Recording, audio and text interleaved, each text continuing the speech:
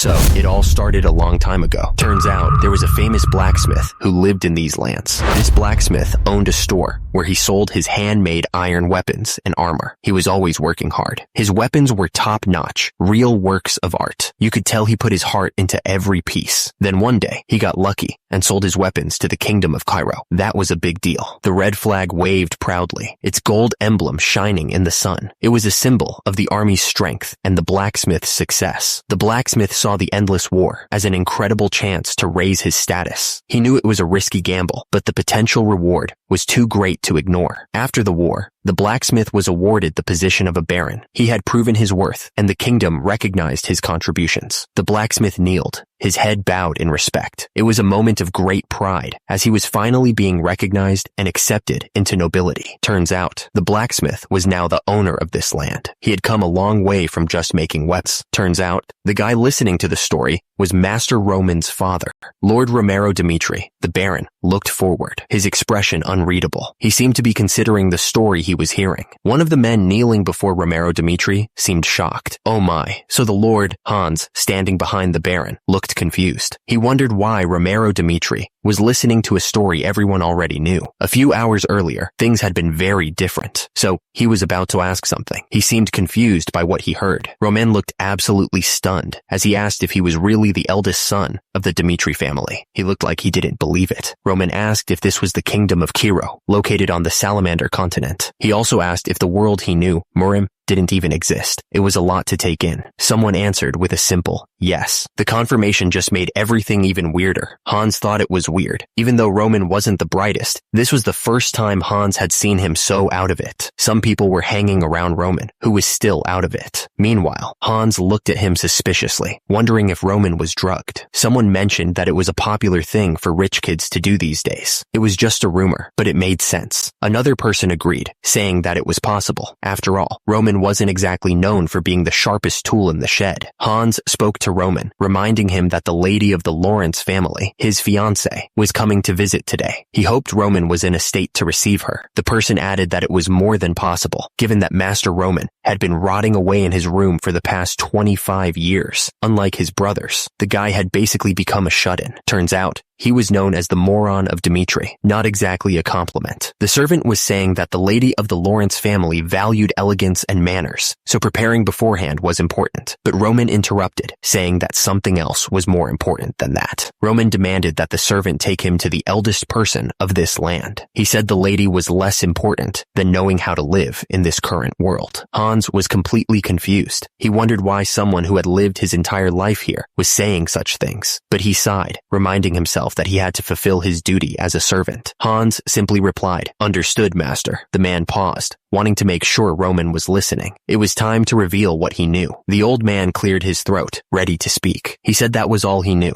A moment of silence followed as Roman absorbed the information. He thanked the man, saying it was a big help. Roman promised he would reward the man later. The old man replied that it was nothing, saying it was an honor to even be able to talk to him. The air crackled with anticipation. Roman Dimitri paused, lost in thought. He seemed to be wrestling with something. Suddenly, a realization hit him. His actual name wasn't Roman Dimitri at all, but Baek Jong-hyuk. He remembered his past life. As a person of Murim, Baek Jong-hyuk had lived a fierce life, fulfilling everything before peacefully accepting his death. But somehow, he woke up in Roman Dimitri's body. He couldn't understand how this had happened. Roman wondered if this was the will of the heavens, or maybe God's punishment for not accepting ascension. He was really confused. The man looked at Roman, clearly confused by what he was saying. Roman just stared back, lost in his own thoughts. Suddenly, a voice echoed, filled with pure rage. "You bastard!" the voice screamed. Kevin had his foot on the guy's face, grinding it into the dirt. "Just die already!" Kevin yelled. The guy collapsed to the ground, not moving. The people nearby just watched, frozen in shock at what they had just witnessed. Blood dripped down Kevin's face, but he didn't seem to care. He just stood there, breathing heavily. The man sneered down at Roman, calling him a filthy brat. He looked absolutely furious. Kevin didn't let up, continuing to beat the guy mercilessly. The victim was taking a serious beating. Hans appeared, watching the beatdown with a strange look on his face. He commented that he was just passing through for a moment. Hans's eyes widened as he looked closer. He noticed a tattoo on the victim's arm and gasped. "Ah," he said, recognizing the tattoo. "That tattoo of fangs is..." Someone nearby asked what the tattoo was. Hans looked nervous, sweating a bit. Someone shouted, calling him master. The voice was full of urgency. Roman turned his head, trying to figure out who was calling him. He looked a little surprised. Hans pointed out that it seemed like the Bloodfangs were involved. Roman looked confused and asked what the Bloodfangs were. Hans explained that they were a group that made money by lending it out at crazy high prices, not just in Dimitri, but in other places nearby too. Hans looked worried, saying it seemed like the kid owed the Bloodfangs a lot of money. He added that they were going too far. Hans was about to say they should pretend they didn't see anything, that getting involved wouldn't be good, but he stopped himself, unsure. Suddenly, a voice echoed with authority. It was a single, powerful word. Stop. The three men froze, their faces etched with confusion and surprise. They all looked up, trying to figure out who had given the order. Someone in the crowd shouted, "Master!" It was clear they recognized the voice and were surprised by it. Roman stood with a serious expression. His eyes narrowed, a clear sign that he wasn't going to let this go. One of the men stepped forward, his face hard. He looked right at Roman and asked if he was really Roman Dimitri. The man grinned, clearly not intimidated. There was a strange confidence in his eyes. The man started laughing like a maniac. He mocked Roman, saying he only stepped up because he was nobility. He kept going, making fun of Roman for even trying to stop them. He said Roman was just saying stuff like "stop it." The man dismissed Roman's authority completely. He said that Sir Dimitri could get lost since this was their business and they didn't need anyone interfering. Hans was getting really worried. He blurted out that they had to leave immediately because the Bloodfangs were vicious. He even called Roman Master Roman out of respect. Roman wasn't listening to Hans's warnings. Instead, he said he didn't know much about the laws of this place and demanded an explanation. Roman looked absolutely furious. He asked who had broken the law there and what punishment would be fitting for them. Hans looked up, completely stunned. He clearly wasn't expecting Roman to take things so seriously. The man explained that since the boy was in debt and couldn't pay it back on time, he was in the wrong. But the Bloodfangs didn't have permission to take care of it themselves, so they were also in the wrong. Hans continued, explaining that what was even more important was that they had disrespected Roman, the eldest son of the Dimitri family. He emphasized that disrespecting the eldest son was a crime worth their lives. Hans added that, according to the law of the land, it wouldn't be odd for them to receive capital punishment for what they did. The two men standing before Roman looked nervous, but also defiant. Meanwhile, Hans was sweating bullets, realizing how serious the situation had become. Roman stared down at the Bloodfangs and asked if they had heard what Hans said. They had broken the law of the land. He raised his hand, holding the stick high. Thus, Roman stared down at the Bloodfangs with a cold glare. He declared that as the eldest son of Lord Romero Dimitri, he would punish them all, right there and then. The air crackled with anticipation. One of the Bloodfangs stepped forward, trying to reason with Roman. He admitted that he understood that Roman was a noble who didn't know how the world worked, but he was putting them in a really tight spot. The Bloodfangs were starting to sweat, realizing they had messed with the wrong person.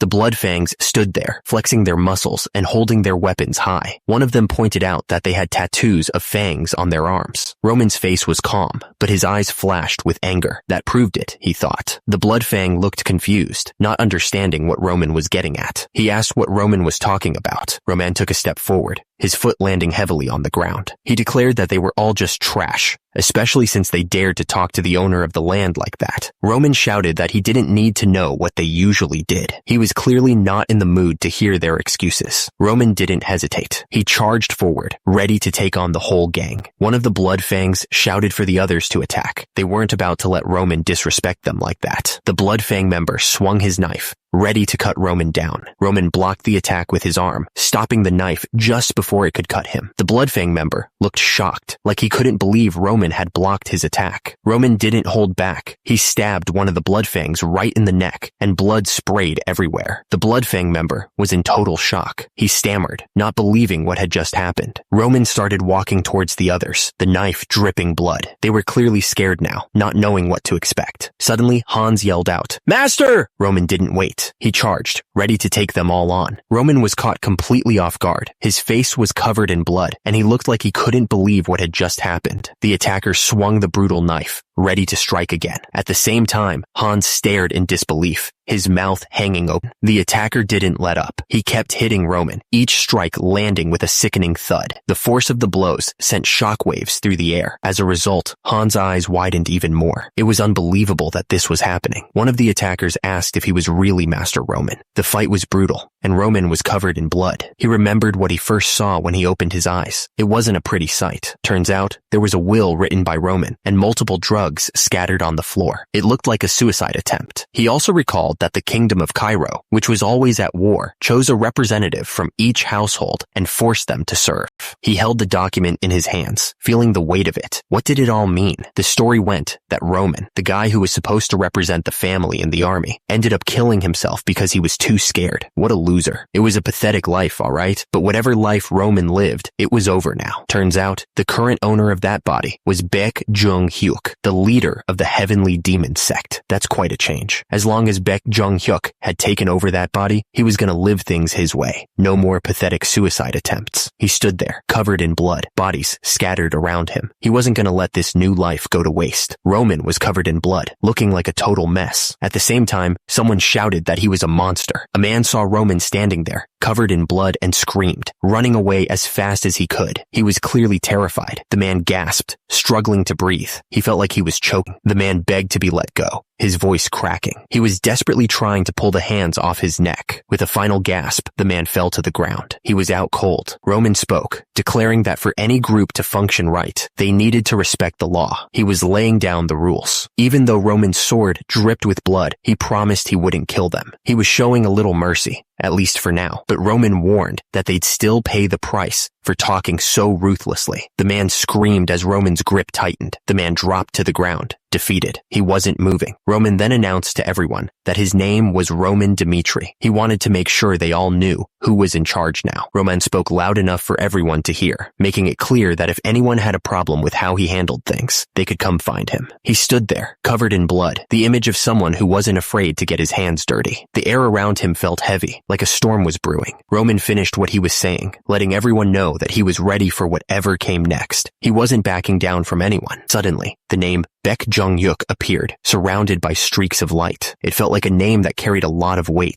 Turns out, Baek Jung-hyuk had climbed to the very top of Muram, and he did it with power that was just insane. The guy looked like he could blast you to bits with a single glare. His eyes glowed with power, and his white hair flowed around him like he was some kind of god. The thing is, hundreds and thousands of martial artists had tried to stand against him. They all thought they had a chance, but they all got massacred. Every single one of them. The ground was covered in bodies, a testament to his power. There was a time when their blood flowed so freely, it formed a river. It was a terrifying sight, to be honest. And because of that, the whole world knew that the Heavenly Demon sect was the real power in Muram. No one could deny it. But now, Roman stared at his hand, covered in blood. He looked annoyed. He thought to himself that he had to go back and forth multiple times just to take care of a few street rats. It was beneath him. Roman yelled for Hans. Hans, startled, responded immediately. Roman told him to call the guards, report what happened, and have them look into it. Hans, clearly surprised by Roman's sudden change in attitude, just said, "Oh, okay." Roman watched as one of the thugs tried to run away, but it was pointless. The street was covered in blood and bodies, a real mess. Roman stared at his brutal hand again, thinking to himself that this body was really useless. It didn't have much ki, and what little it had flowed horribly. Roman knew he had to hurry up and gather information. He also needed to go through skeletal modification as soon as possible. He muttered the word, "Master." Kevin stammered, thanking Roman for saving him. He then asked if Roman was the one who got beat up. He seemed confused. Roman looked down at Kevin, who was still trying to process everything. Roman made it clear that Kevin shouldn't get the wrong idea. He didn't do it to help him. Roman continued, saying that the Bloodfangs broke the law, and he just punished them for it. And Kevin wasn't an exception either. So he was going to have to explain himself without a single lie. The threat hung in the air, heavy and dark. If he wanted to keep his tongue, he better start talking. Kevin's face was a mess of bruises and cuts. He was clearly terrified, but he knew he had no choice. Kevin, his voice trembling, said he understood. He knew he had to tell Roman everything if he wanted to survive this. Kevin explained that his parents had borrowed money from Bloodfang to buy land for farming. He added that they would have easily been able to pay them back if they had sold their crops. Kevin's voice rose with anger as he spoke about those Bloodfangs. He was clearly about to lose it. Kevin explained that those Bloodfangs had destroyed all of their crops. He looked absolutely devastated. The ground was covered in broken corn stalks, and ruined vegetables. It was a scene of total destruction. He paused, then said he learned something later. It was clear he was about to reveal something important. Kevin's fist clenched as he revealed that those scumbags were after his younger sister. His knuckles were white with anger. Kevin screamed that it wasn't fair, that they never troubled anyone, even though they didn't have much. He begged Roman to save his little sister. He kept begging, tears streaming down his face. He was desperate for Roman to help. Roman stared back at Kevin, his expression unreadable. Kevin thought there was something different about his eyes. Kevin thought he was looking at the mad demon, one of the 4 heavenly kings. Roman's eyes seemed to pierce through him. Roman was thinking about it. He remembered meeting the mad demon in a rundown place, just like this. The memory seemed to stir something within him. Roman looked at the injured man and asked him what his name was. He needed to know who he was dealing with. The injured man, looking up at Roman, told him that his name was Kevin. He was hoping Roman would believe him. Roman told Kevin that he'd check if he was telling the truth later. He added that what happened today would be properly taken care of, one way or another. Kevin, tears still in his eyes, thanked Roman over and over. He was so grateful for the help. Roman closed his eyes, a strange feeling washing over him. It was just a feeling, but something told him this was the start of something big. The feeling grew stronger. Something told him that he might have a long relationship with Kevin. The carriage wheels crunched on the dirt road, carrying them further on their journey. The rhythmic sound filled the air. The driver looked back at the carriage and announced to Lady Flora that they would be at the land of the Dimitri family shortly. They were almost there. Lady Flora, gazing out the window, simply replied that she understood. The Dimitri family was about to get a whole lot more interesting. Someone was thinking about the future, planning to meet him soon. Lady Flora thought about Roman Dimitri. It all started a month ago. Someone was shocked by something. Turns out, someone had just learned about an arranged marriage with the Dimitri family, and they were not happy about it. Lady Flora pointed out that their land wasn't doing so well. To fix the disaster, there was apparently only one way.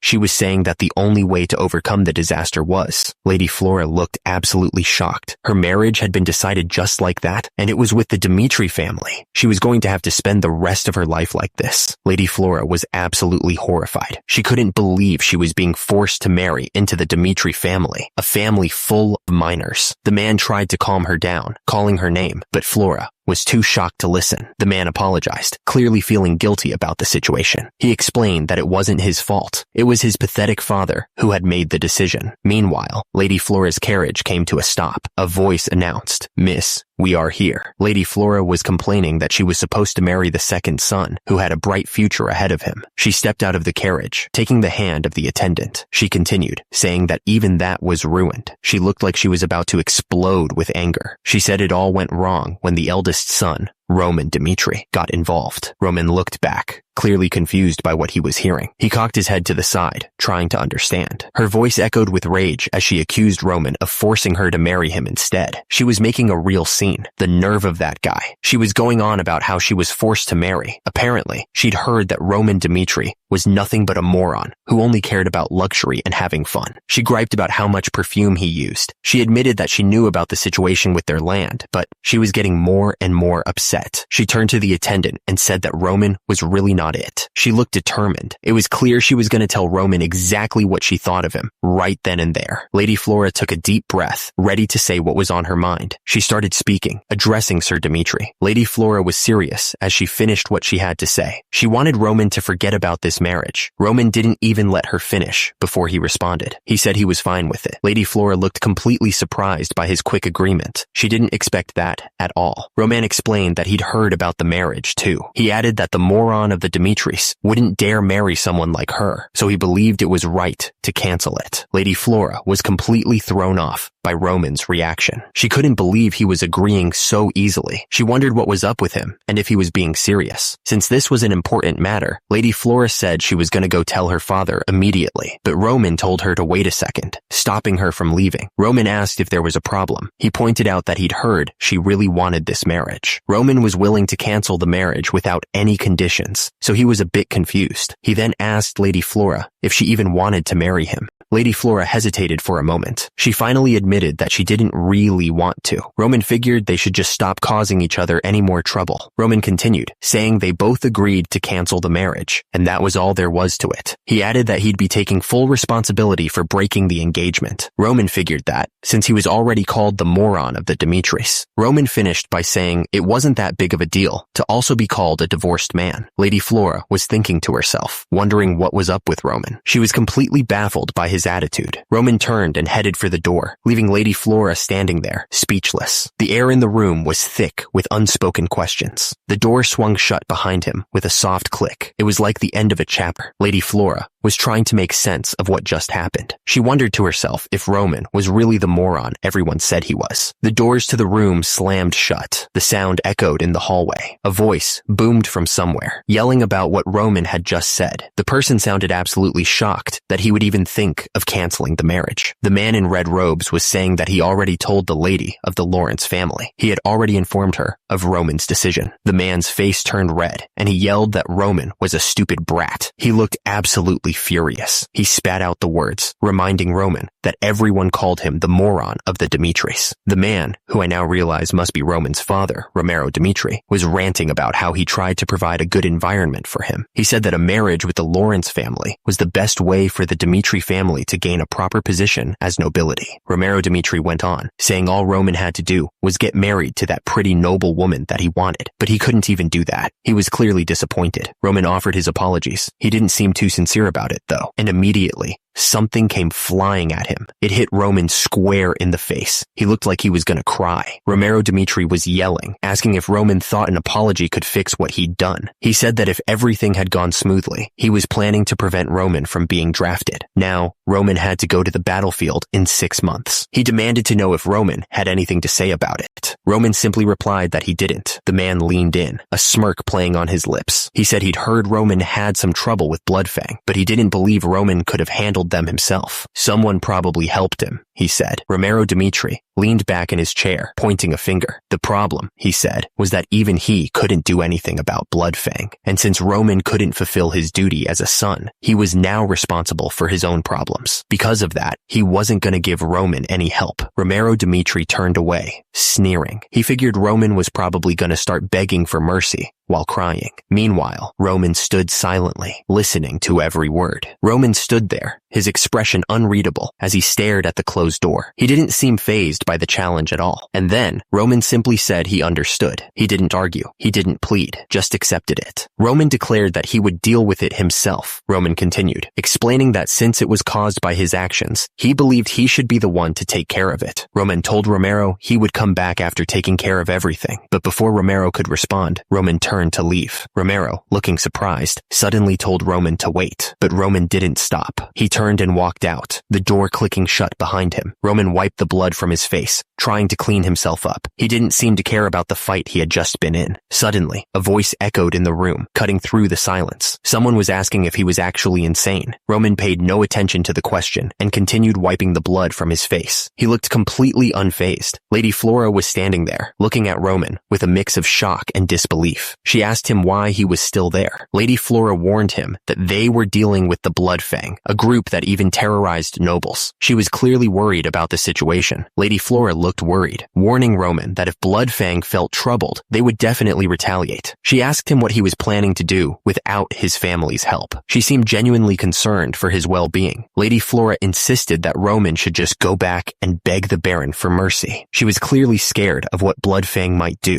She probably thought he was in way over his head. Roman suddenly asked why he should do that. Lady Flora started to explain, but he didn't seem interested in hearing it. He looked like he was ready to double down on whatever he was planning. Roman cut her off, his tone suddenly hard. He just said her name, but it was enough to silence her. Roman told Lady Flora that she really didn't know her place. He was done listening to her. He looked absolutely furious. Roman was clearly taken aback by something. He didn't expect whatever was coming next. He just stood there, mouth open, and asked what was going on. The smell was awful, like something had died in the room. He tried to cover it up with perfume, but it wasn't working. The smell of blood had soaked into his skin, and this outfit felt way too tight. Roman tugged at the collar, looking uncomfortable. Hans just stood there, holding the perfume. He was reminded that this was his first meeting with his fiancée, the Lady of Lawrence. He had to show his respects. It was expected of him. Marriage, huh? He wasn't thrilled about the idea. Roman thought to himself that he's barely getting used to this world, and marriage would only make things harder for him. Roman said they'd be arriving soon. He figured they should wait for them downstairs. He admitted Hans was right about some things, though. Roman thought there was no reason to be disrespectful to the Lady of Lawrence. She hadn't caused him any trouble. He just needed to break this engagement, but he wanted to do it without making her angry. That was the plan anyway. At least, that's what he was hoping to do. But it seemed that Flora, this woman, was starting to understand the situation. She looked a bit worried, actually. But then, Flora's expression hardened. She thought to herself that he never planned to show any respect towards her. That just gave him even less of a reason to show her any respect, he thought. He was getting tired of this. Roman looked directly at her. He told Miss Flora that she was quite an arrogant person, wasn't she? Roman continued, explaining that he understood where she was coming from. She probably didn't consider his circumstances when he brought up breaking the engagement, he said. Roman seemed pretty pleased with himself. He was clearly enjoying this conversation way too much. Roman pointed out that when he said he'd take full responsibility for breaking off the engagement, Flora started to get anxious. Flora tried to come up with a response, stumbling over her words. Roman's eyes narrowed, focusing on Flora. He wasn't going to let her off the hook that easily. Flora finally spoke, telling Roman that he had no right to interfere with her decision. Flora looked down at Roman, standing tall and proud. Roman just stared back up at her, not backing down an inch. He declared that they would go their separate ways from now on and mind their own business. Roman continued, explaining that the reason he said he'd take full responsibility was to prevent any marriage talks that might happen after he broke the engagement. He added that it was also because he didn't want to be involved with Flora anymore. Roman paused, taking a breath. Then, he spoke Flora's name, getting ready to say what he really felt. Flora didn't say a word. She just turned around and walked away, leaving Roman standing there alone. It was over. Roman's voice echoed with finality, declaring that this would be the first and last time they ever met. Someone spoke, their voice laced with concern. They said that the other person was drinking too much. Night had fallen. The mansion loomed in the darkness, a silent witness to the events unfolding within its walls. Someone suggested that they should stop drinking for the day. He sighed, confessing to Lahana that he had used violence against Roman again. He thought back to when they were commoners, admitting that he used to beat Roman up pretty often, and after they became nobles, he promised himself that he wouldn't let his child go through that experience again. Romero Dimitri admitted that thanks to that promise, their other children grew up well. His wife agreed that was true, but then Romero Dimitri wondered, what about Roman? He was the only child who went through the hard times with him. He didn't know how he should treat Roman.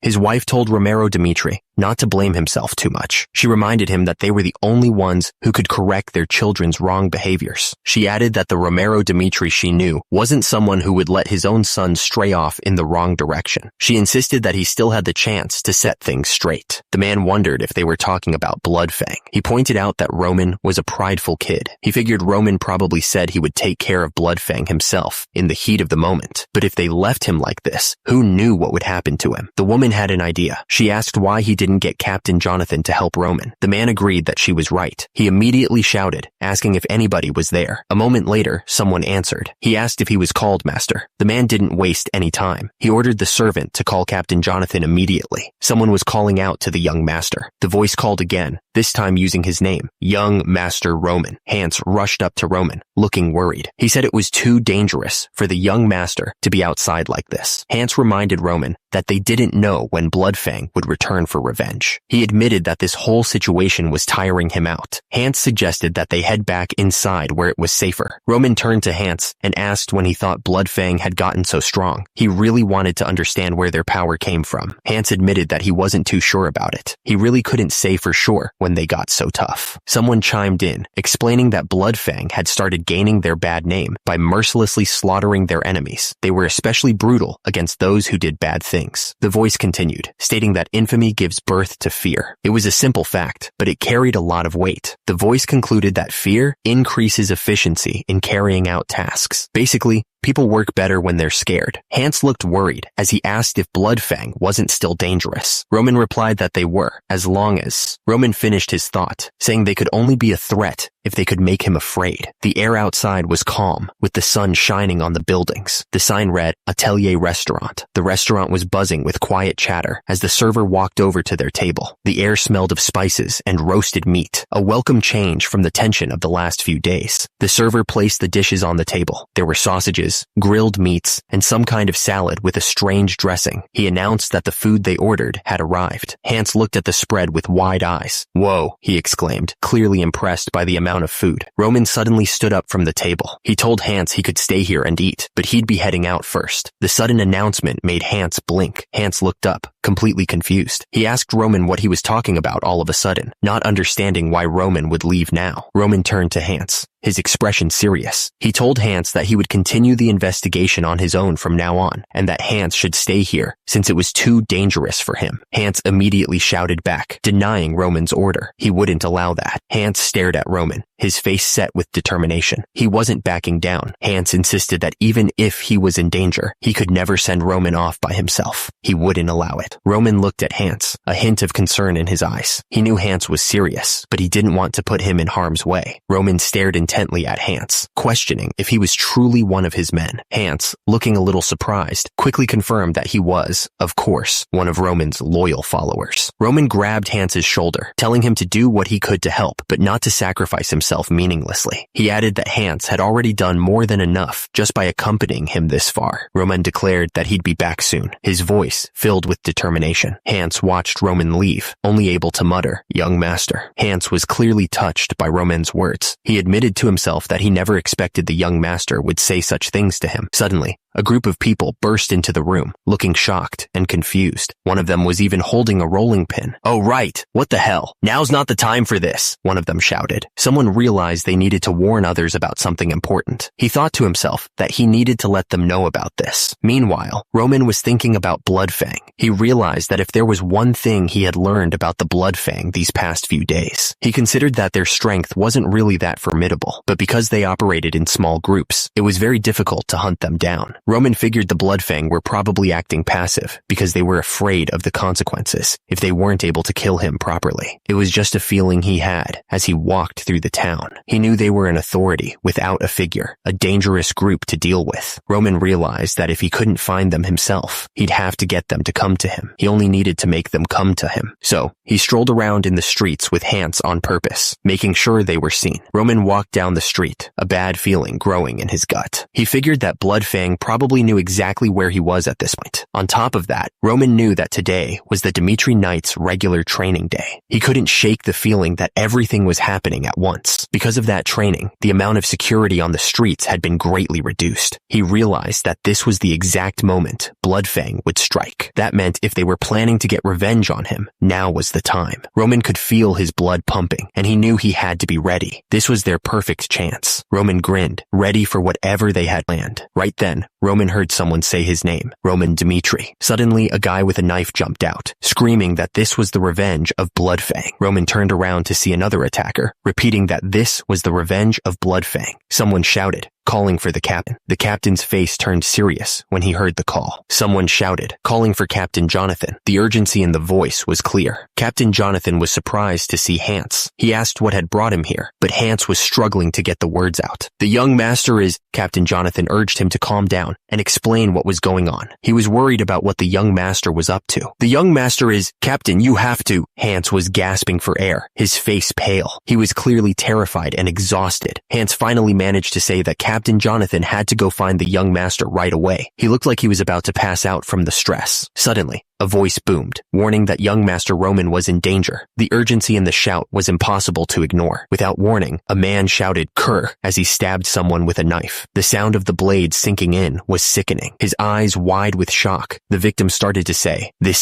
scumbag." He looked absolutely furious. The attacker's hand tightened around the knife, his knuckles white. The weapon was covered in blood. The hand holding the knife trembled slightly, but the grip remained firm. The air was thick with the smell of blood. The man gasped, clutching clutching at his chest as blood bloomed across his shirt. His eyes widened in disbelief as he realized what had just happened. The attacker stared down at the brutal knife in his hand, his expression blank. He didn't seem to feel anything about what he had just done. The attacker stood over the body, the blood pooling on the cobblestones around them. The scene was silent, except for the faint sound of dripping blood. A voice echoed through the alley, filled with disbelief and horror. Someone had just stumbled upon the gruesome scene. Two men hurried into the alley, their faces grim as they took in the sight of the body. They clearly hadn't expected to find this. Two men arrived at the scene, and they looked absolutely shocked. They couldn't believe what they were seeing. One of them said that this wasn't what they had been told to expect. The man with blood staining his shirt grinned. He asked the newcomers what they thought they were doing, his voice calm despite the blood.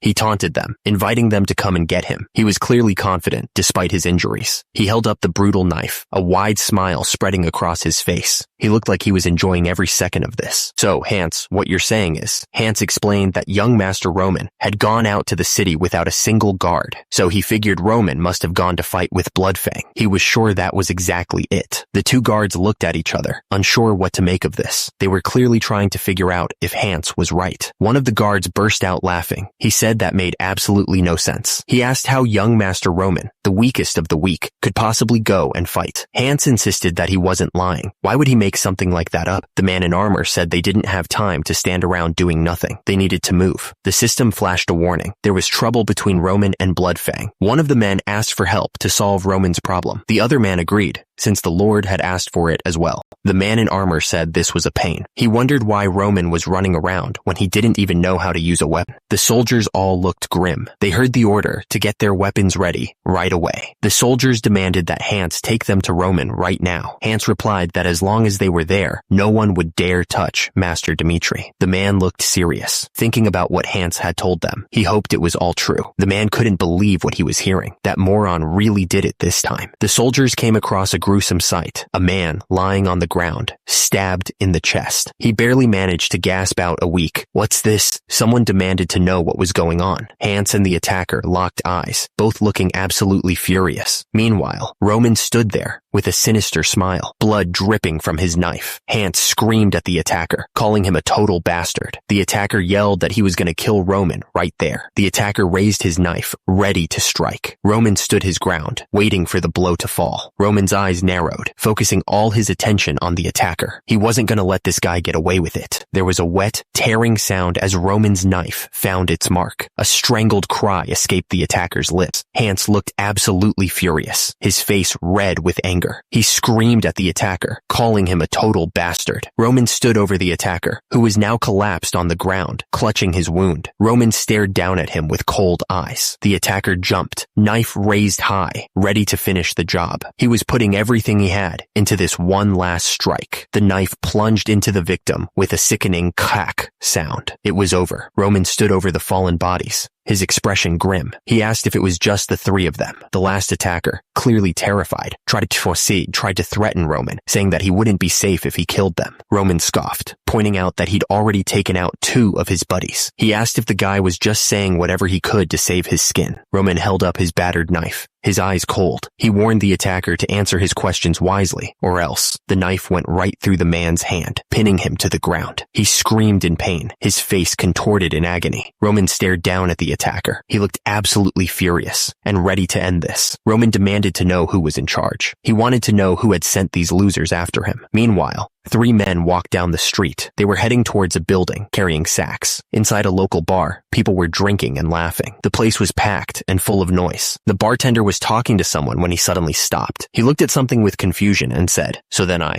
Roman stood at the bar, his back to the bartender. The bar became quiet, like everyone was holding their breath. One of the bar employees started to say something, but stopped. He was clearly shocked by what he saw. The bar employee stepped forward nervously and greeted Roman. "Hello, young master." "Hello." The bar patrons started whispering amongst themselves. "It's Roman? Why did he suddenly come here? Why does he look like that?" Roman stood at the bar and asked the bartender, "What will it be?" "Tear of the Dawn, one from the 20s. The bartender apologized, saying that the bar didn't have anything like that. He asked if he should recommend something else, but Roman just said that was fine. Roman simply told him to get him something strong. Roman explained that he had something to do in the morning, so he was going to need to be a bit drunk, Roman said. The words "dew of the dawn" appeared in the air, almost like a question hanging in the balance. Turns out, it was a pub right in the middle of the street. Apparently, that's where they got their tasks from. Hans asked what the special code was, the one they needed to say to get the tasks. The code phrases floated in the air: tear of the dawn, something strong, and work in the morning. It was important to say all of those phrases, and in the right order too. The bar was crowded, filled with people drinking and talking. It was a normal enough place, but the air felt thick with tension. Suddenly, Hans's voice boomed through the room. He yelled for everyone's attention. At that moment, someone pulled out a knife. The blade gleamed under the dim light, ready to strike. The attacker screamed, "Attack!" and lunged forward. The knife came down fast, aimed right at someone's face. Everyone in the bar started yelling at once. They looked absolutely shocked by what was happening. The attacker plunged the knife deep into the victim's chest. The poor guy slumped onto the bar, blood spreading across his shirt. Someone shouted, calling the attacker, "That bastard!" The tension in the room was getting worse. The crowd erupted, yelling for the attacker to be killed. The bar was turning into a chaotic mess. Others screamed for the guards, hoping someone would come and stop the violence. The sound of panic filled the air. People started running out of the bar, trying to escape the chaos. They were shouting to call the guards as they fled. The attacker's fist slammed into the other man's face with brutal force. At the same time, another attacker grabbed Roman by the throat, trying to choke the life out of him. Roman stood tall, surrounded by the bodies of his attackers. The onlookers were stunned, trying to figure out what had just happened. One of them stammered, wondering what was going on. One of the men watching couldn't believe his eyes. He exclaimed that Roman had taken down 3 of them instantly. He wondered if this was really Roman, because he was way different from what they'd heard. The system explained that the greatest technique in Murim could increase one's strength by simply breathing. The system continued, stating that in a short period of time, the heavenly demon was able to improve Roman's body through martial arts. Roman collapsed to the ground, exhausted. Someone watching the fight thought that Roman was nowhere near his old self. Another one of the attackers realized that Roman was all alone. The attackers closed in on Roman, knives in hand. They yelled that they would beat him with numbers.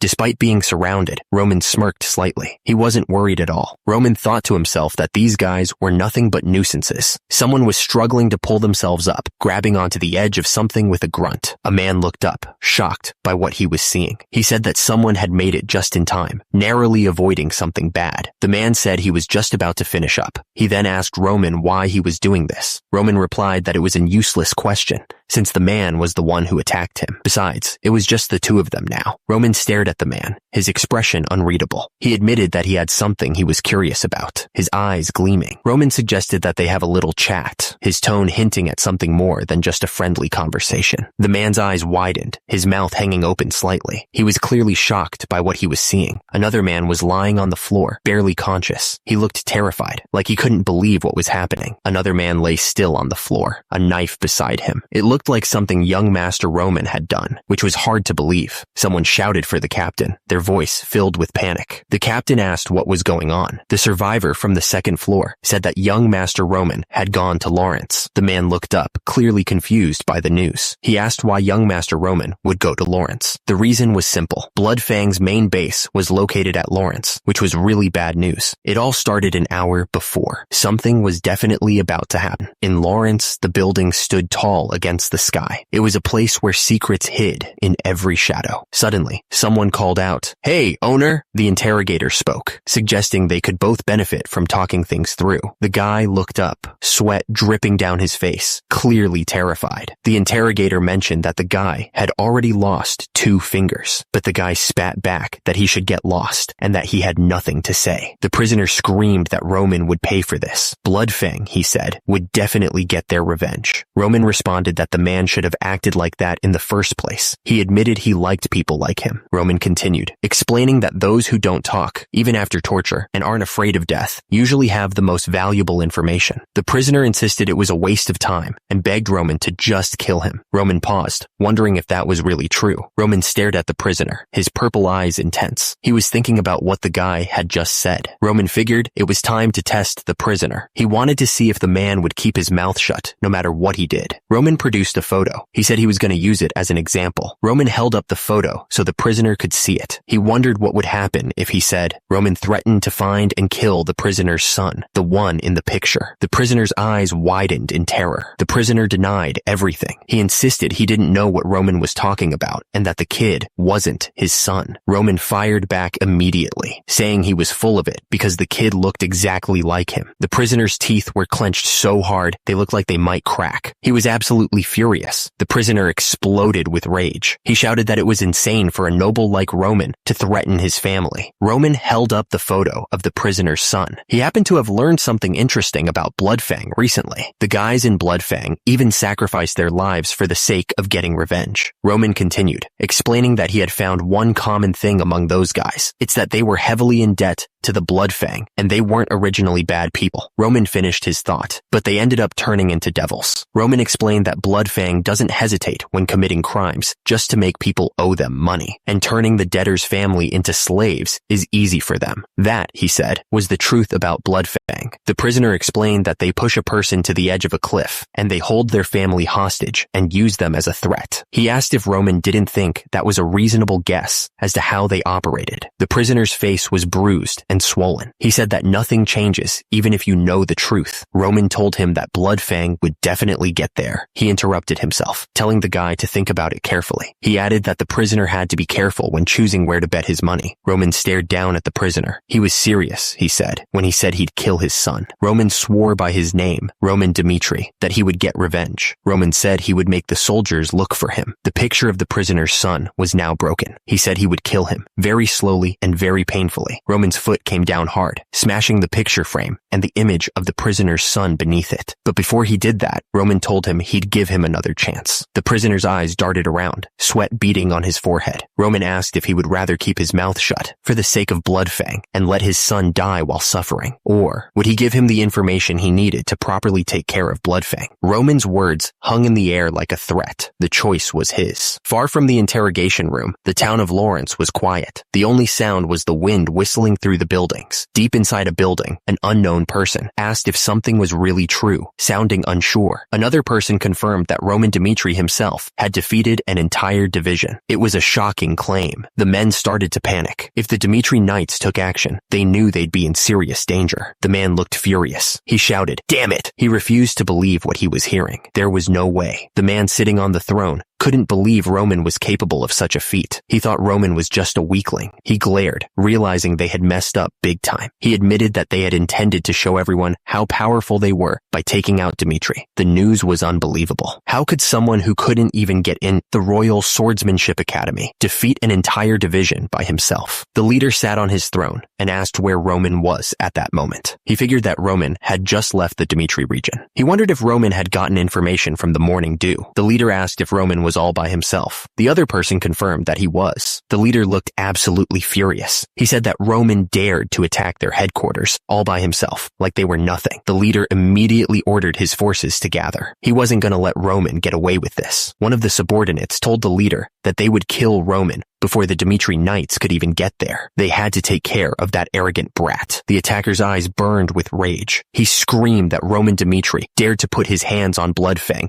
and he would kill him without mercy, hanging his body in the central plaza for all to see. He continued that the infamy of the Bloodfang would be revived. He looked absolutely insane. Meanwhile, far away from the conflict, the Lawrence family's estate stood tall. It was quiet there. Inside the estate, someone was reading a secret message. They wondered what the Barco family was up to and thought they had made their decision. At the same time, others were gathered around a table. They had heard a rumor that the Barcos took out a large sum of loans from the gold bank, and the only reason they would need that much was to prepare for a war. It was only a matter of time until the war happened, so they had to gather their forces faster than the Barcos. The man sat there, quietly thinking. He seemed to be in deep thought, carefully considering his next move. The man sighed, realizing that things had gone too far. He said that he guessed a war was inevitable, never thinking something like this would happen when he received the document from the Barcos. The man with the glasses said that he never thought the central government would take the side of the Barcos. The other man replied that at this rate, they would end up giving up their territory to the Barcos. The man slammed his fist on the table, looking furious. He shouted that they had to keep their territory at all costs. The Lawrence family believed they were only alive thanks to the fertile soil. It was everything to them. They were saying there was a document that proved their ancestors had been in debt to the Barcos, using their territory as collateral. But one of them shouted back, saying there was no way something like that was true. But even the central government probably did something behind their backs. One of the men asked them to please just leave it at that. The atmosphere in the room was tense, as everyone waited to see what would happen next.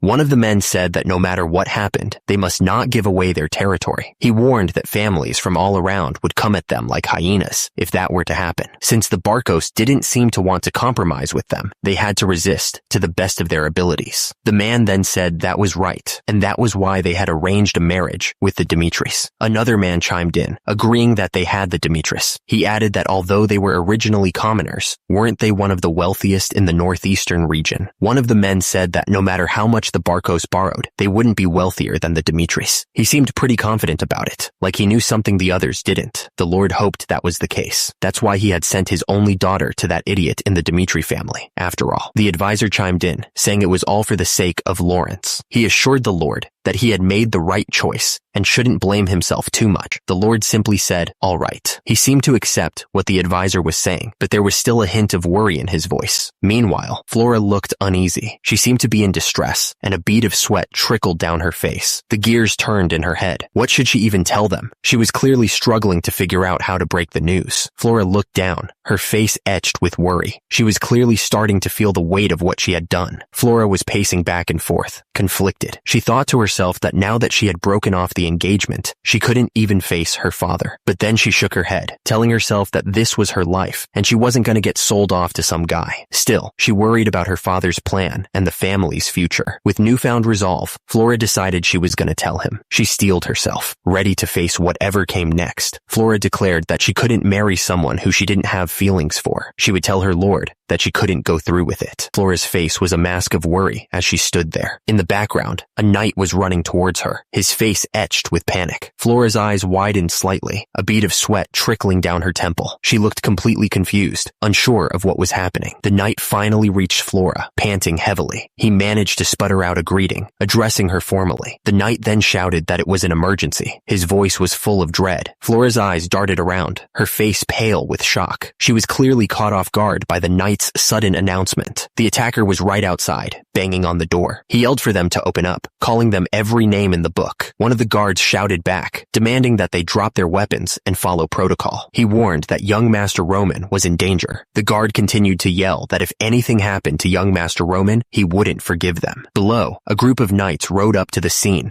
ready for a fight. Another guard ran up, shouting to his captain that there was big trouble. He looked completely panicked. The captain asked if it was true, and the guard confirmed that the Lawrence Plaza was a total mess right now. Things were going from bad to worse. Kevin looked absolutely shocked, like he had just realized something terrible. He stammered, not wanting to believe what was happening. The attacker didn't care about their warnings. He shouted that he was going to break down the door, calling them scumbags. The streets were quiet, and the sky was clear above Lawrence. But that peace wasn't going to last for long. People were screaming, asking what the hell was going on, and immediately they looked down and saw a pair of brutal legs hanging from above. The victim looked up, his face covered in blood. He begged for mercy, but it was probably too late. The victim begged the attacker to spare his life, pleading with him, but the attacker didn't seem to care at all, holding him tightly by the hair. It was simple, they thought. Someone was walking up the steps, ready to attack. The attacker thought that the opponent was a moron noble. They were waiting outside the door, ready to strike. Just one person. It wasn't even work, they thought. They were looking at the building, thinking it was going to be easy. They had multiple armed men. The attackers stood together, confident in their numbers. There was no way they could have lost. No. It was impossible, the attacker thought, looking determined. The attacker was starting to realize something wasn't right. It should have been easy. The man's eyes widened in disbelief, his face pale with shock. He was clearly not expecting this. The bodies of his men were scattered around him, lifeless. The man knelt there, staring at the scene of the massacre. He knew it was over. There was no escape, no way out. He thought to himself that he was going to die. He was surrounded by the bodies of his men, the blood soaking into the floor. The man just knelt there, waiting for the end. The attacker started to panic. At this rate, he knew he was gonna die. He could feel it coming. His mind was racing. He was gonna die. He was absolutely sure of it. No way. He didn't want to die. He couldn't die. He refused to die. He repeated it over and over in his head. He was gonna die. He didn't want to die. He was gonna die. He didn't want to die. He didn't want to die. He was gonna... The attacker begged for his life, pleading for Roman to spare him. He stammered, begging Roman to please stop. He begged Roman to at least spare his life, anything to avoid death. Roman didn't even hesitate. He grabbed the attacker by the hair and dragged him along the street. The attacker, now on the ground, weakly pleaded, "Please!" The sound of the blow echoed through the plaza. The attacker cried out, blood splattering on the cobblestones. The crowd watched, whispering amongst themselves. They were clearly shocked by the brutality of the scene. The attacker, desperate to survive, begged for his life. He promised he'd do anything, even become Roman's dog for the rest of his days. Roman looked down at the man with cold eyes. He told him he should have offered to be his dog before he tried to attack. It was too late. He should have thought about the consequences before he showed his fangs. The attacker was down, lying in a pool of his own blood. He was clearly in terrible shape after that last blow. The crowd began to murmur, realizing what was happening. One of them said that the man was the leader of Bloodfang, and he was a real scumbag. Another person chimed in, adding that Bloodfang had even harmed the Dimitris. They used all sorts of dirty tricks to fool people. It turns out they even tried to kill Roman for trying to stop them. That's how low they would stoop. Roman looked out at the crowd, his expression serious. He declared that the crimes of Bloodfang were clear for all to see. Roman declared that he would rip out the evil within them. He looked absolutely furious, and immediately, Roman stepped down hard on the fallen leader of Bloodfang. The man's face was buried in the dirt, unmoving. The people watching were stunned by the display of force. A man and woman gasped, seeing a knight arriving on horseback, shouting that it was the young master. The man could only say, "Ah," his eyes wide with disbelief. He was clearly shocked by what he had just witnessed. All that remained was the blood splattered on the ground. The scene was a brutal reminder of what had just happened. The question hung in the air. Was that really the truth? The answer came quickly and simply, yes. Baron Lawrence explained that they had allowed Roman Dimitri to enter the land. He added it was because Roman was engaged to Miss Flora. The story continued, saying that after about an hour, Roman showed up at the Lawrence Square, dragging a man. And the story concluded that Roman had stated that the man was the leader of Bloodfang, Ben Miles. And then came the bombshell. He had executed him right there, in front of everyone. The news was met with disbelief. Could it really be true that Roman Dimitri had done this? Baron Lawrence looked absolutely stunned. He couldn't believe that Roman had caught the leader of Bloodfang and executed him. The man with the glasses argued that the important thing was that Roman had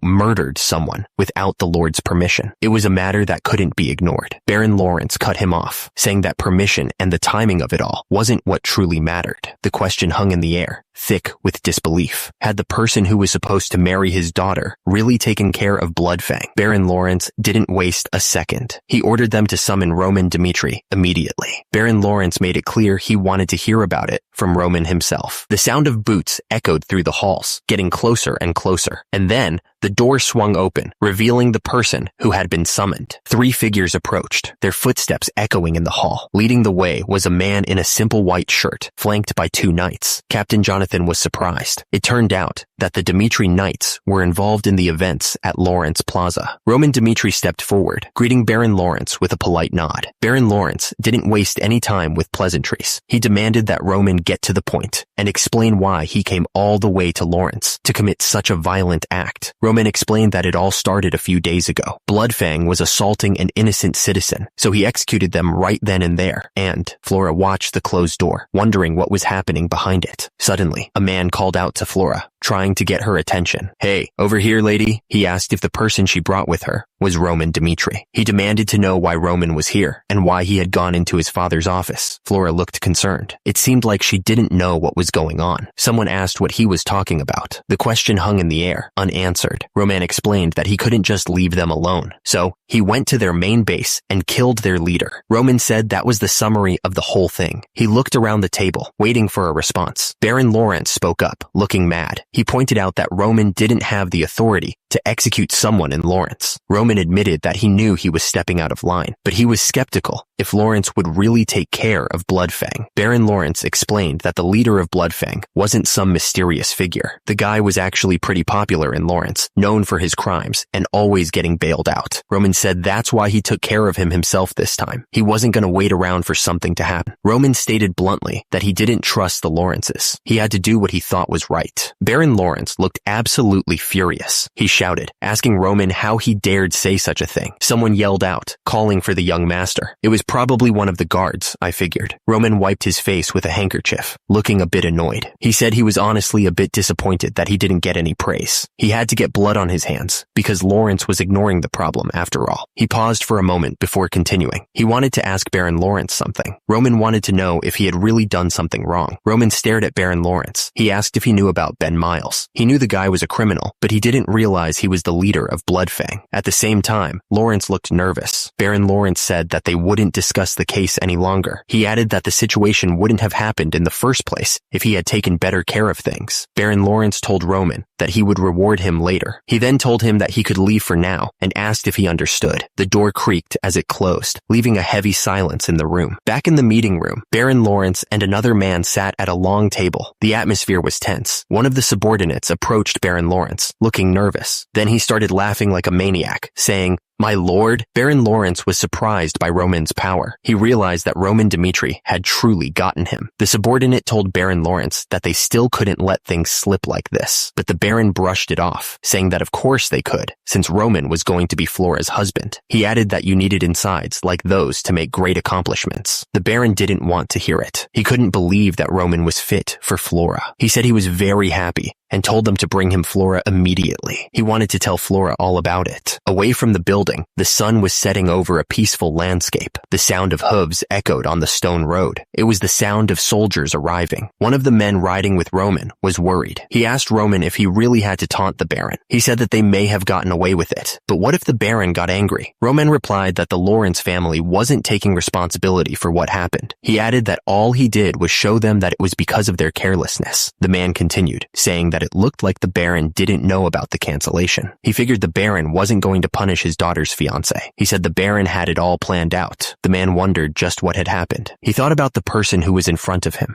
Roman stared intently, his face grim. He was focused on something far away. At that moment, someone realized that this was not the Roman Dmitri they used to know. This Roman was something else entirely. The voice echoed in his head, introducing himself as Junghyuk Baek. Junghyuk's voice continued, declaring that Roman was the son of the heavenly demon.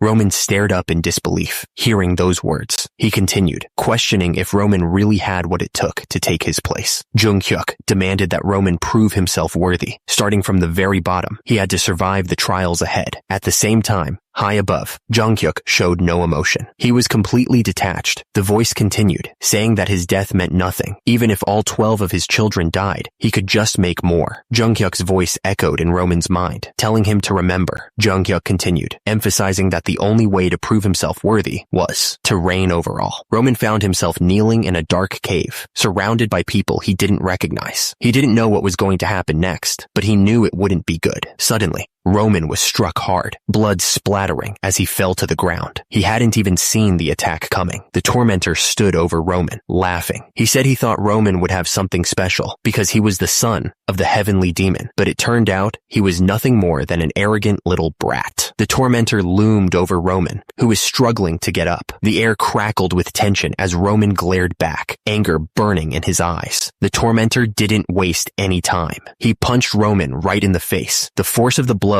sending Roman's head snapping back. Two observers watched the beating. One of them muttered that Roman was a dumbass. The tormentor continued to beat Roman, not letting up for a second. He thought back to his childhood, to a time when most people were protected by their parents. The tormentor's fist came crashing down. The force of the blow was enough to make anyone's head spin. Roman's head sapped to the side from the impact. He could taste blood, and his vision swam. He was getting beat up pretty bad. He was thrown away in a world where only the strongest reigns. That was the reality of things. Back at the Dmitri estate, the mansion stood tall against the night sky. The place looked peaceful enough. Inside, water splashed in a luxurious bathtub. It was a stark contrast to the beating Roman was taking. Roman let out as he sank deeper into the steaming water. The hot water was nice, but he still felt like something was weighing him down. Roman closed his eyes, feeling the exhaustion creep in. He figured he was getting tired more easily in this new body of his. Roman lay back in the tub, thinking about everything that had happened since he woke up in this world. He had been through a lot, that was for sure. Roman's eyes snapped open, a glint of determination in them. He knew he had to keep moving forward, no matter what. He thought about it and realized most of what he'd been through lately had to do with Bloodfang. To wipe them out, he had to destroy everything in his way. Roman sat in the hot water, thinking about what he had done. He told himself he had no regrets and that he hadn't changed as a person. Roman continued, thinking about how he would slice and torture anyone who got in his way. He would use any means to get rid of those who directed killing intent towards him. That was the life he'd led up until now, Roman thought. He had always been this way. Nothing changes just because he'd become Roman, he thought. He was still the same person inside, but Roman knew it might be dangerous to go out like he did last time. He still hadn't completely figured out how this world worked, and his strength had definitely diminished compared to back then. Roman lay back, thinking about what he should do next. He figured he should think carefully about his next move, since he was now the young master. But just then, someone told him the Lord was calling for him. Roman said he understood, and that he would be there soon. With that, he got out of the bath and headed for the door. He knocked on the door to announce his presence. Inside, one of the men wondered if Roman had really done something. The other man agreed, saying he'd noticed that young Master Roman had changed a lot. In his office, Jonathan sat at his desk, thinking to himself. The other man in the room agreed that Roman had definitely changed, and that he wasn't the same person they used to know. Jonathan continued, saying that Roman was his sore thumb. He was the only one of his sons who didn't have anything impressive about him. Jonathan added that Roman was also the only child that went through the times when he was a commoner. He paused, lost in thought. Suddenly, a voice called out, "Dad." Jonathan held out his hand, offering Roman a piece of candy. Jonathan looked surprised. He didn't expect to see a piece of candy. "What is this?" "Candy." Jonathan looked down at the child. He asked why he had come all the way here just to give him this. He told him to stay away from here since it was dangerous. The child smiled innocently. He explained that Jonathan worked all day, Dad. The child held out the candy. He told Jonathan that was why he wanted to give him a candy. The child looked up at Jonathan with hopeful eyes. He told him to eat that and finish his work quickly so he could come back home.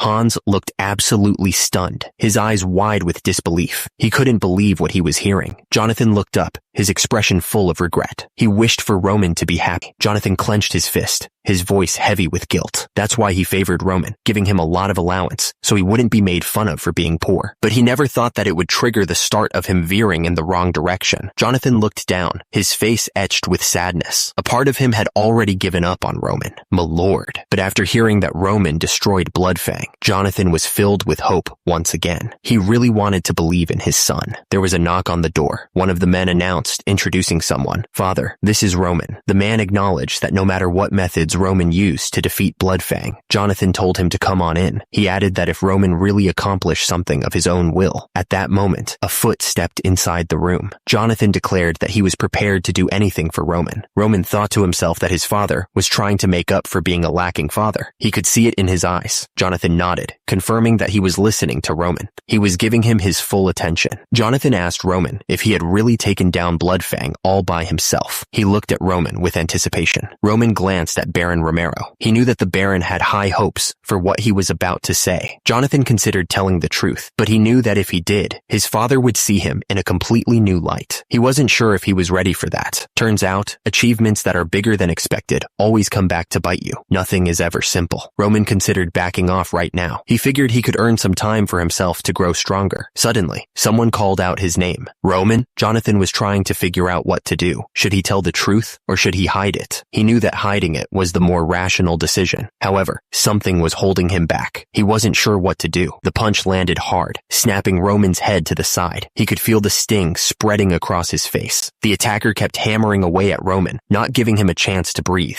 He shouted, asking if that was all Roman had, and told him to keep messing with him. Roman was getting pummeled, taking hit after hit. At the same time, someone reached for a rock, grabbing it with a desperate grip. Another punch slammed into Roman's face, sending shockwaves through his body. He was starting to feel dizzy. Roman managed to grab the attacker's arm, stopping the next punch just inches from his face. He started to say something, but was cut off. The attacker's fist was covered in blood, his eyes glowing red with rage. The ground was painted with crimson. The force of the punch sent the victim flying backwards. He crashed to the ground, landing hard. Desperate, someone grabbed a rock. It was quickly covered in blood. The group of onlookers gasped, terrified by the violence they were witnessing. Roman lay there, barely conscious, as memories flashed through his mind. He remembered that during his childhood, while most kids were protected by their parents, he wasn't. He remembered being tossed aside, alone in a world where only the strongest survived. Roman told his men that if anyone asked who killed their boss, they should tell them that he was someone who once ruled over a similar world. Roman's eyes glowed as he declared that he was the one who crushed their leader's skull. He would show them his superiority. Roman smirked, his eyes gleaming with a strange light. He admitted he was the heavenly demon. His words echoed with absolute confidence. Roman knew he couldn't hide his superiority, even if he wanted to. The castle stood tall against the bright sky. It looked peaceful. Suddenly, the sound of wood cracking echoed through the air. A wooden plank had just been completely destroyed. The sounds of clashing wood filled the training grounds. People were practicing their swordsmanship, their wooden swords meeting with dull thuds. Suddenly, a loud voice boomed across the training grounds. Someone ordered everyone to stop what they were doing. A heavy boot stepped forward, breaking the silence. Everyone waited to see who it was. Suddenly, a voice shouted, ordering everyone to pay their respects to the Lord. Everyone turned their heads, waiting for the arrival of someone important. The anticipation was thick in the air.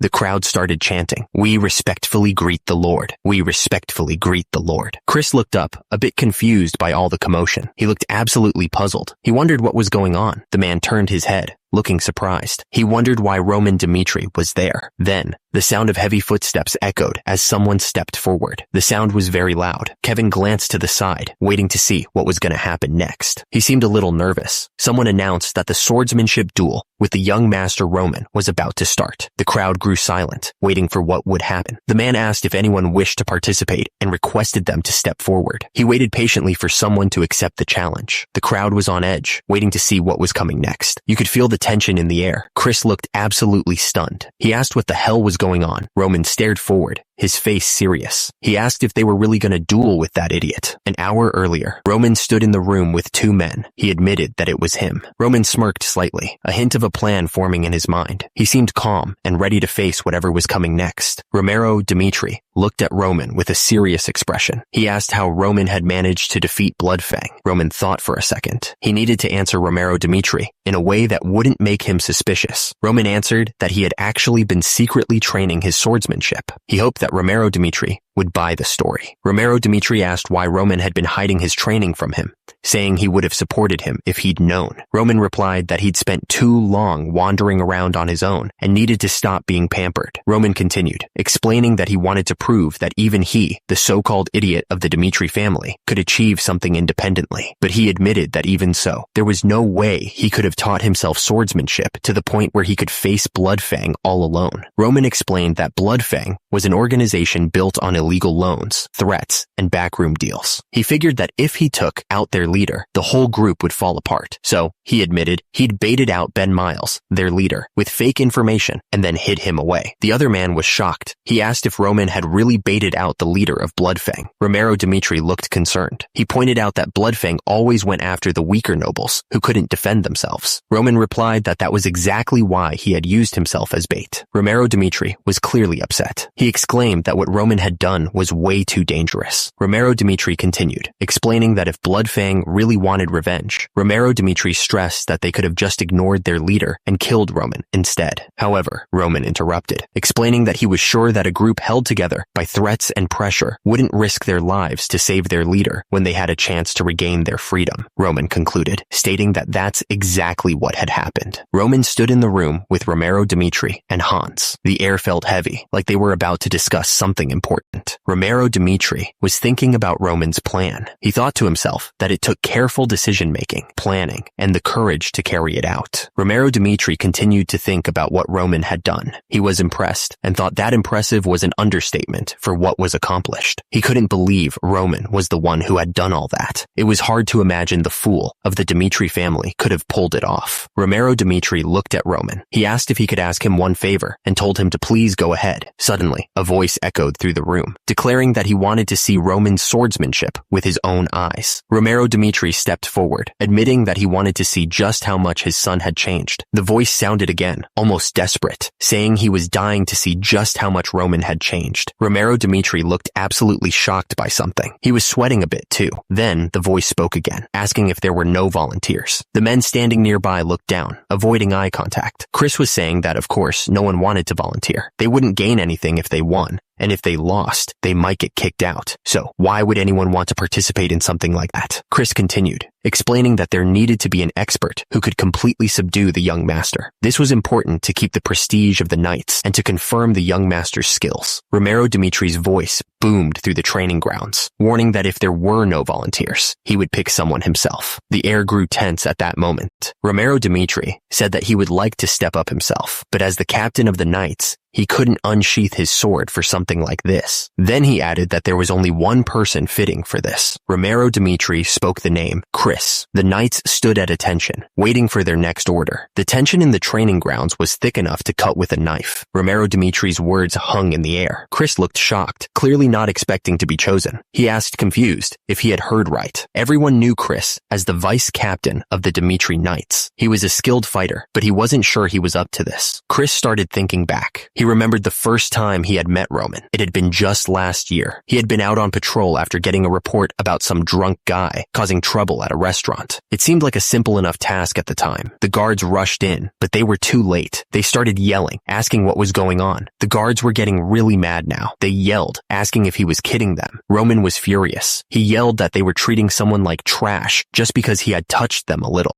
Roman didn't stop there. He kept going, asking if they really wanted their restaurant to go out of business as of today. The restaurant staff immediately started apologizing, saying they didn't mean it that way, but Roman didn't want to hear it. He told them to shut up. His face twisted in anger. Roman was losing it. He yelled at the staff, telling them not to talk back to him like that, since they were just lowlifes. He was absolutely furious. Roman kept shouting, telling them to get over there again. One of the staff tried to calm Roman down, stammering that he should chill out, but Roman didn't want to hear it, so he punched the guy, telling him to get over there when he called. Another man stepped in, telling Roman he thought that was enough. He demanded to know who they were and told them to get out of there. The man grabbed Roman's wrist, warning that if he caused any more trouble, even if he was the young master, he would be in trouble. Chris's face stung from the slap. The red marks on his cheek were a clear sign of the force he'd just endured. The knight, absolutely livid, shouted at Chris, demanding how those lowly knights dared to lay their hands on him. He looked absolutely furious. Chris glared back, thinking how he knew from the moment he got slapped in the face. He was starting to realize something. Chris realized that this guy had never trained his entire life. The knight's weakness was becoming obvious. Chris thought that the knight had the strength of an average, no, below average adult man. He was pathetically weak. The thought echoed with a sting of disgust. It was hard to believe what was happening. The knight looked absolutely shocked. He couldn't believe that such a pathetic human being was the son of a lord. Another knight chimed in, admitting he had always considered Roman as trash, someone who would be better off dead. He was clearly not impressed. The knight was furious. He couldn't believe that he was being asked to duel with that same Roman. Are you kidding me? Chris looked absolutely stunned. He'd clearly been caught off guard by all of this. Then he heard his name being called. Chris, come forth. The man insisted that Chris should be the one to duel Roman. He explained that Roman was an expert who had faced Bloodfang all by himself, and it was only right for Chris to step up for a fair match. Chris looked unsure, but he was interrupted as someone called his name. He looked up, clearly not wanting to get involved. Chris nodded, a look of understanding washing over his face. It seemed he had no choice in the matter. The two men stood facing each other on the training ground, swords drawn.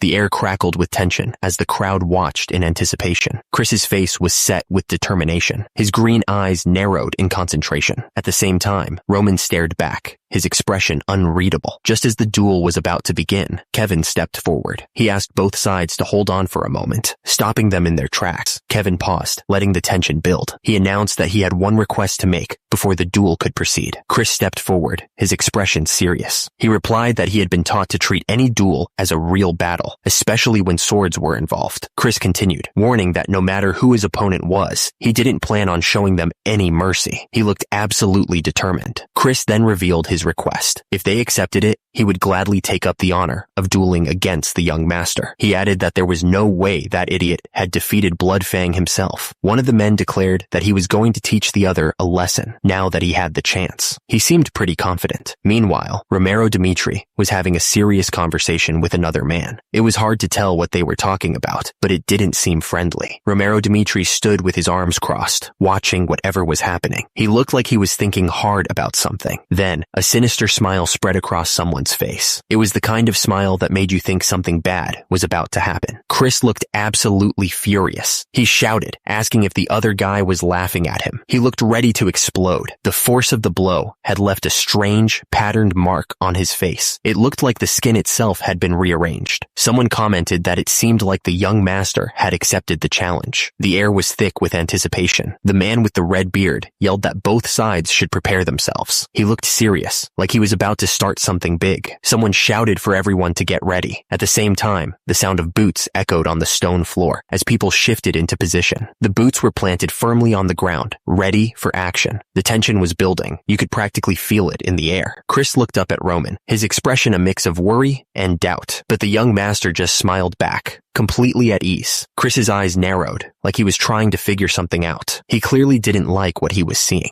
Roman's gaze was steady, a touch of purple shining in his eyes. He seemed ready for anything. And then, the signal. It was time to begin the duel. Chris yelled out to both sides, telling them to get ready. The crowd started to murmur, excited to see what was about to happen. You could hear the sound of boots hitting the ground, both fighters getting ready to throw down. The air was thick with anticipation. Chris stared down at Roman, a serious look on his face. On the other side, Roman just smirked, not showing any sign of nervousness. Chris's eyes narrowed, focusing on Roman's every move. He was determined not to lose, especially not in front of all these people. Roman's purple eyes shone with confidence. He wasn't worried at all, like he already knew how this was gonna end. Roman's purple eyes narrowed, focusing on the upcoming fight. He was ready to see what Chris had to offer. And with that, the signal was given. It was time to begin. The first move was made, the sound of a foot hitting the ground echoing through the area. The fight had officially begun. Chris didn't waste any time. He swung his wooden sword at Roman, trying to catch him off guard, but Roman was ready. He blocked Chris's strike, the sound of wood on wood ringing out. Those watching the fight were getting excited. One of them pointed out that Chris was really fast and was giving it his all. Kevin's eyes widened as he watched the fight unfold. He was definitely surprised by what he was seeing. The two swords met with a loud crash. One of the fighters couldn't believe his attack had been blocked like that.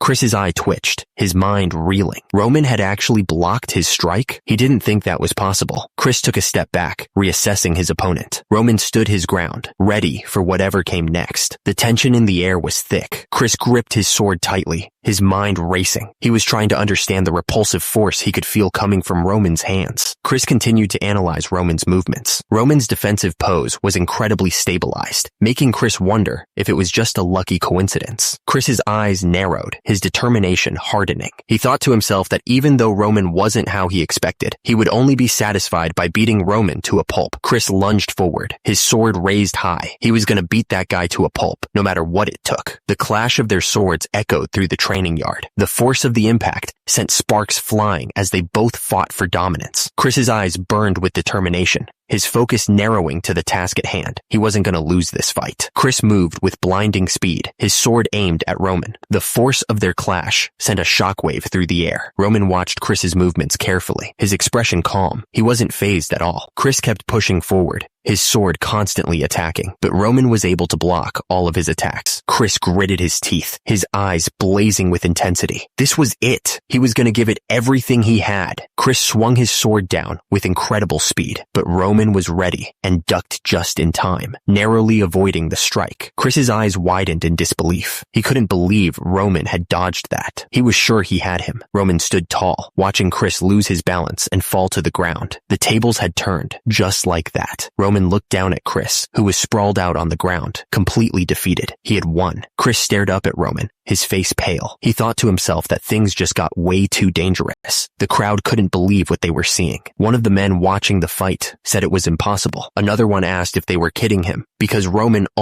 Chris's eyes narrowed, and he thought to himself if this was truly, he wondered if he was finally seeing Roman's real skills. Roman stood there, sword in hand, ready for whatever came next. He wasn't going to back down now. Chris was starting to sweat. From defense to offense, Roman wasn't lacking in any way. He wondered if Roman really did annihilate the Blood Fang all by himself. At this rate, Chris realized he might actually lose. Chris was furious with himself. What the hell was he even thinking about? His opponent was Dimitri's idiot. He had to get his head back in the game. Chris gritted his teeth. He wouldn't lose to Roman in front of all these people. There was no way he was going to let that happen. Roman looked at Chris, a smirk playing on his lips. He thought that was enough of a warm-up. It was time to get serious. Roman raised his sword, ready to attack. This time, he wouldn't hold back. He was going to show them what he was really capable of. Chris looked down at Roman, a determined look on his face. He announced that he would be going first, ready to show off his skills. Chris's eyes widened as he felt the impact. Beads of sweat popped on his forehead, showing how serious he was taking this fight. Chris coughed up blood, the blow catching him completely off guard. He hadn't expected Roman to move so fast. Chris barely managed to raise his weapon in time to block Roman's strike. He was astonished by Roman's speed, exclaiming, "What's with this guy? He's incredibly fast." Roman's foot slammed onto the ground, showing how fast he was moving. He wasn't giving Chris any time to breathe.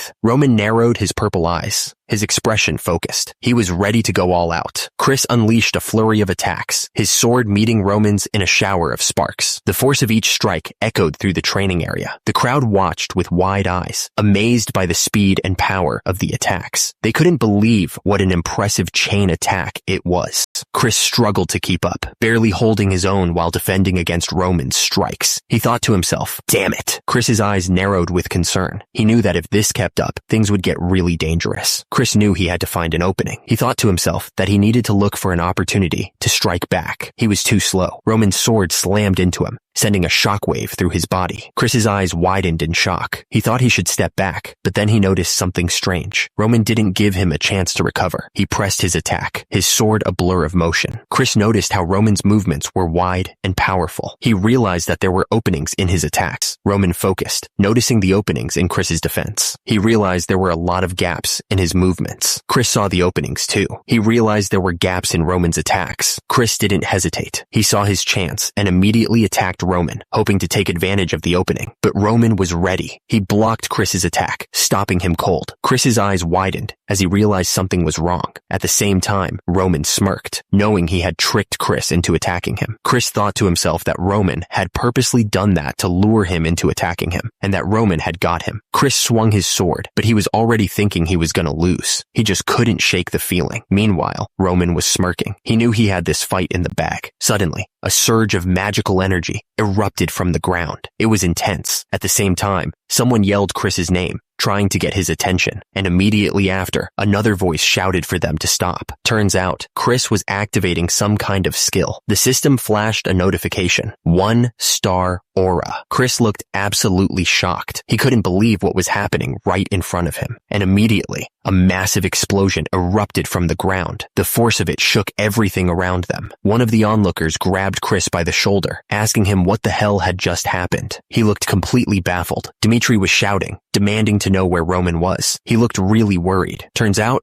Roman was all right. He let out an of relief. Roman watched the fight below with a piercing gaze. He was absolutely focused on every detail. The impact of their fight was sending energy blasts everywhere. The floor was tearing apart with each strike. Chris and Roman clashed, their swords meeting with incredible force. The air crackled with energy as they fought. Chris looked absolutely stunned. He couldn't believe what he was seeing. The force of the impact sent Chris flying backwards. He was completely helpless in the air. The people watching the fight couldn't believe their eyes. They were completely shocked by the power they were seeing. The crowd was absolutely stunned by what was happening, and immediately, Roman stood over Chris, his sword pointed down. Roman looked down at his opponent with cold eyes. He wasn't going to show any mercy. The question hung in the air. Who was the person that got picked as the new Deputy Knight Commander? The question was met with another question. Did the person not even know? Meanwhile, two men were talking about the new Deputy Knight Commander. He was the commander's apprentice, and seemed pretty young, one of them said. The other man replied that even then, He's a 2-star aura knight. It was quite an achievement. He's a 2-star at that age? The question showed the surprise they felt about his skills. The rumors about the new deputy knight commander were spreading like wildfire. They were saying that he felt mana after only half a year of training, which was unheard of. The man with green hair looked shocked. It only took him 3.5 years before he became a 1-star aura knight. That's insane, he thought. And the rumors didn't stop there. Apparently, his sword skills are incredible too.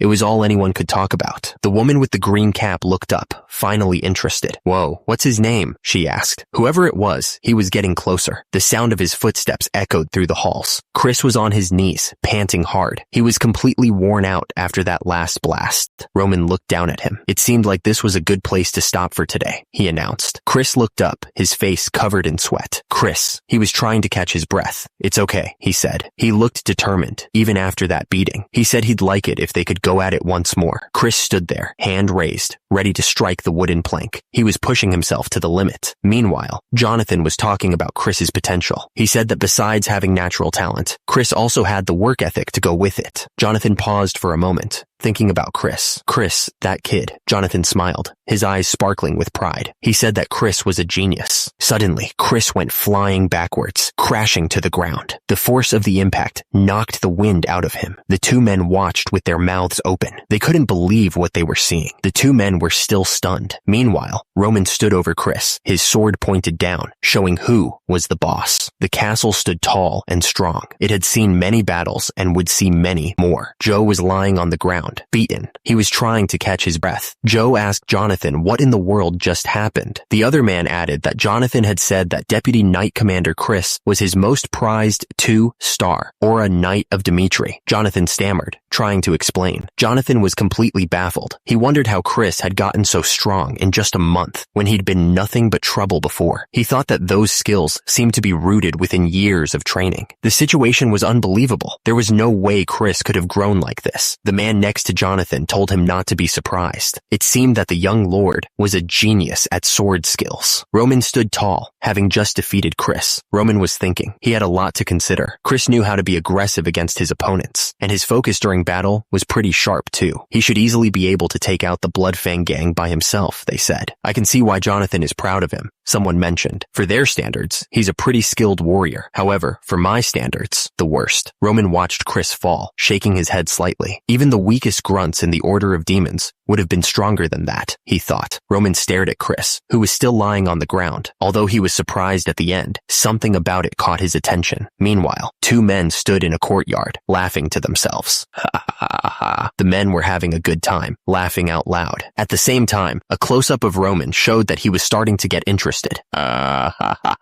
Roman's purple eyes narrowed slightly, a hint of a smile playing on his lips. This is interesting, Jonathan exclaimed, calling out to his son. Jonathan was bursting with pride, realizing that his eldest son was a genius at sword skills. The other man spoke to Commander Knight Jonathan, questioning if he was sure about Chris's skills. He admitted that he hadn't been able to recognize Chris's true potential. Jonathan looked to the side, replying that he understood now. Jonathan turned his head towards Chris and called him over. Jonathan was beaming with pride. He said he had never been happier than he was today. He wanted to applaud the fact that Chris had decided to accomplish something for himself. Jonathan continued, saying he needed to make sure Chris got an award fitting for this. He told Chris to tell him if there was anything he wanted. Chris's lips curved into a slight smile. He seemed to be thinking about something. Chris brought up the fact that he was supposed to leave for the battlefield within the next half year, since they broke away from Lawrence. He asked Jonathan if he was trying to keep him from enlisting. Jonathan denied it immediately. Chris said that he would like it if Jonathan would give him the right to select his own men for himself. Jonathan's eyes widened slightly, like something had just occurred to him. He just said, "Oh." Jonathan kept talking, saying that Chris still had more than enough time. He added that Chris just needed to reconcile with someone. Chris looked up, his expression hardening with resolve. He stated that he would go himself. Jonathan's eyes widened in surprise at Chris's sudden declaration. He didn't expect that. Chris stared down, his eyes narrowed with determination. He was ready to face whatever was coming. The response was simple, but it carried a lot of weight. He understood. Jonathan looked up at Chris, a serious expression on his face. He told Chris that he would give him the right to take care of things himself. Jonathan continued, telling Chris that he also had one last thing to ask of him. Jonathan added that as long as Chris kept showing him what he did just now, he had no reason to deny Chris's request. Chris looked to the side, waiting for Jonathan to finish his sentence. He just said, "Then?" The man looked absolutely shocked.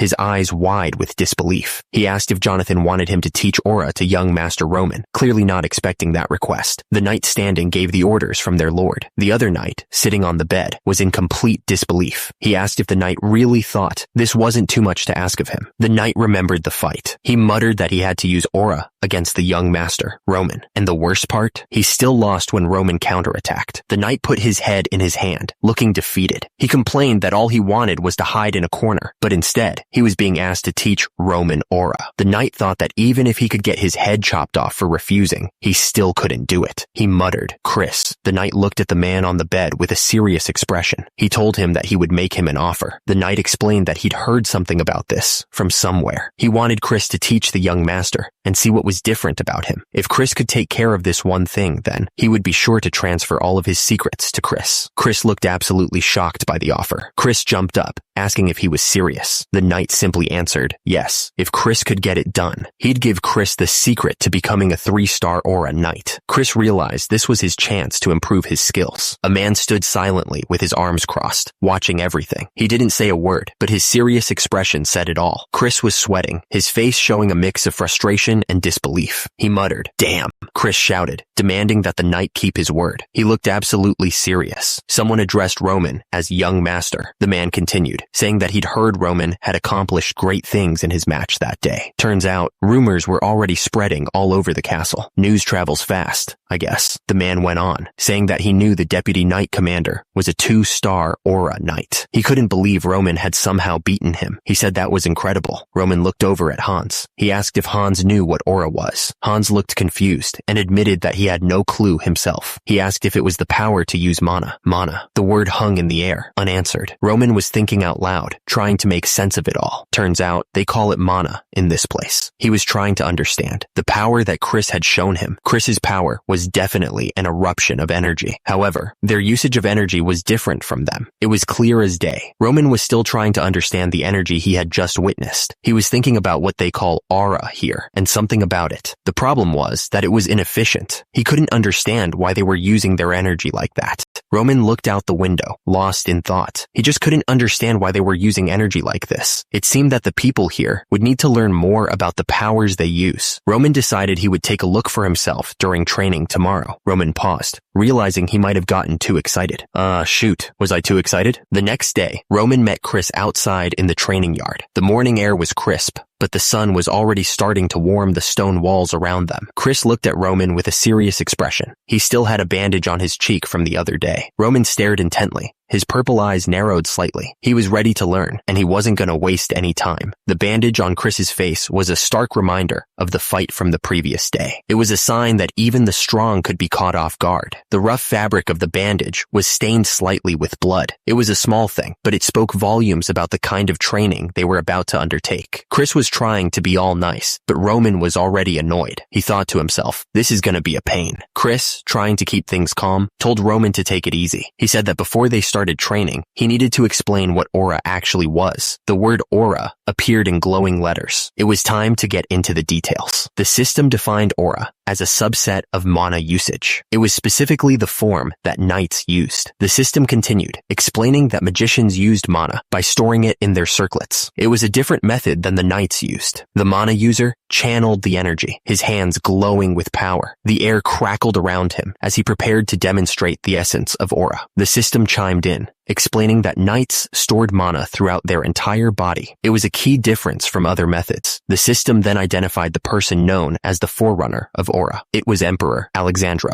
Emperor Alexandro had a stern look on his face, as if he was judging everyone. His eyes were like daggers. The system continued, explaining that unlike magicians who stored mana in objects, Emperor Alexandro was the first to figure out that storing mana throughout the body could strengthen a person's physical form. It was a revolutionary idea. The diagram showed the flow of mana through the body. It highlighted the pathways where the energy circulated. Aura, he explained, was basically erupting all that stored mana outward. It was like a release of built-up power power. Normally, mana was spread all over the body, like a network of energy. But, he continued, it was possible to get a huge spike in power by focusing and then erupting that mana. It was like a sudden burst of strength. Chris explained that knowing all the history of mana wasn't really important. The thing is, only a few people could even use mana like this anyway. Turns out, only about 1 in 1,000 guys even pick the path of an aura knight, and even fewer, like 1 in 10,000, can become a magician. The most important thing, he said, was figuring out if you even have a connection to mana. If you don't have that, you're already done for. Chris explained that the bare minimum to even call yourself an aura knight is being able to sense mana, and that's where most people fail, he added. Chris then said that it took him about half a year to even sense mana. He said it's not unusual for people to take over a year to even get a feel for it. That's where natural talent comes in, he said. Basically, some people just have it easier than others. Chris looked at Roman and said they should start with trying to sense mana. He asked Roman to explain how he went about it. Roman replied that he would, of course. Chris thought to himself that Roman Dmitri must be full of pride after winning against him. Chris thought that, unfortunately, it wasn't going to be as easy as Roman thought. Chris finished his thought, saying that talent in swordsmanship and talent in mana were two completely different things. The air crackled with a warning. Someone was about to learn a harsh lesson about reality. The voice echoed, declaring that the whole idea behind the training was completely wrong. The voice continued, explaining that he already knew how to sense mana. Roman Dmitri's body glowed with power. He admitted that, thanks to the heavenly demon magician, he had been able to store a small amount of mana. Roman Dmitri realized that only doing what he already knew would lead to failure. Roman Dmitri knew that even if he couldn't understand why others did things a certain way, he needed to learn how they proceeded first. He had to adapt. Chris told Roman to focus on the rhythm of his breathing, and concentrate. He explained that it was important to feel everything that was in contact with his body. Chris continued, explaining that once Roman got used to utilizing mana, that's when he'd be able to manifest aura. He told him to try to focus the mana spread throughout his body into a single point, because that's how you manifest aura. He heard that once you succeeded in manifesting aura, it meant that you'd become a 1-star aura knight. It was a huge step.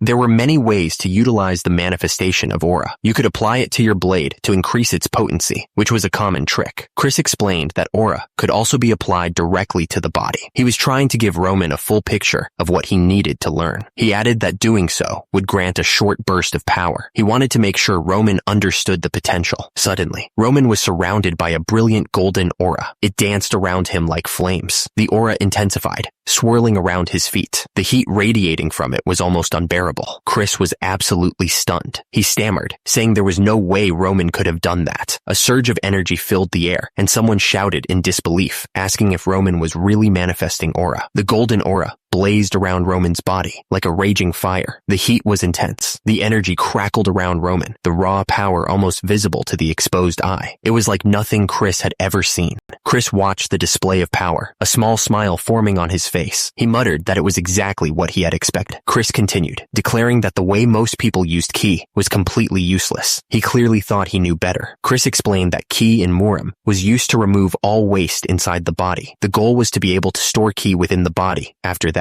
the man sat in a meditative pose, a ball of swirling purple energy forming in his hands. Lightning crackled around him as he focused on gathering more power. Chris then said that things were different in this world. The rules he knew were about to change. Chris continued, saying that in this world, people gathered mana and hoped it would spread throughout their bodies. They didn't have to restrict it at all. Chris explained that if the key of Murim was barren, yet strong, this world was something else entirely. He seemed to be setting up a contrast between the two. The air crackled with energy, a visible storm of power. On one side, dark lightning surged, while on the other, a soft pink glow pulsed gently. The thing is, the mana in this world was full, but also light. It was like trying to hold water in your hands. It just slipped away. Turns out, that made it harder to control. Chris held a ball of energy in his hand, looking thoughtful. He figured that if he had to make a guess, the way they used aura here was similar to the external arts back in Murim, but not even close. He explained that while those arts could make someone stronger, they didn't help at all with storing mana inside the body. The problem, Chris explained, was that they just let the stored mana explode out of them. That was why it was so inefficient, like throwing away half your meal. Chris's eyes narrowed. He was thinking that using these methods, he wouldn't be able to reach reach the top, even if he trained for hundreds of years. He looked absolutely furious. The knight just stared, completely speechless. He couldn't believe what he was seeing. He finally managed to stammer out a question, wondering how Roman had pulled that off. It just didn't make any sense. Chris looked at Roman with wide eyes, trying to figure out what he had just witnessed. He asked if that had been aura just now. Chris was getting frustrated. He told Roman that he should be able to tell by himself, and that's why he was asking. Chris explained that it had taken him years to even manifest aura. Chris looked absolutely furious, his face red with anger. He demanded that Roman tell him the truth, accusing him of playing dumb and pretending he didn't know how to use mana. Chris's eyes widened as everything clicked into place. He exclaimed that it all made sense now, finally understanding what was going on. Chris wondered why he had even lost to Roman in the first place. He questioned that if Roman had this power 2 years ago, why didn't he use it then? Chris looked at Roman, explaining that he was misunderstanding everything. He denied hiding his power, asking that if that wasn't true, how would anything make sense? Chris reminded Roman that it had taken him over 10 years to become a 2-star knight. Roman just smirked, finding Chris's frustration amusing. Chris looked confused and asked Roman what was so funny. He was clearly missing something. Roman clenched his fist, his face turning red with anger. He asked if Chris was laughing at his efforts. Chris looked directly at Roman, his expression serious. He asked Roman if, while he was climbing for that goal, he had ever questioned the training methods that he was using. Chris's words hung in the air, a challenge to everything Roman thought he knew. He was pushing Roman to think differently. Chris's eyes burned with a strange intensity, the air around him seeming to crackle with energy. He was dead serious. Roman looked confused, trying to grasp what Chris was getting at. He stammered, asking what Chris was trying to say, adding that it's common for people to take things for granted. The words echoed in the air, emphasizing the unquestioned belief that the old ways were the only right ways. It was like everyone just accepted that an old training method was the best way to do things. Chris looked around at the trainees, his expression thoughtful. He explained that while he was learning aura, he had a thought. Chris continued, wondering why everyone was so stuck on this method, especially when it had some pretty obvious problems. He was really starting to question the whole system. Chris asked if they didn't know about the problems with the method, or if their faith in Captain Jonathan was just too strong. He paused, then said the reason was simple. The words hung in the air, revealing the simple truth. Turns out, it was just easier to teach it that way, even if it wasn't the best. The unyielding belief in old methods was a problem. Chris figured that if they only taught what they had learned, there wouldn't be people that would be met with loss or criticism. Chris looked at Roman and admitted that he didn't dismiss the fact that the 10 years of training were important. He was trying to be respectful, but he had a point to make. Chris's words cut deep as he pointed out that the fact that he didn't even question their methods once was the reason why he was laughing at him. He was trying to get Roman to think critically. Chris continued, explaining that there is nothing such as a perfect answer in the world. He added that even the methods that he decided to follow were all created due to a single person's worries for their successors. Roman stared ahead, absorbing the lesson. Those worries, he realized, were what caused pain in life. It was a lot to think about. Life throws problems and issues at you. That's a given. And when you fail, it's gonna hurt. Chris looked at Roman and the others, his expression serious. He told them that's when they have to deal with the criticism of others and their own despair. However, even if all that is true, change is still necessary. You can't stay stuck in the same place forever. It's just like how Chris dismissed his father's teachings to create his own path. You have to be willing to break away from tradition. Chris looked at Roman, his expression softening. He said that they should finish training there for the day. Chris's face was still bruised and bandaged, a reminder of the hard lessons he had learned. He trailed off, lost in thought. Roman watched Chris carefully. Something was clearly on Chris's mind, and Roman was starting to get worried. Chris turned back to Roman, his eyes pleading. He asked Roman to please tell him what he should do. Chris was desperate for guidance. He asked what he should do from there on out. Nearby, a hand lay on the ground, covered in blood. It was a sign of the pain and desperation that was all around them. They were both down, covered in dirt and blood. Roman was breathing hard, but the other guy wasn't moving much. He was the clear loser in this fight. A voice echoed, asking if he was going to keep fighting. The loser admitted that he had lost. The voice announced that the Blood Demon sect would now follow Baek Jong-hyuk of the Heavenly Demon sect. Someone shouted for everyone to wait. The defeated fighter stared at his broken sword, lying useless on the ground. He admitted that he had never seen anyone as strong as Roman Dmitri, and wanted to know what he needed to do to reach that level. The defeated fighter was willing to give everything. He declared that he would dedicate his body to Roman Dmitri. Kneeling in the dirt, the defeated fighter argued that it would help both of them if he became stronger. He was ready to do anything. The defeated fighter looked up, his face desperate. He was ready to start right now. He demanded to be told what to do. Chris, who was watching all this, looked pretty annoyed by the outburst. He didn't expect this guy to be so dramatic and shout about what he should do from now on.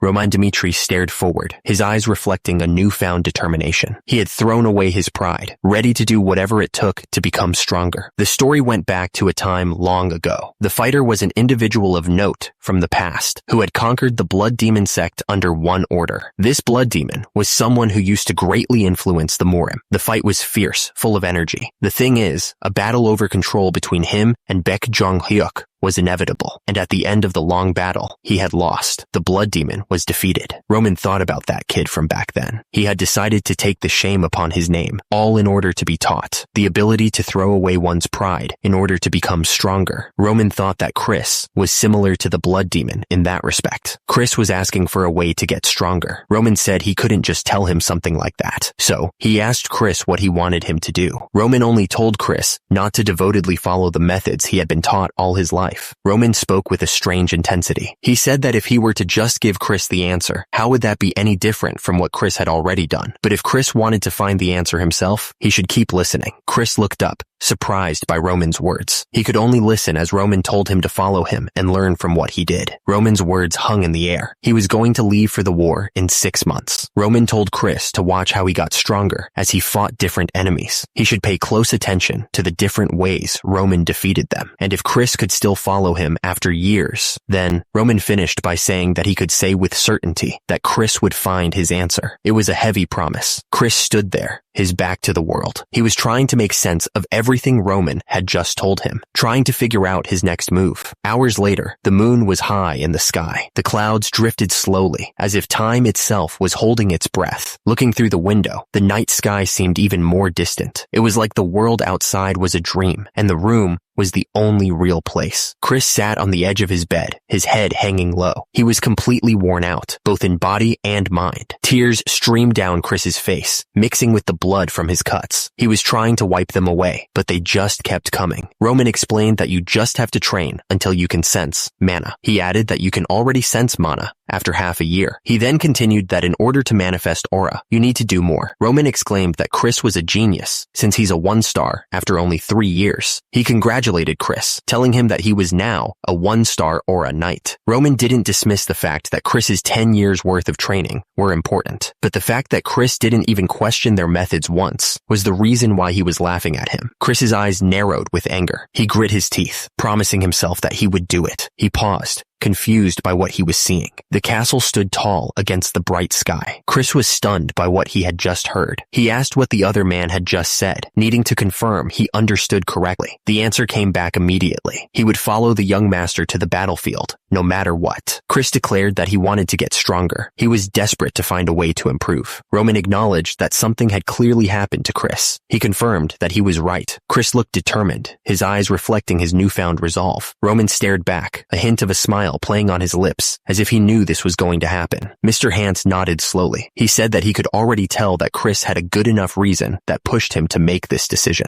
Mr. Hans sat there, looking at the desk. The air in the room was thick with unspoken words, the weight of the decision hanging heavy. Mr. Hans stated that from now on, Chris was no longer a part of the Knights of Dmitri. Whatever happened, he hoped that Chris would be able to protect the young master as he pursued his goal. Chris just said, "Thank you." He looked relieved, but also a little sad.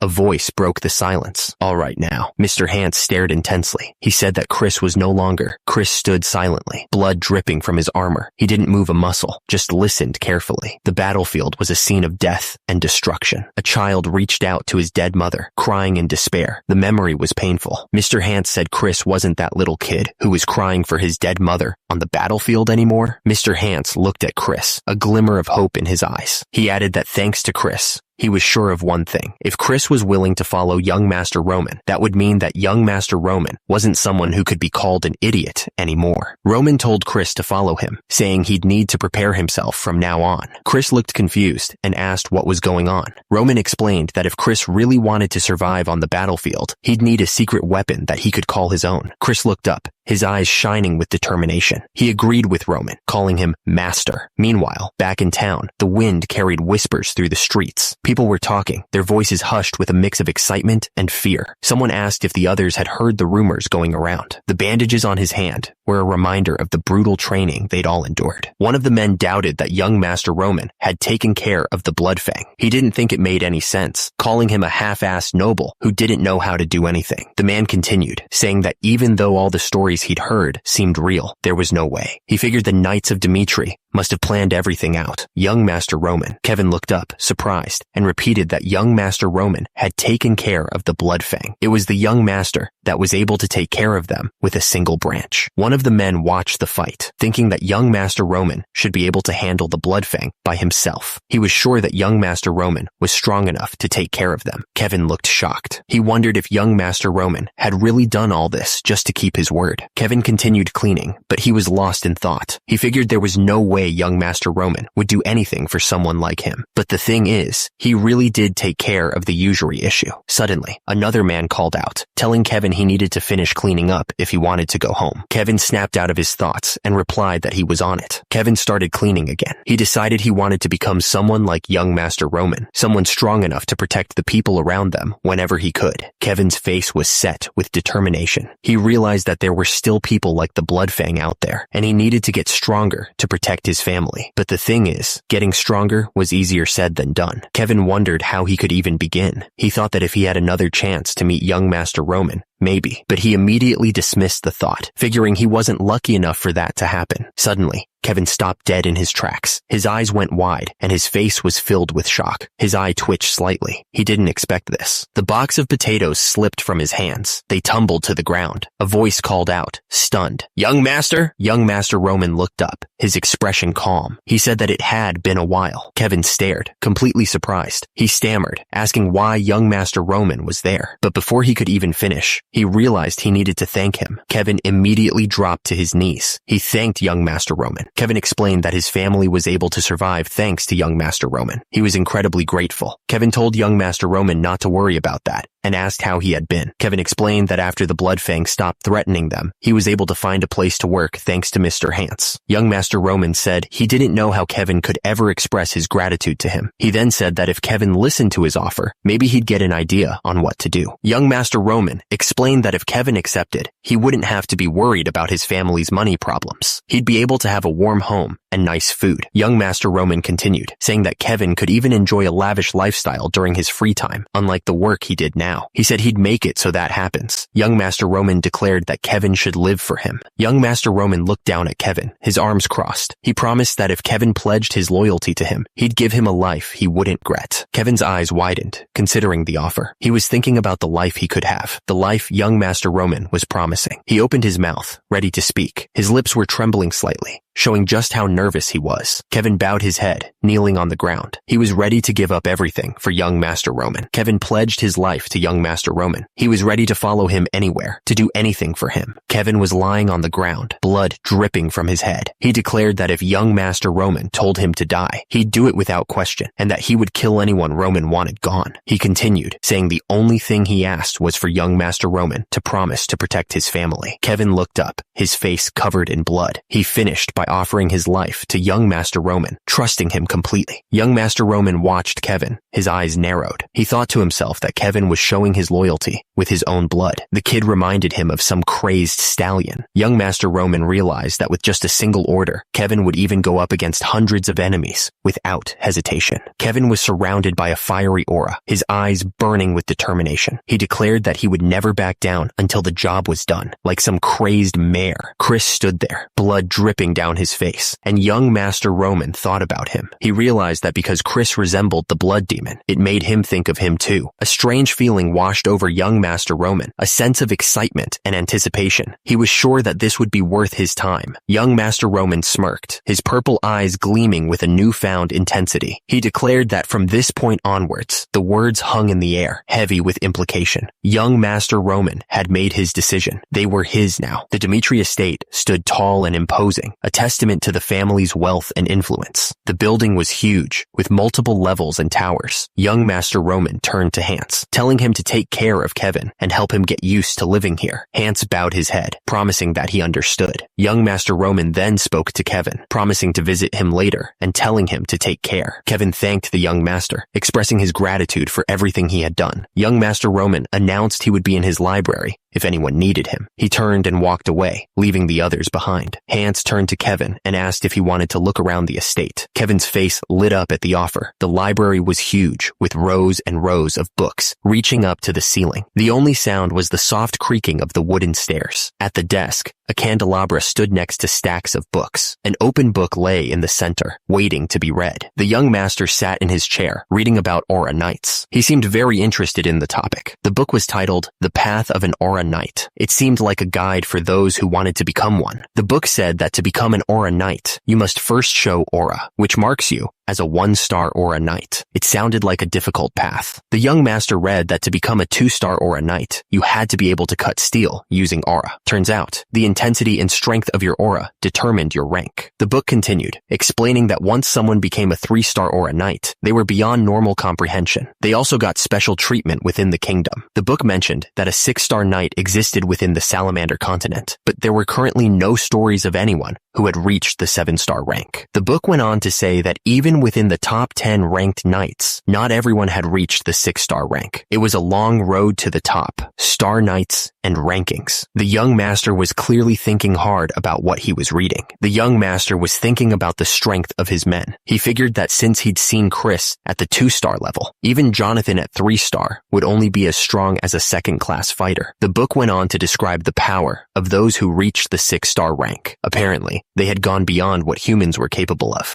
The flames they could make with their swords could reach for tens of meters, which was pretty wild. And the impact of those flames? The book said it was something else entirely. Turns out, there were only 12 people known to have reached star rank. And get this, they were treated like royalty, no matter where they came from. They were called the 12 Blades of the Continent. The young master was still thinking about the 12 Blades of the Continent. Or so they say, Roman muttered. Even from the information I have gotten, they seem strong. Roman continued to think about the 12 Blades. The fact they were able to reach this point with inefficient usage of Cake Yuan must mean that they are talented, the young master said to himself. Roman turned another page in the book, then thought out loud. And then there are the magicians. The book described the Archmage, a title of great power. The book explained that individuals who had reached the 7-circle rank were given the title Archmage. The image in the book showed an Archmage surrounded by roaring flames. The book described magicians as beings considered half man, half god, walking disasters waiting to strike. They were beings to be feared. The text continued, explaining that a single spell could level the earth and cloud the skies. The power they held was insane. A massive explosion of fire erupted, showing the scale of destruction that magicians could cause. The heat seemed to radiate from the book itself. The book warned that when magicians were dealt with in numbers, they were more dangerous than 6-star Aura Knights. The thought was terrifying. Roman's eyes narrowed as he read about magic, abilities that didn't exist within Murim. He realized he had a pretty good idea of what to do now, a plan forming in his mind. He placed his hand on the book, a sense of unease washing over him. He knew he wouldn't know when he'd be facing these beings. He thought about the odds of his father, Dmitri, doing something reckless. It was rare, but not impossible. Roman leaned back in his chair, his expression serious. The fact that he couldn't predict what might happen was what made this so dangerous. He was different from the others, though. He was never meant to stay in one place. He turned, his white hair catching the light. He was ready to leave and face whatever was coming. He realized he needed to gain experience and make sure he could live a life that he'd be happy with. He knew he had to do things his way. The young master's purple eyes gleamed with anticipation. This was going to be exciting. Roman figured it was time to get ready. He had a lot to do. The room was silent, waiting for the next move. Roman opened the door and stepped out, ready to face whatever was coming. The young master looked around, taking in the surroundings. This is it. What was this place used for? Hans answered. It was a workshop used by the old baron. Hans continued to explain as they walked toward the building. He made sure that outsiders were strictly prohibited and that even air couldn't pass through. Roman's eyes narrowed as he considered the possibilities. This will be perfect for training.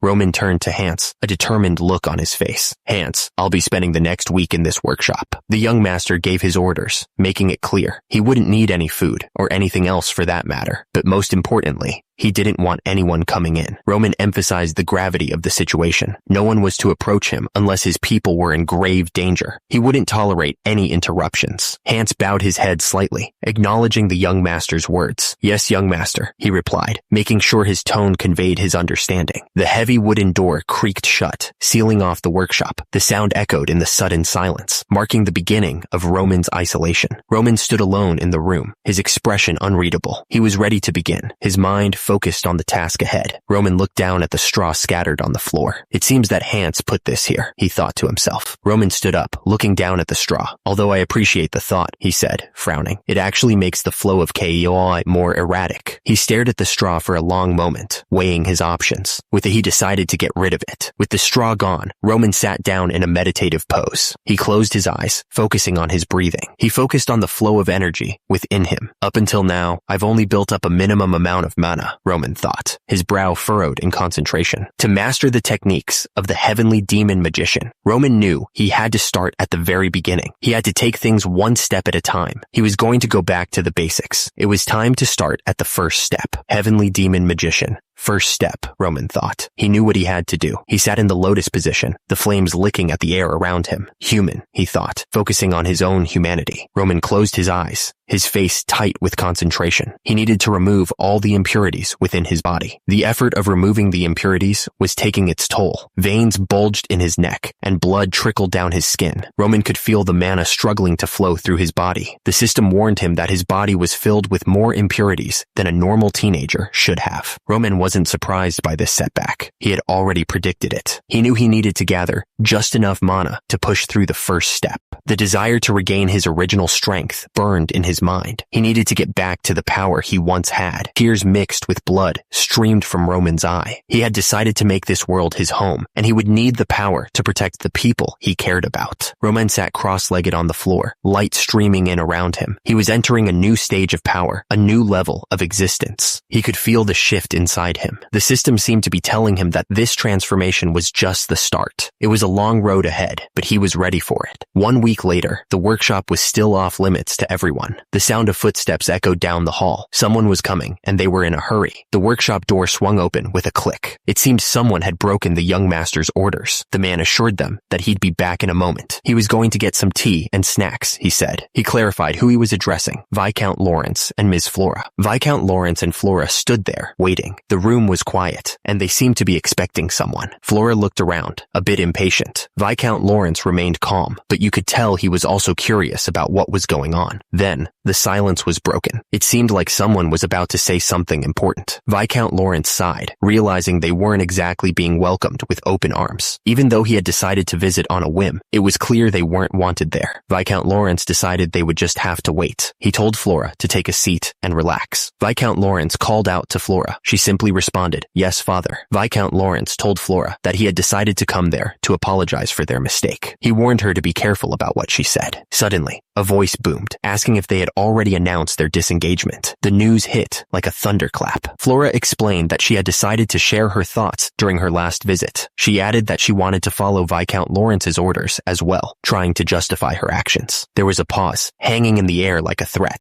Viscount Lawrence exploded, shouting that no matter how long he thought about it, he couldn't marry someone he didn't respect, especially not Flora. Viscount Lawrence looked absolutely furious. He said he really thought that Flora was a wise child, and he never thought she would do something like this. Viscount Lawrence demanded if Flora didn't understand what was going on within their territory. He explained that the Barco family had decided to borrow a large sum from the gold bank, and he questioned if she understood what that meant. The message was clear. The only thing left to do was prepare for war. It was a grim declaration. Flames engulfed the city as knights clashed, steel meeting steel. The brutal reality of war was unfolding. Viscount Lawrence sat heavily, declaring that the arranged marriage with Dimitri had been a necessary decision. He looked like he regretted saying it. Viscount Lawrence exploded in anger, shouting that the only ones capable of defending against Barco were the Dimitri family. He couldn't believe what was happening. Flora spoke up, her voice trembling slightly as she asked if the Lawrences still had a chance, even without the Dimitri family. She was desperate for any sign of hope. Viscount Lawrence frowned, explaining that if it were only the Barco family, they might have stood a chance. But the fact that the central government had approved questionable questionable documents and orders changed everything. The situation was made even worse by the fact that the central government was letting the Barco family borrow money without expecting anything back. It was blatant favoritism. The papers seemed to emphasize that this conflict had grown beyond a simple feud between two families. The scope was far larger now. Viscount Lawrence's face darkened as he said that those who were giving power to the Barco family were the ones who truly wanted to see their family destroyed. It was a conspiracy. Viscount Lawrence looked at Flora, his expression grim. Since their enemies now had a legitimate reason to attack, they would do everything in their power to finish them off. It was a bleak outlook. The words echoed, a reminder of what was at stake. Our land, our honor. These were not just words, but the foundation of their existence. Flora, known as the Flower of Lawrence, looked troubled. She knew what was coming, and it scared her. Even though I know, the words hung in the air, heavy with unspoken truths. It was time to face reality. Flora went on, admitting that she knew the circumstances of their territory and what her father was thinking when he made his decision. But even knowing everything, she chose to ignore it all for her own selfish reasons. Wake up. The command was sharp, a desperate plea for change. It was time to stop living in denial. Flora realized that if she kept clinging to her pride as the Flower of Lawrence, she would lose everything. She knew she had to change, and fast. Two servants paced back and forth, clearly worried. They wondered what they should do, and more importantly, when the young master would finally come out. Another servant looked up at the sky, his face etched with concern. He muttered that the Viscount and lady had been waiting since morning, and now the sun was already setting. The servant continued, saying that the Viscount and lady seemed pretty unhappy, but the young master had given strict orders not to be disturbed for any reason. The servant bit his lip, clearly torn. He knew the young master's orders were absolute, but he also knew the Viscount and lady wouldn't be happy if they were kept waiting any longer.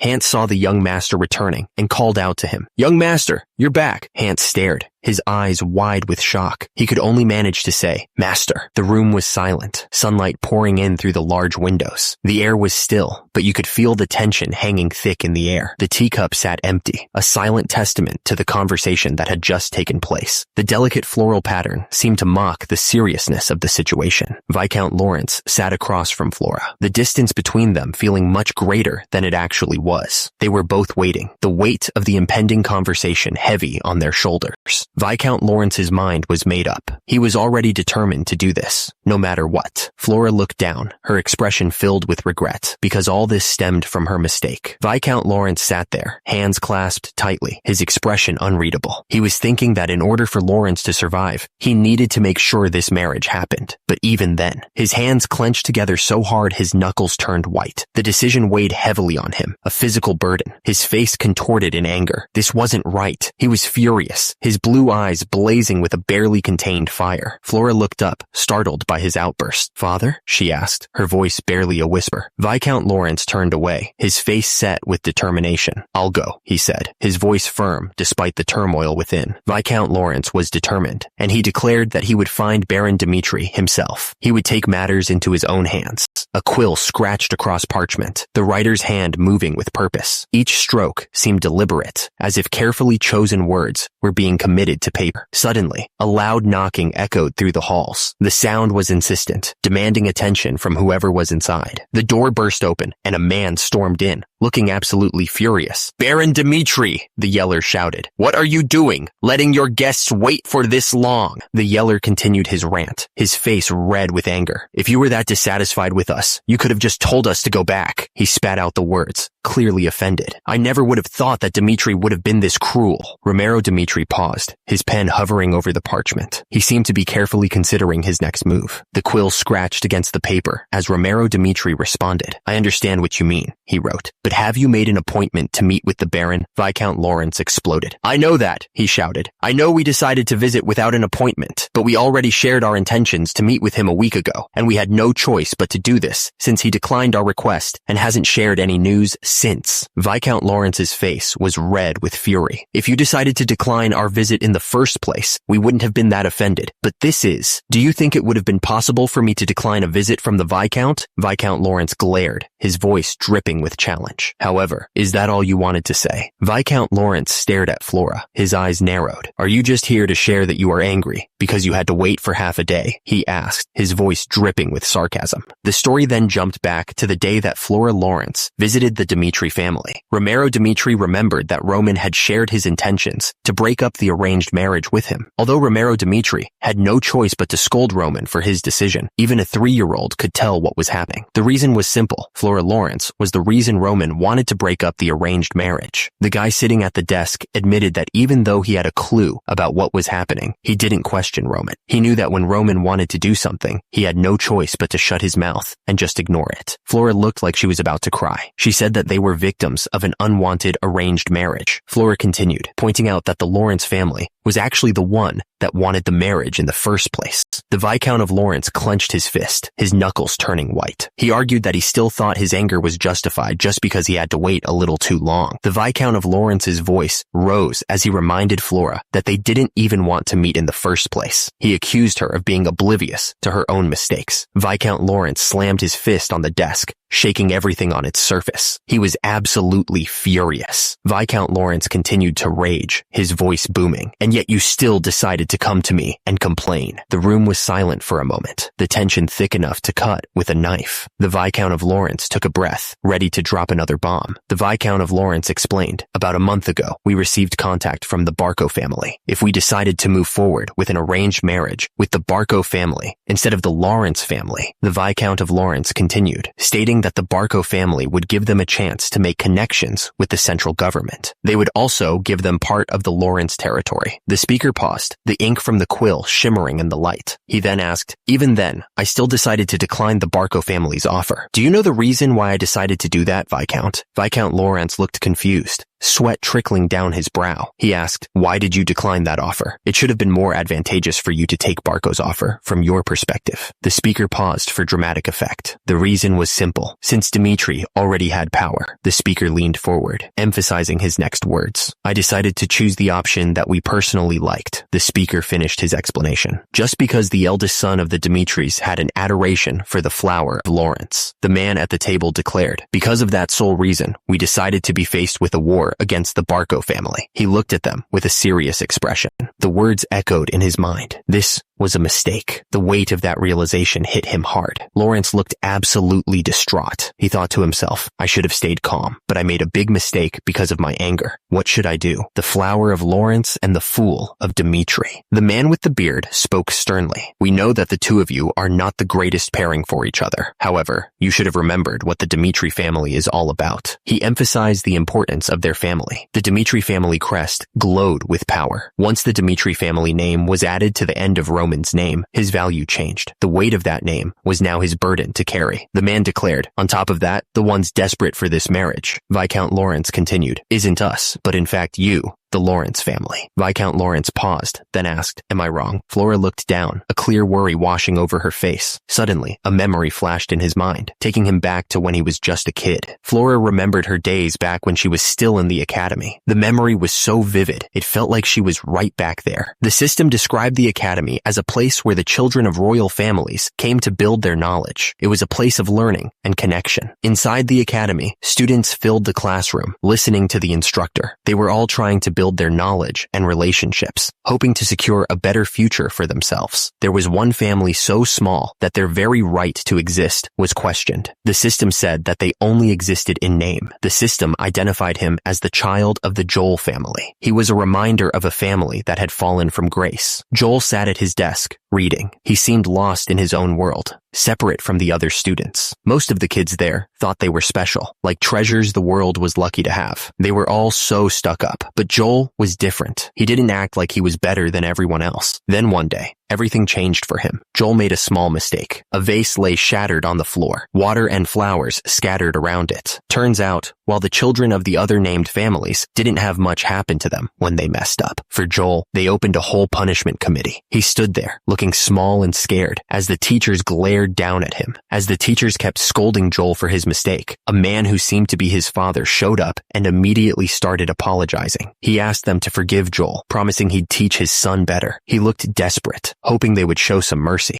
During all of that, as I was watching from the back, I had one thought in my head. I couldn't help but feel sorry for Joel. Back then, I thought it was so sad. But now, when I think about it now, It seems so funny to me. I can't help but laugh a little. Flora, as the head of the Lawrence family, admitted she had nothing she could say. Hans scoffed, asking who was feeling sorry for who. He pointed out that his daughter, Flora, had made a huge mistake. Hans admitted that Joel was weak back then, and that Lawrence was in the same boat now. He said he should have apologized in the first place, and hoped they could forgive his ignorance and understand him. This world was simple, really. It was a world where the weak had to bow down to the strong, no questions asked. Flora looked down, feeling humiliated. She swallowed her pride and apologized, saying, "Baron Dmitri, I'm sorry to—" "My lord." The apology hung in the air, unfinished, but the weight of the words was heavy. The room was filled with tension. Flora, Hans, and Lawrence sat together, the silence broken only by the weight of their unspoken worries. Suddenly, a voice announced, "Young Master Roman has arrived." The heavy doors swung open. Flora's eyes widened, her expression shifting from concern to dawning comprehension. Something had finally clicked into place. That's when she realized the truth. But it was already too late. Heavy footsteps echoed in the room as someone approached. The sound was slow and deliberate. Roman walked in with a calm expression, his presence immediately commanding attention. He looked completely unfazed by the tension in the air. Roman's eyes narrowed slightly, a hint of amusement playing on his lips. He was ready to deal with whatever was about to happen. Roman Dmitri walked into the room, his voice echoing slightly. He announced, "Roman Dmitri, I have come to see you, father." Baron Dmitri looked up, his expression serious. "Are you done with your training?" he asked. He waited for Roman's answer. Baron Dmitri nodded slowly. "All right," he said, his gaze meeting Roman's. "We can talk about what happened to you later." Roman heard his father's words, his expression hardening slightly. The Baron stated, "The Lawrence family has come to talk about the arranged marriage issue." Baron Dmitri paused, his voice taking on a heavier tone. "Since all of this started due to your decision in the first place, I'll follow your decision, as the head of Dmitri, and as your father," he said. Roman listened to Flora, his expression thoughtful. He knew what she was trying to say, and he was willing to consider her point of view.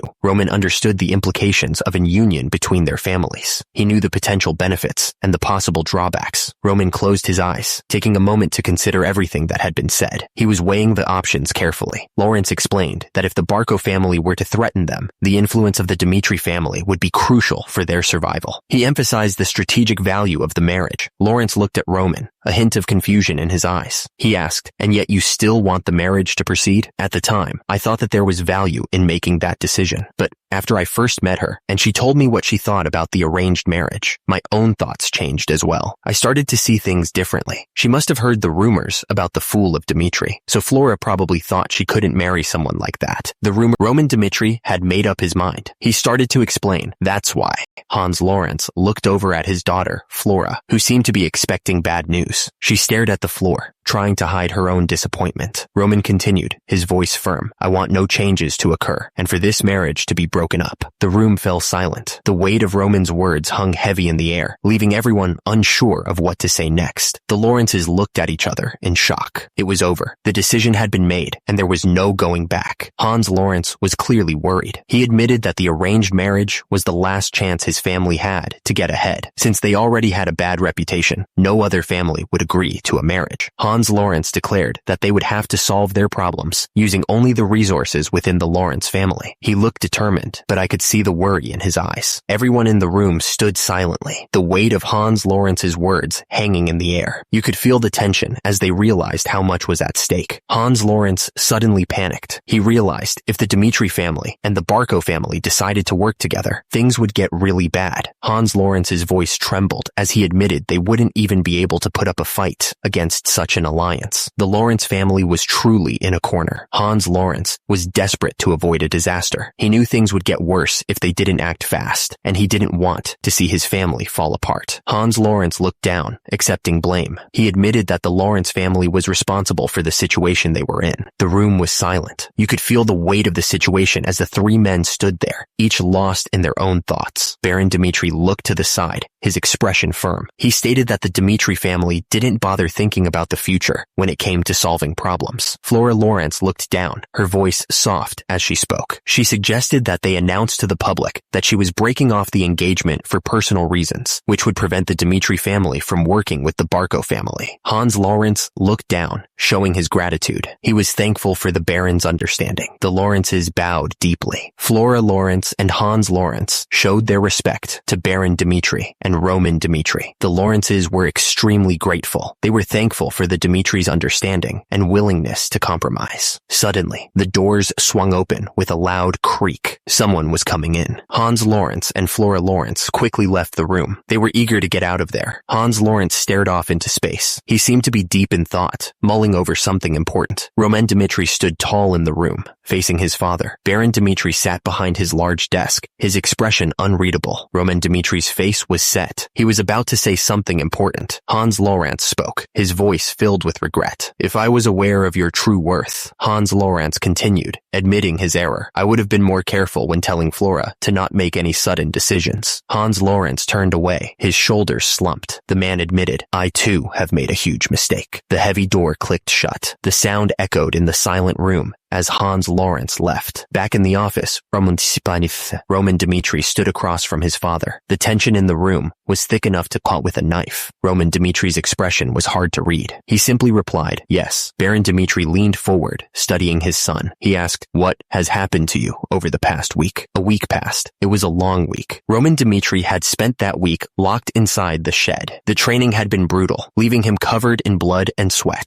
Roman Dimitri was focused on training his body, trying to remove all the impurities within it. His goal was to reach the human stage. Roman Dimitri knew that within the human stage, there were steps to prepare his body to become a heavenly demon magician. While it wasn't considered impressive by Miram standards, he was determined. The thing is, given the sheer amount of mana that exists in nature in this world, he figured it was worth a shot. The amount of impurities inside Roman Dimitri's body was insane. He could feel the heat burning away at his skin, pushing him to his absolute limit. Preparing even the foundation of the body was essential. It was the only way to ensure that he could reach the human stage. Roman Dimitri closed his eyes, focusing all of his energy. The flames around him roared as he tried to push past his limits. The training had a significant effect. He could feel his body changing, adapting to the strain. Roman Dimitri opened his eyes, a new fire burning within them. "The changes in my physical appearance is proof that I've become a completely different person than before." Romero Dimitri began to explain, but he admitted it was difficult to put into words. He had somehow managed to open his mind during his training, though he couldn't recall the specifics of how he did it. Romero Dimitri continued, stating that he believed mana had begun to circulate throughout his body. The Baron looked utterly shocked, his eyes widening. The system defined mana circulation as a phenomenon that draws mana from nature into the body, improving one's physical capabilities. The Baron stared up at his son, clearly stunned. He thought to himself that mana circulation was something that should only happen to a select few.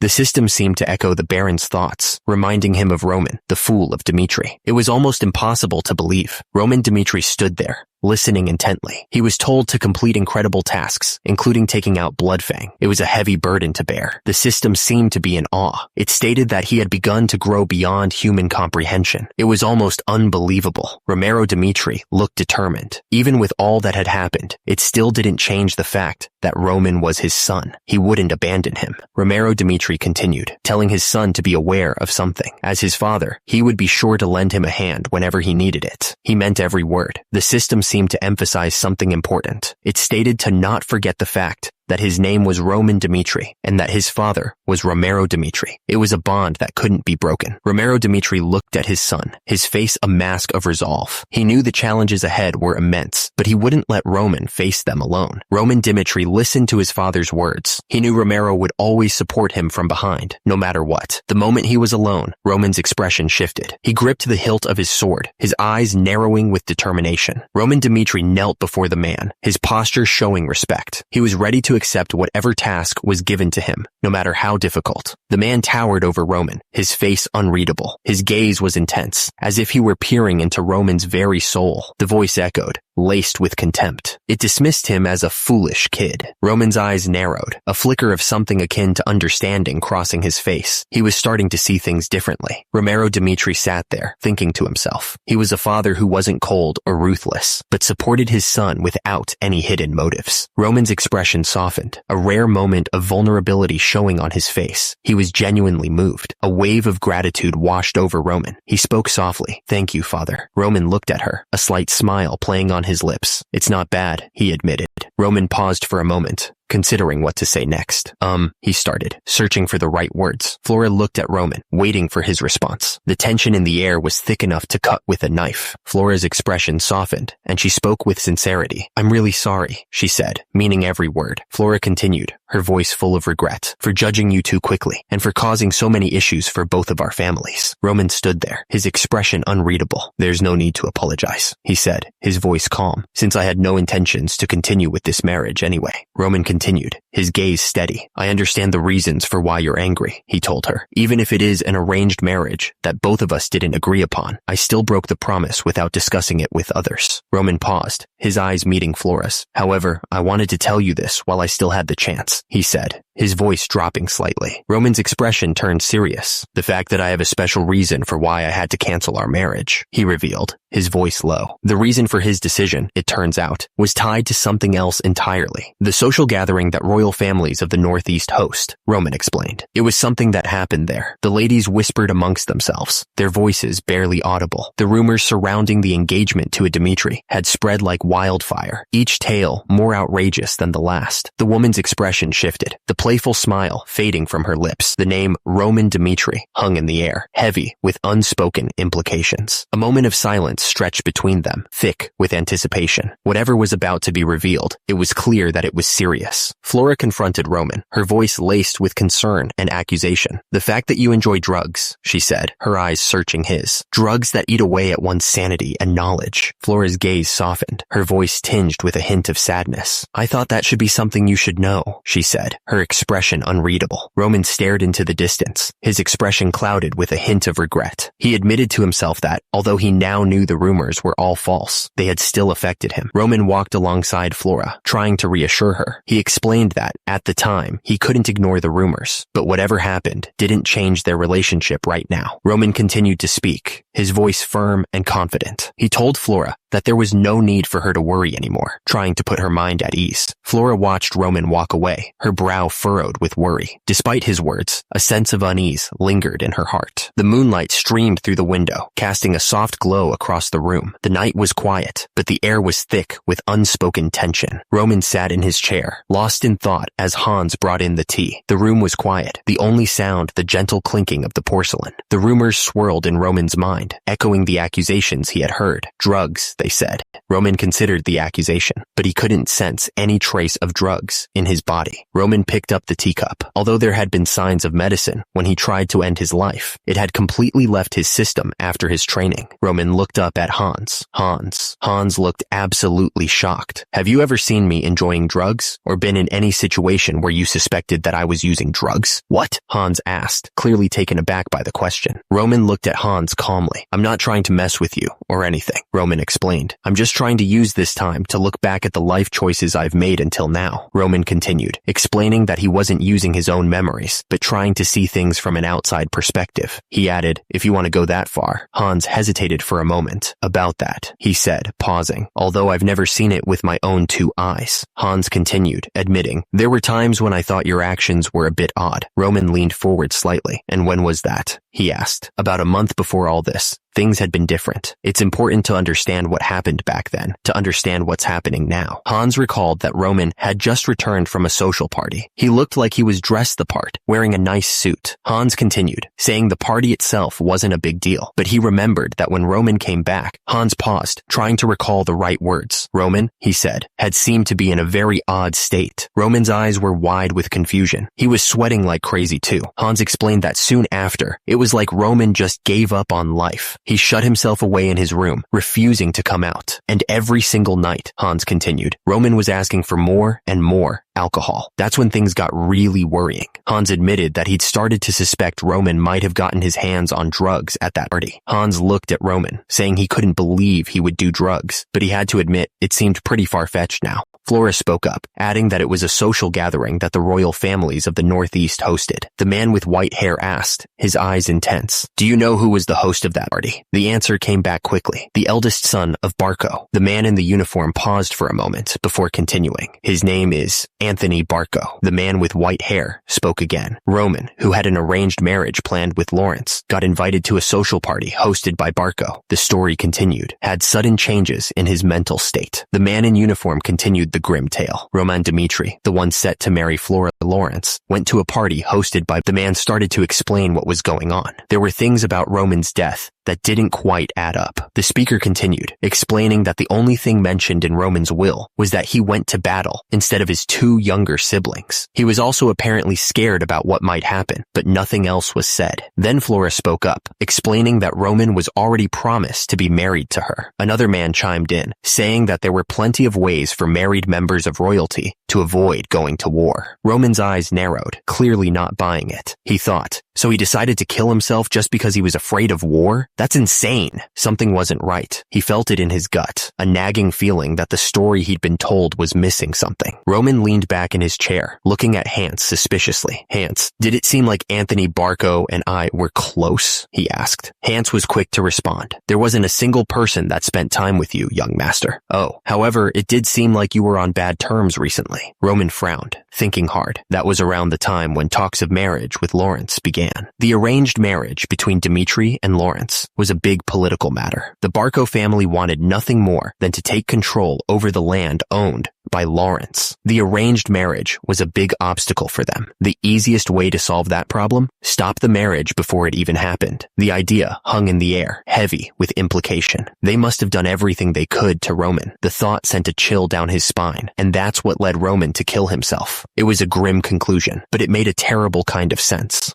Young master, someone spoke, interrupting his thoughts. Actually, a couple of days ago, we received an invitation from the Barco family, Hans said. The name hung in the air like a threat. Roman's eyes narrowed as he heard the news. The Barcos sent me an invitation, he asked, a hint of suspicion in his voice. Hans held out the invitation, looking worried. Yes, he said. Unfortunately, it was around the time that you went into training. What should I do about it? Roman smirked, his eyes gleaming with confidence. How brazen, he said. No, they're just underestimating me, whichever it is. The words hung in the air, suggesting Roman was already planning his next move. Roman's eyes glowed with a dangerous light. Something wicked was brewing in his mind, and the Barcos were about to find out exactly what he was capable of. Something was clearly weighing on his mind. It was bothering him, eating away at his thoughts. The question hung in the air. When is the party? Turns out it was exactly 2 weeks away. The order was given. Tell the Barcos. Roman sat there, calm and collected, a slight smile playing on his lips. He was ready. The message was clear. Roman would be attending the party. The Barco estate loomed large, its white walls gleaming under the sun. A strange statue perched atop the building, watching over the grounds. An attendant gestured to the side, informing Kevin that the young master was waiting for him. He thanked the attendant politely. The attendant leaned in, his voice dropping to a conspiratorial whisper. He warned Kevin not to be too surprised by how different the young master seemed these days. The heavy door creaked open, revealing the room beyond. Kevin stepped into the room, a bit nervous. He asked if the young master had called for him. The young master looked at the approaching figure, his expression unreadable. He wondered aloud if it was Kevin who stood before him. Kevin's eyes widened in surprise. He stammered, "Young master?"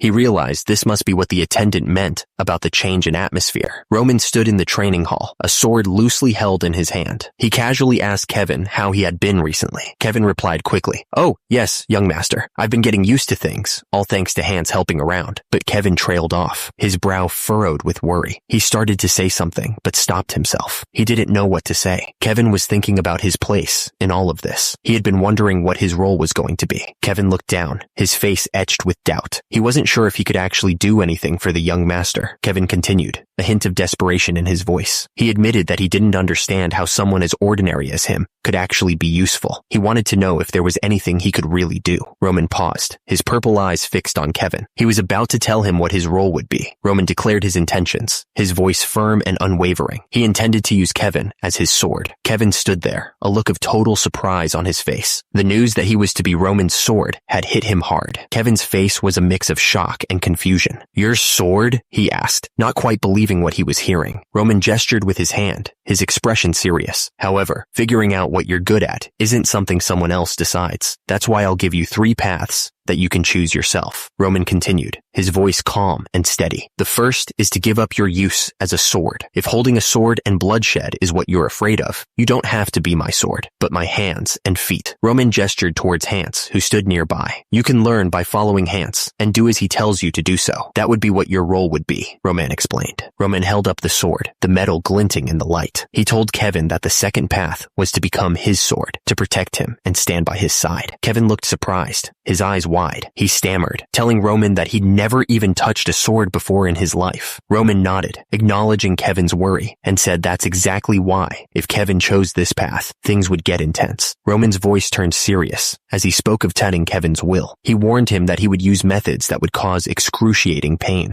Kevin's face paled, and he looked like he might be sick. Excruciating pain, he repeated, his voice barely a whisper. The words limb-crushing flashed before him, a stark warning of the agony to come. The air seemed to crackle with the promise of unbearable suffering. The image showed a body consumed by a terrible force, bones twisting and muscles being torn apart. It was a method of causing pain so intense, it felt like every bone and muscle was being crushed. Kevin looked uneasy, but Roman's words hung in the air. It wouldn't be empty talk, but a promise backed by Kevin's own willingness to prove his worth. Roman raised the sword, the metal catching the light. He then said that there was one last option. The words seemed to hang in the air, heavy with unspoken meaning, to take this sword. Kevin stared at the sword, the polished metal reflecting his own conflicted expression. He was considering his options, carefully weighing the paths laid out before him. The idea hung in the air, stark and brutal, to cut off his own hand. It was a shocking suggestion. The voice continued, the words now focused on the concept of self-inflicted pain. It was a strange and unsettling thought. The words emphasized enduring that pain, pushing through it until the very end. It was a test of will, a trial by fire. Kevin stared up at Roman, waiting for him to finish. The air was thick with anticipation, the weight of the decision pressing down on him. The final words promised immense power, a strength that would grow faster than anyone else's. All it would cost was the ability to endure the pain. Roman spoke with conviction, telling Kevin that even the mad demon, who started as a stray on the streets, became one of the 4 heavenly kings with nothing but his will. Meanwhile, Kevin sat there hunched over, listening intently. Roman's gaze sharpened, his eyes piercing as he stared directly at Kevin. He wanted to know what Kevin would do. Roman continued, making it clear that whatever choice Kevin made, he would make sure to get his money's worth out of him. He wasn't going to let Kevin slack off, no matter what. Roman then told Kevin that how he was used was up to Kevin himself. It was Kevin's choice to make. Kevin stood there, staring down at the sword in front of him. The decision weighed heavily on him as he considered his options. Outside Dimitri Castle, the wind carried the scent of distant fields and the promise of a new day. In an old house that looked like it could fall apart any second, life began for someone. That's where it all started for him. He was born there. A baby, small and fragile, lay in a worn-out bed, crying out into the world. Since he was little, Kevin had to work to survive, carrying wood alongside the adults. He was just a kid, but life didn't care about that.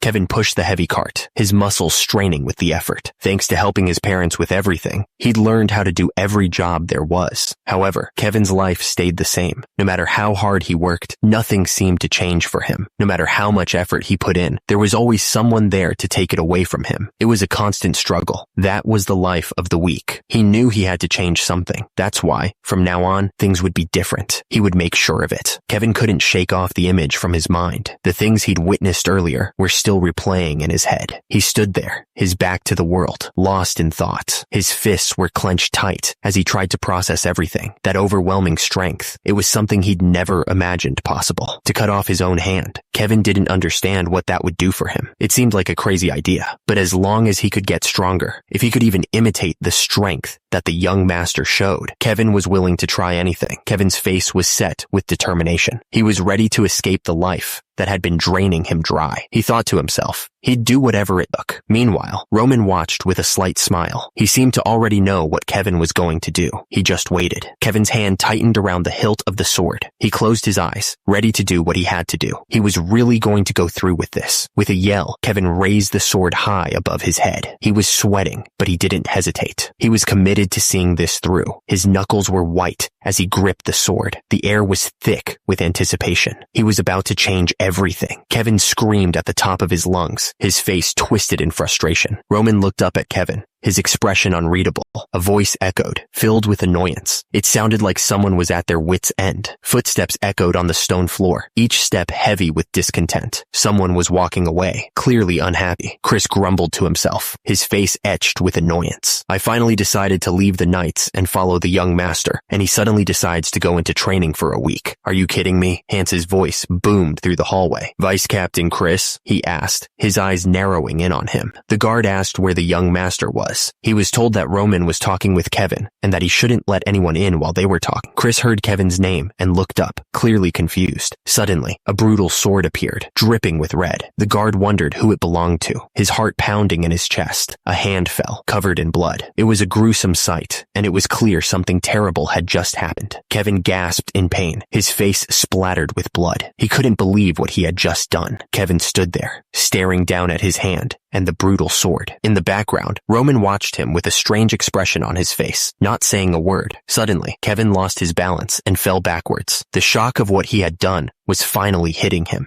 Roman stood over Kevin, looking down at him. He didn't seem surprised or concerned, just observant. Lying on the ground, Kevin stared up at Roman, his eyes wide with a mix of pain and disbelief. He was starting to realize just how serious this was. Suddenly, the door burst open, and someone shouted, "Wait! Young master!" Hans rushed in, spotting the blood on the sword. "When did you get hurt? There's blood all over the blade," he asked, clearly worried. Roman stood behind Hans, sickled, looking unfazed. "It's nothing to worry about," he said calmly, "but it's fine." Roman's eyes narrowed, a strange glint in them. "It's not my blood," he clarified. He then explained that at the very moment Kevin was about to cut his own hand off, Roman admitted that he had put Kevin in an illusion to stop him. Kevin stood there, a thin line of blood trickling down his wrist. He looked determined, not even flinching at the sight of the blood. Suddenly, the system flashed a message. "Charm of the illusion demon." Roman continued to explain what happened. He said that while he was trying to test Kevin by putting him in an illusion for a short period of time, Roman revealed that Kevin swung down on his wrist with the sword just before he fell into the illusion. Roman's lips curled into a slight smirk. That vicious kid, he thought to himself, clearly impressed. It was a close call, all right. If the spell had been any weaker, Kevin might have completely cut off his hand. That would have been a disaster. 2 weeks until the party. Chris lay in bed, staring up at the ceiling, lost in thought about the upcoming event. 6 months until the war. Kevin stared at his bandaged wrist, a grim reminder of the battles to come. There was so much to teach. Roman smirked, knowing the road ahead would be difficult. Roman knew he'd be getting busy soon. The pieces were set, and the game was about to begin. The entrance to the building stood silent, but the words hung heavy in the air. The upcoming technique was incredibly dangerous. Kevin looked at Roman, surprised. "You're going to teach me a mana enhancement technique?" Roman nodded. "That's right," he replied, his expression serious. Roman's purple eyes narrowed as he explained. "It's not any ordinary technique. It's actually a technique that the mad demon used. The technique was ancient, a martial art lost to time. It had been locked away in the main house's treasury for generations. The name of this dangerous technique echoed in the air, the Soul Spirit God technique. The technique was a dangerous one, Roman warned. It would eat away at the user's spirit, consuming them from the inside out. But that wasn't all. Roman continued explaining that it allowed them to show power, even when they were in terrible pain, pushing their bodies far beyond their limits. The most important thing, Roman said, was that even if all their limbs were cut off, the user could never lose their spirit. The user's face was contorted in agony, tears streaming down their face as the green energy burned through them. It was a pain that would break most people. Roman paused, then added that the mad demon had been very useful to him. He had mastered this technique under extreme pain, pushing himself to the very edge. The young master thought that if Kevin had the will to cut off his own hand, then he was capable of learning the technique. It was a brutal requirement, but necessary. The young master looked at Kevin, explaining that as this technique grew stronger and stronger, he must endure pain much greater than yesterday's. It was a constant test of his resolve. The young master continued, explaining that even with all this, there was one reason why he was teaching Kevin this technique. This was the fastest way to teach a teenager who didn't even know the basics of mana. Kevin was amazed. If he mastered this technique, he would have the strength to protect everything around him. The young master had saved him, wiped out Bloodfang, and now he was even bestowing a technique upon him. Kevin looked up, a nervous expression on his face. He hesitated for a moment before speaking.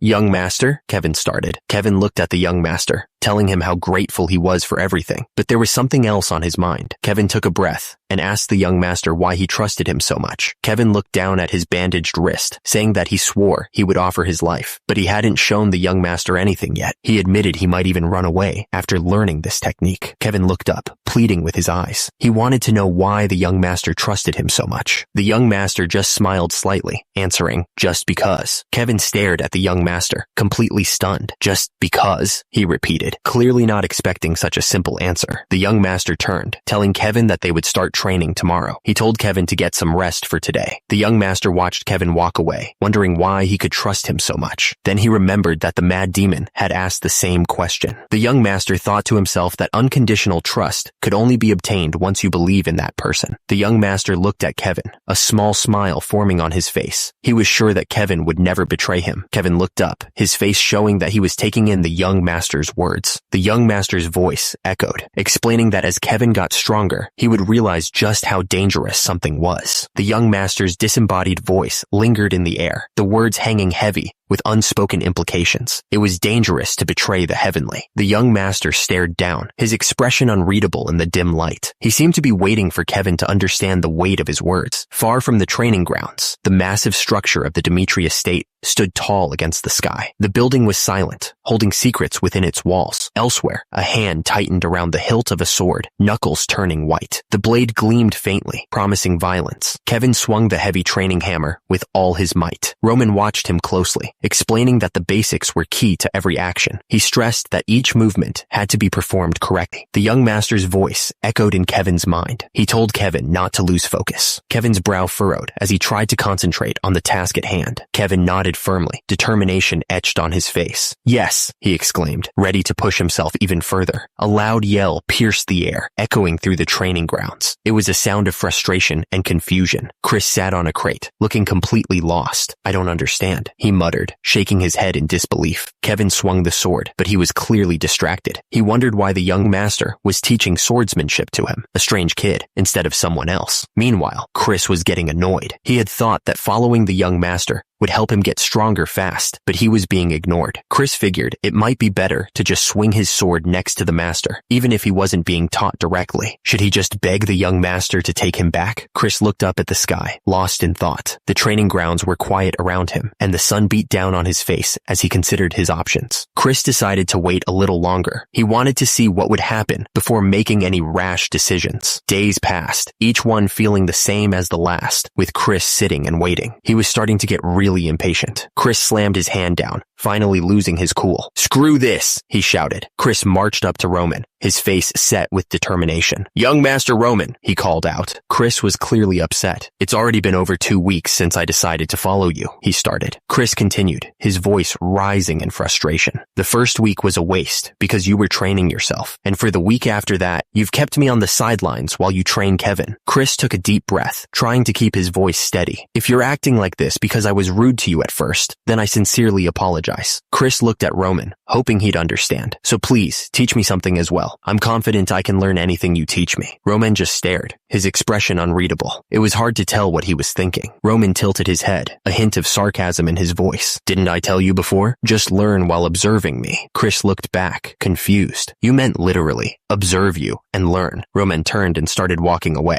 dismissing Chris's confusion. Everyone has their own way of learning. Roman looked at Kevin. Since Kevin didn't know anything, Roman believed he needed to guide him from the beginning until he reached a certain level. Roman's explanation continued, making it clear that he felt responsible for Kevin's growth. He needed to guide him every step of the way. Roman then turned his gaze to Chris. He explained that Chris was different, and no matter what he taught him, Chris would just try to force himself to learn what Roman, the person who defeated him, said. Roman continued, saying that Chris wouldn't seriously try to understand it. He would just try to force himself to learn what Roman told him. Chris looked at Roman, a bit annoyed. So, he asked if Roman wanted him to just keep observing him, but Roman simply said no. Chris looked down at the wooden sword in his hands, completely baffled. He didn't understand why Roman wanted him to use this thing. Chris stared at the wooden sword, not understanding. He asked, "What? Why a wooden sword? You need results to accept the truth." Roman wanted to see what Chris could do, so he suggested, "How about it? Have a spar with Kevin." Chris's eyes widened, surprised by the suggestion. Roman continued, "In this spar, even if Kevin is your opponent." Roman looked at Chris with confidence. He finished, "I will advise him on how to defeat you. Kevin is basically my copy." Chris Chris looked serious as he told Roman that if Roman still thought he was correct after this spar, then he would start teaching him personally. Chris was determined to show Roman what he was capable of. Kevin looked completely shocked. He couldn't believe he was being asked to spar with a knight. Kevin stammered, asking if Roman wanted him to spar with this novice. Kevin's face contorted in anger. He thought to himself, what the hell did Roman take him for? He was starting to feel insulted. Kevin paused for a moment, trying to control his anger. He finally said that he understood and agreed to do it. Kevin looked at Roman with determination. He was going to show him right here and now that he wasn't just some pushover. He would prove his worth. The sky was clear and blue, without a cloud in sight. The air was still, as if the world was holding its breath. Kevin stood in the center of the training area, sword in hand. Chris watched him from the side, his arms crossed. Roman told Kevin that sparring with a 2-star knight put him at a disadvantage, but he asked Kevin what he would lose from a defeat. Kevin's reply was simple and direct. Nothing. Roman continued, explaining that there were countless people stronger than him in this world. He said that Bloodfang,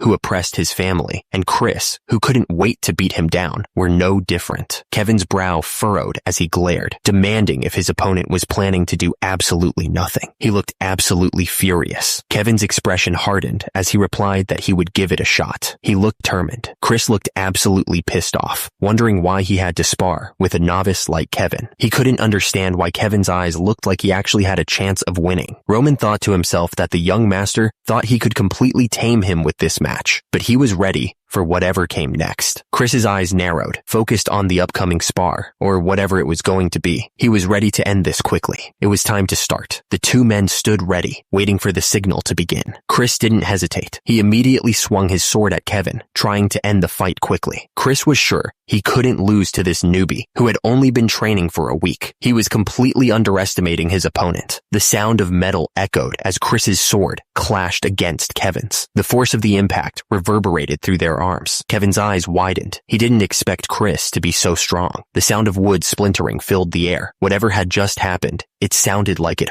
hurt. Chris didn't hold back. He swung the wooden sword with all his might, hitting Kevin hard across the chest. The force of the blow sent shockwaves through Kevin's body. Kevin gasped as the wooden sword connected. His eyes went wide with pain and surprise. He hadn't expected Chris to be so relentless. Kevin staggered back, trying to regain his balance. Chris didn't give him a chance to recover. He pressed forward, ready to continue the attack. Chris looked serious, preparing to fight. Kevin, on the other hand, looked like he was trying to psych himself up for what was about to happen. A voice echoed, instructing Kevin to guard his front. Kevin's eyes widened as he heard the voice warn him that Chris would try a surprise attack. The voice shouted to begin, and Chris didn't waste a second. He charged at Kevin, swinging the wooden sword. Chris's wooden sword slammed into Kevin's raised weapon. Kevin grunted at the force of the blow. Roman's voice echoed in Kevin's mind, telling him to take a step to the side. He was also instructed to aim for Chris's chest as Chris tried to kick him. Kevin focused, trying to remember Roman's words. He took a step to the side, just like he was told. Kevin moved quickly, following the instructions perfectly. He swung the wooden sword, hitting Chris hard in the chest. The force of the hit sent Chris flying backwards. He crashed to the ground, completely surprised by the sudden attack. Chris coughed, struggling to catch his breath. He lay on the ground, winded and defeated. Kevin groaned, lying flat on his back, clearly in pain. But then he heard Roman's voice telling him to get up. Kevin was stunned. That voice, it was young Master Roman? Roman explained that he was using sound conduction, a method to deliver sound through mana. He added that he would be giving Kevin instructions using this method. Kevin was completely blown away. Sound conduction. He wondered if even things like that were possible with mana. Suddenly, Roman's voice echoed in Kevin's head again, telling him to throw himself to the right. Kevin didn't waste a second. He charged at Chris, swinging the wooden sword with all his might. The force behind the blow was clear. Chris's eyes widened slightly. Then, Kevin heard Roman's voice in his head, clear as day. He was told to turn around and aim for Chris's left chest. Without hesitation, Kevin followed Roman's instructions. He spun around and swung the wooden sword, hitting Chris squarely in the back. The force of the blow sent Chris flying forward. He crashed into the ground, a look of shock on his face. Chris lay on the ground, clearly defeated. Kevin stood over him, panting slightly. The fight was over. Kevin looked down, frustrated. He had seen the opening, but he just wasn't fast enough to take advantage of it. He cursed himself for missing the chance. Suddenly, Roman's voice echoed in Kevin's mind, warning him to block above. Kevin's eyes darted upwards, trying to figure out what was coming. Before Kevin could react, Chris swung his wooden sword down with incredible speed. The air whistled as the blade hurtled towards Kevin's head. Again, Roman's voice cut through Kevin's thoughts, telling him to escape to his right. Kevin gritted his teeth, trying to process the information and react at the same time, but it was too late. The wooden sword slammed into Kevin's side, sending him flying through the air. He crashed into the ground, the impact knocking the wind out of him. Kevin grunted, blood dripping from his nose. The last hit had really done a number on him, but he was still standing. Chris looked at Kevin, surprised. He hadn't expected the kid to still be standing after that last blow. The kid was holding on better than he expected. Roman watched, his expression thoughtful. Kevin was no match for Chris at all. His body couldn't keep up with Roman's commands, but Kevin, despite the blood and pain, found himself smiling. This situation, it was kind of, Roman's lips curled into a slight smile. Amusing? Yeah, that was one way to put it. He was actually enjoying this. Someone was watching, clearly impressed. To them, young Master Roman was all-powerful. It was like he could see everything. The observer continued, noting that even though Chris was a 2-star knight, his movements were exactly as Roman had instructed. It was like Roman was controlling him. Chris was getting frustrated. He knew what to do, but his body just wouldn't cooperate.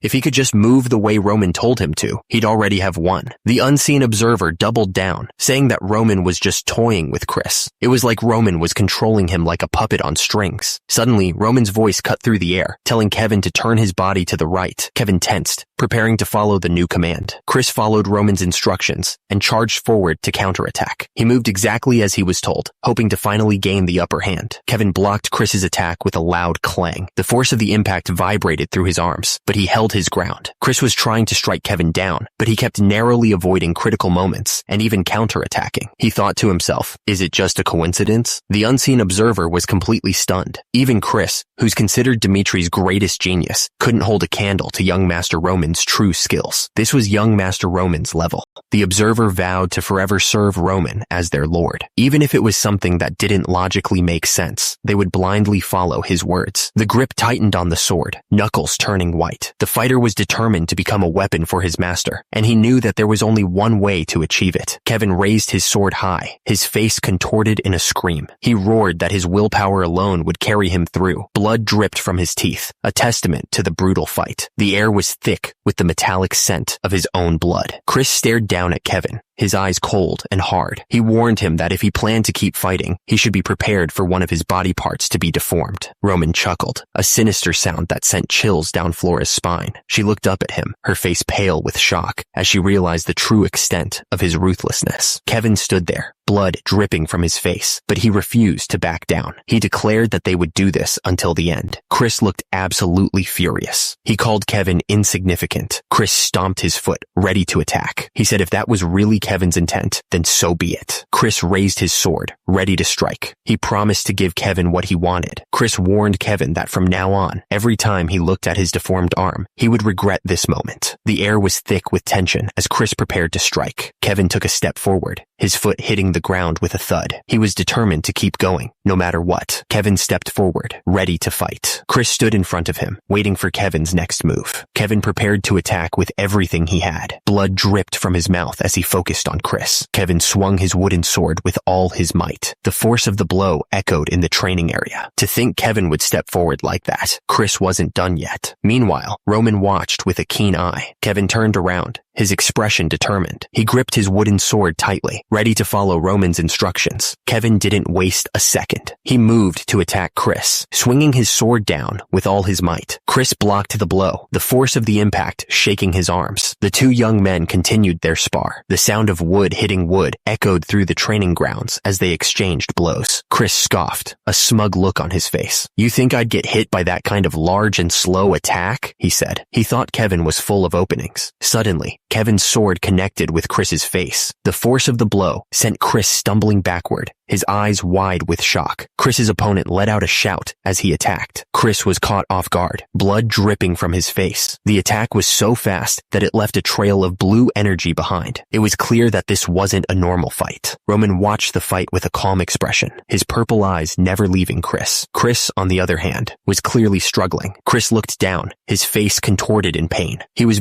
breathing heavily, trying to recover. Kevin pressed his advantage, swinging his wooden sword down on Chris. The force of the blow knocked Chris to the ground. Chris's eyes burned with a fierce intensity. He was completely focused, despite the pain and the disadvantage. Kevin didn't give Chris a chance to recover. He swung his wooden sword with full force, hitting Chris hard. Chris was sent sprawling to the ground, defeated. Kevin stood over him, the victor of this exchange. Roman watched the match. His purple eyes narrowed. He had expected Chris to duck, anticipating a feint. Lying on the ground, Chris looked up, his face contorted in pain. He thought to himself, what a nasty bastard. Roman turned to Chris, who was still on the ground. He told him that he won, and as promised, he would personally teach him from the next day onward if Chris wanted. It was all up to him, Roman said. Kevin was carrying Chris, as Roman reiterated that it was Chris's choice. The decision of whether or not to continue training was entirely up to him. Chris was now in bed, staring up at the ceiling. He sighed, exhausted from the fight. Chris stood up and looked around his room, deep in thought. He wondered why he had decided to fight in the first place. Chris frowned, realizing he had nothing to gain from winning the fight. Not only had he wasted his time, but he had even lost in the end. He looked absolutely furious with himself.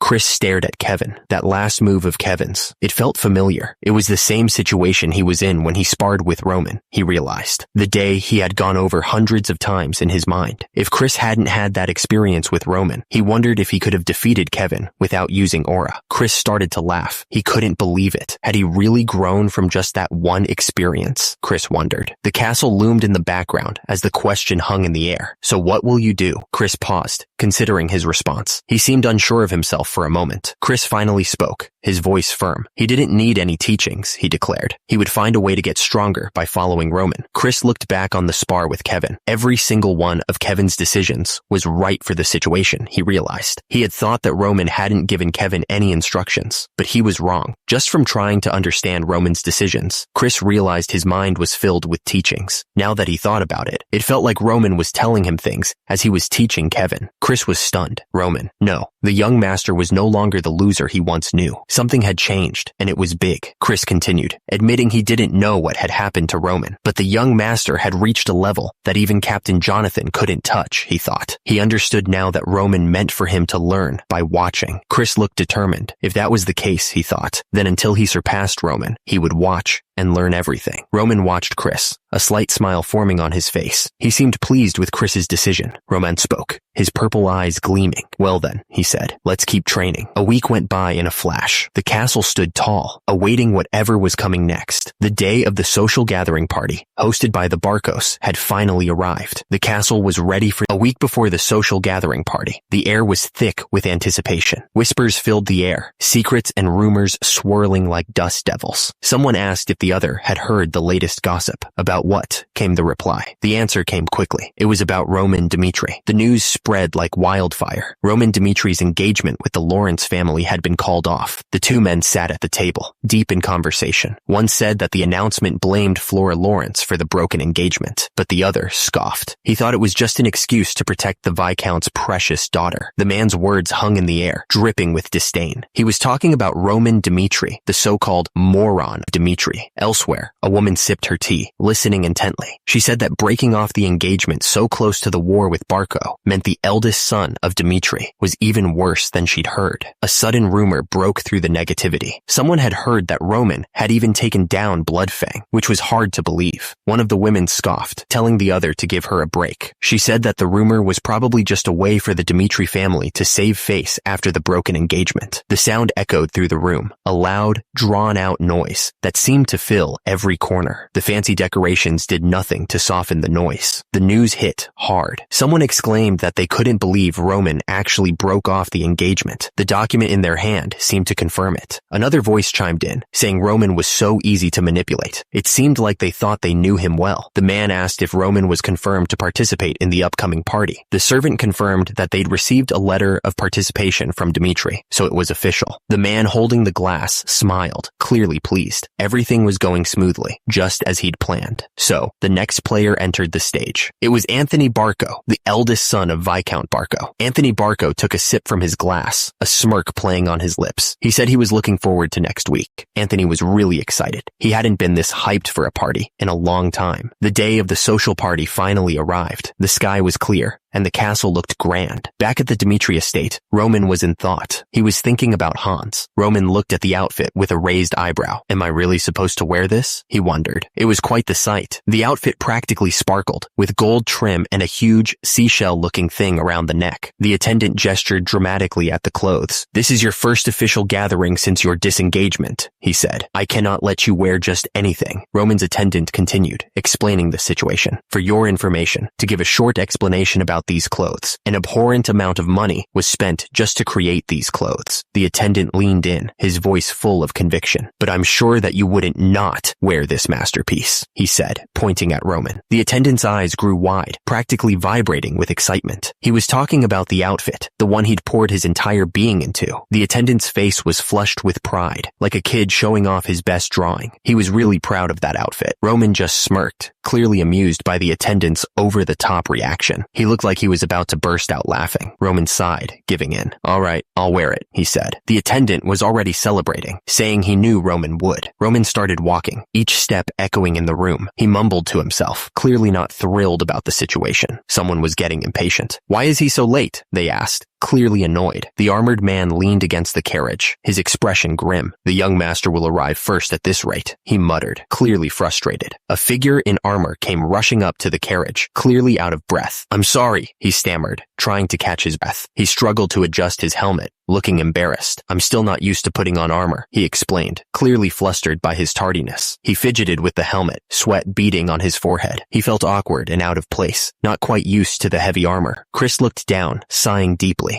Why do you look like that?" Roman asked, clearly not impressed. Chris stammered nervously.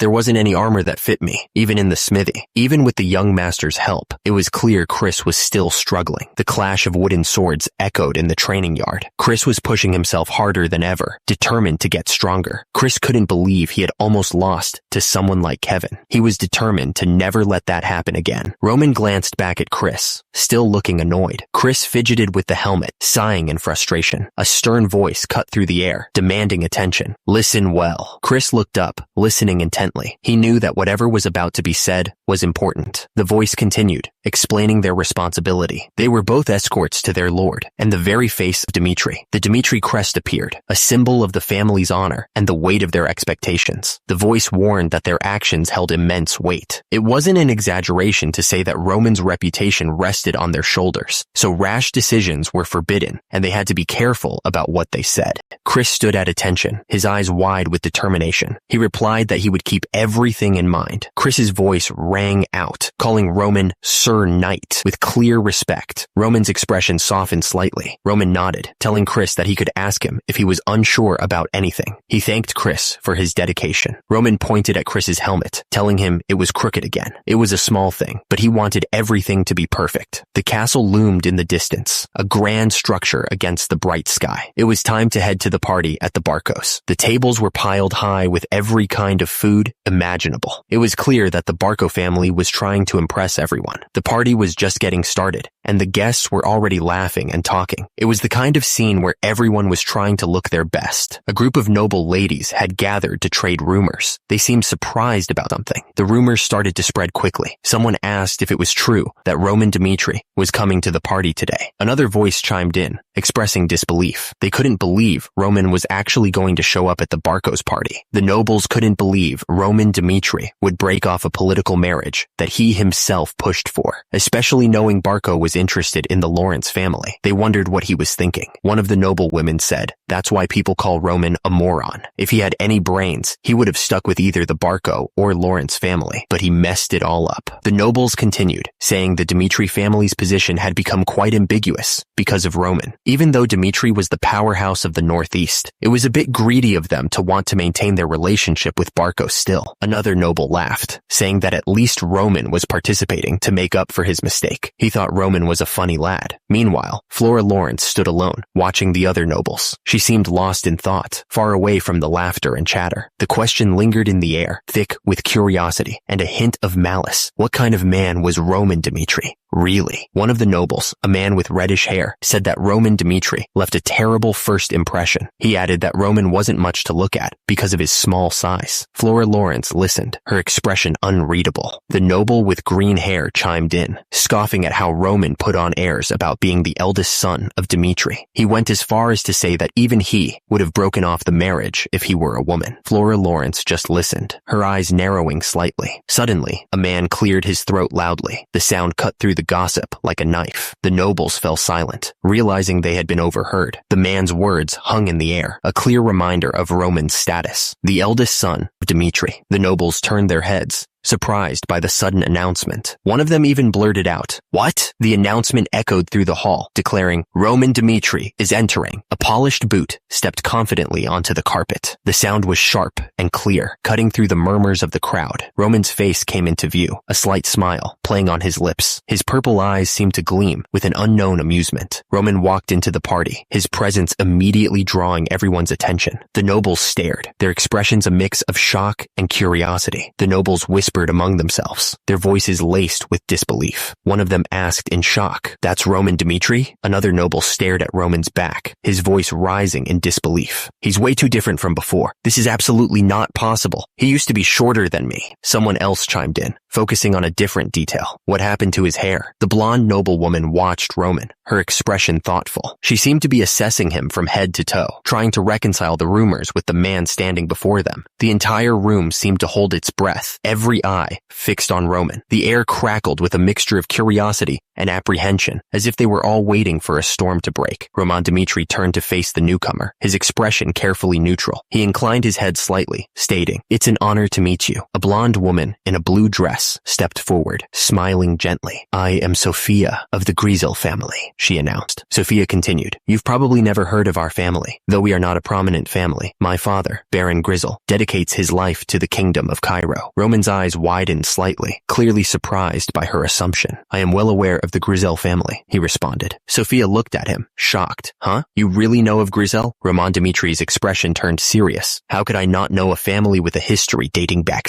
centuries?" Roman smiled, a strange glint in his eyes. He looked like he was planning something big, something that wasn't going to be good for anyone else. A voice echoed in the room, presenting the information. "Here is the information of all the northeastern families, as you've requested." Roman stood at the desk, looking over the documents. Another man stood nearby, watching him with concern. The man asked suspiciously, "But why are you going through these all of a sudden?" Roman replied, "Since I am participating as the representative of my family, I should at least be equipped with the minimum amount of courtesy." He knew he had to memorize where everyone he was going to meet came from, as well as their family history. It was a daunting task, but he was determined to do it. Turns out, a lot of effort was required to win the favor of others. He knew that if he wanted to succeed, he couldn't just rely on his family name. That stood true especially for him, the one called the moron of Dmitri. He knew he had a lot to prove, and he wasn't going to let anyone down. Roman asked if she wasn't from the family that had lived in the Northeast for a long time. He added that the lumber from Griffin was famous for its high quality in the kingdom of Cairo. Then, he mentioned that he'd heard that her sibling succeeded in sensing mana. Roman sincerely congratulated her sibling's accomplishment. He hoped that this would be enough to get on her good side.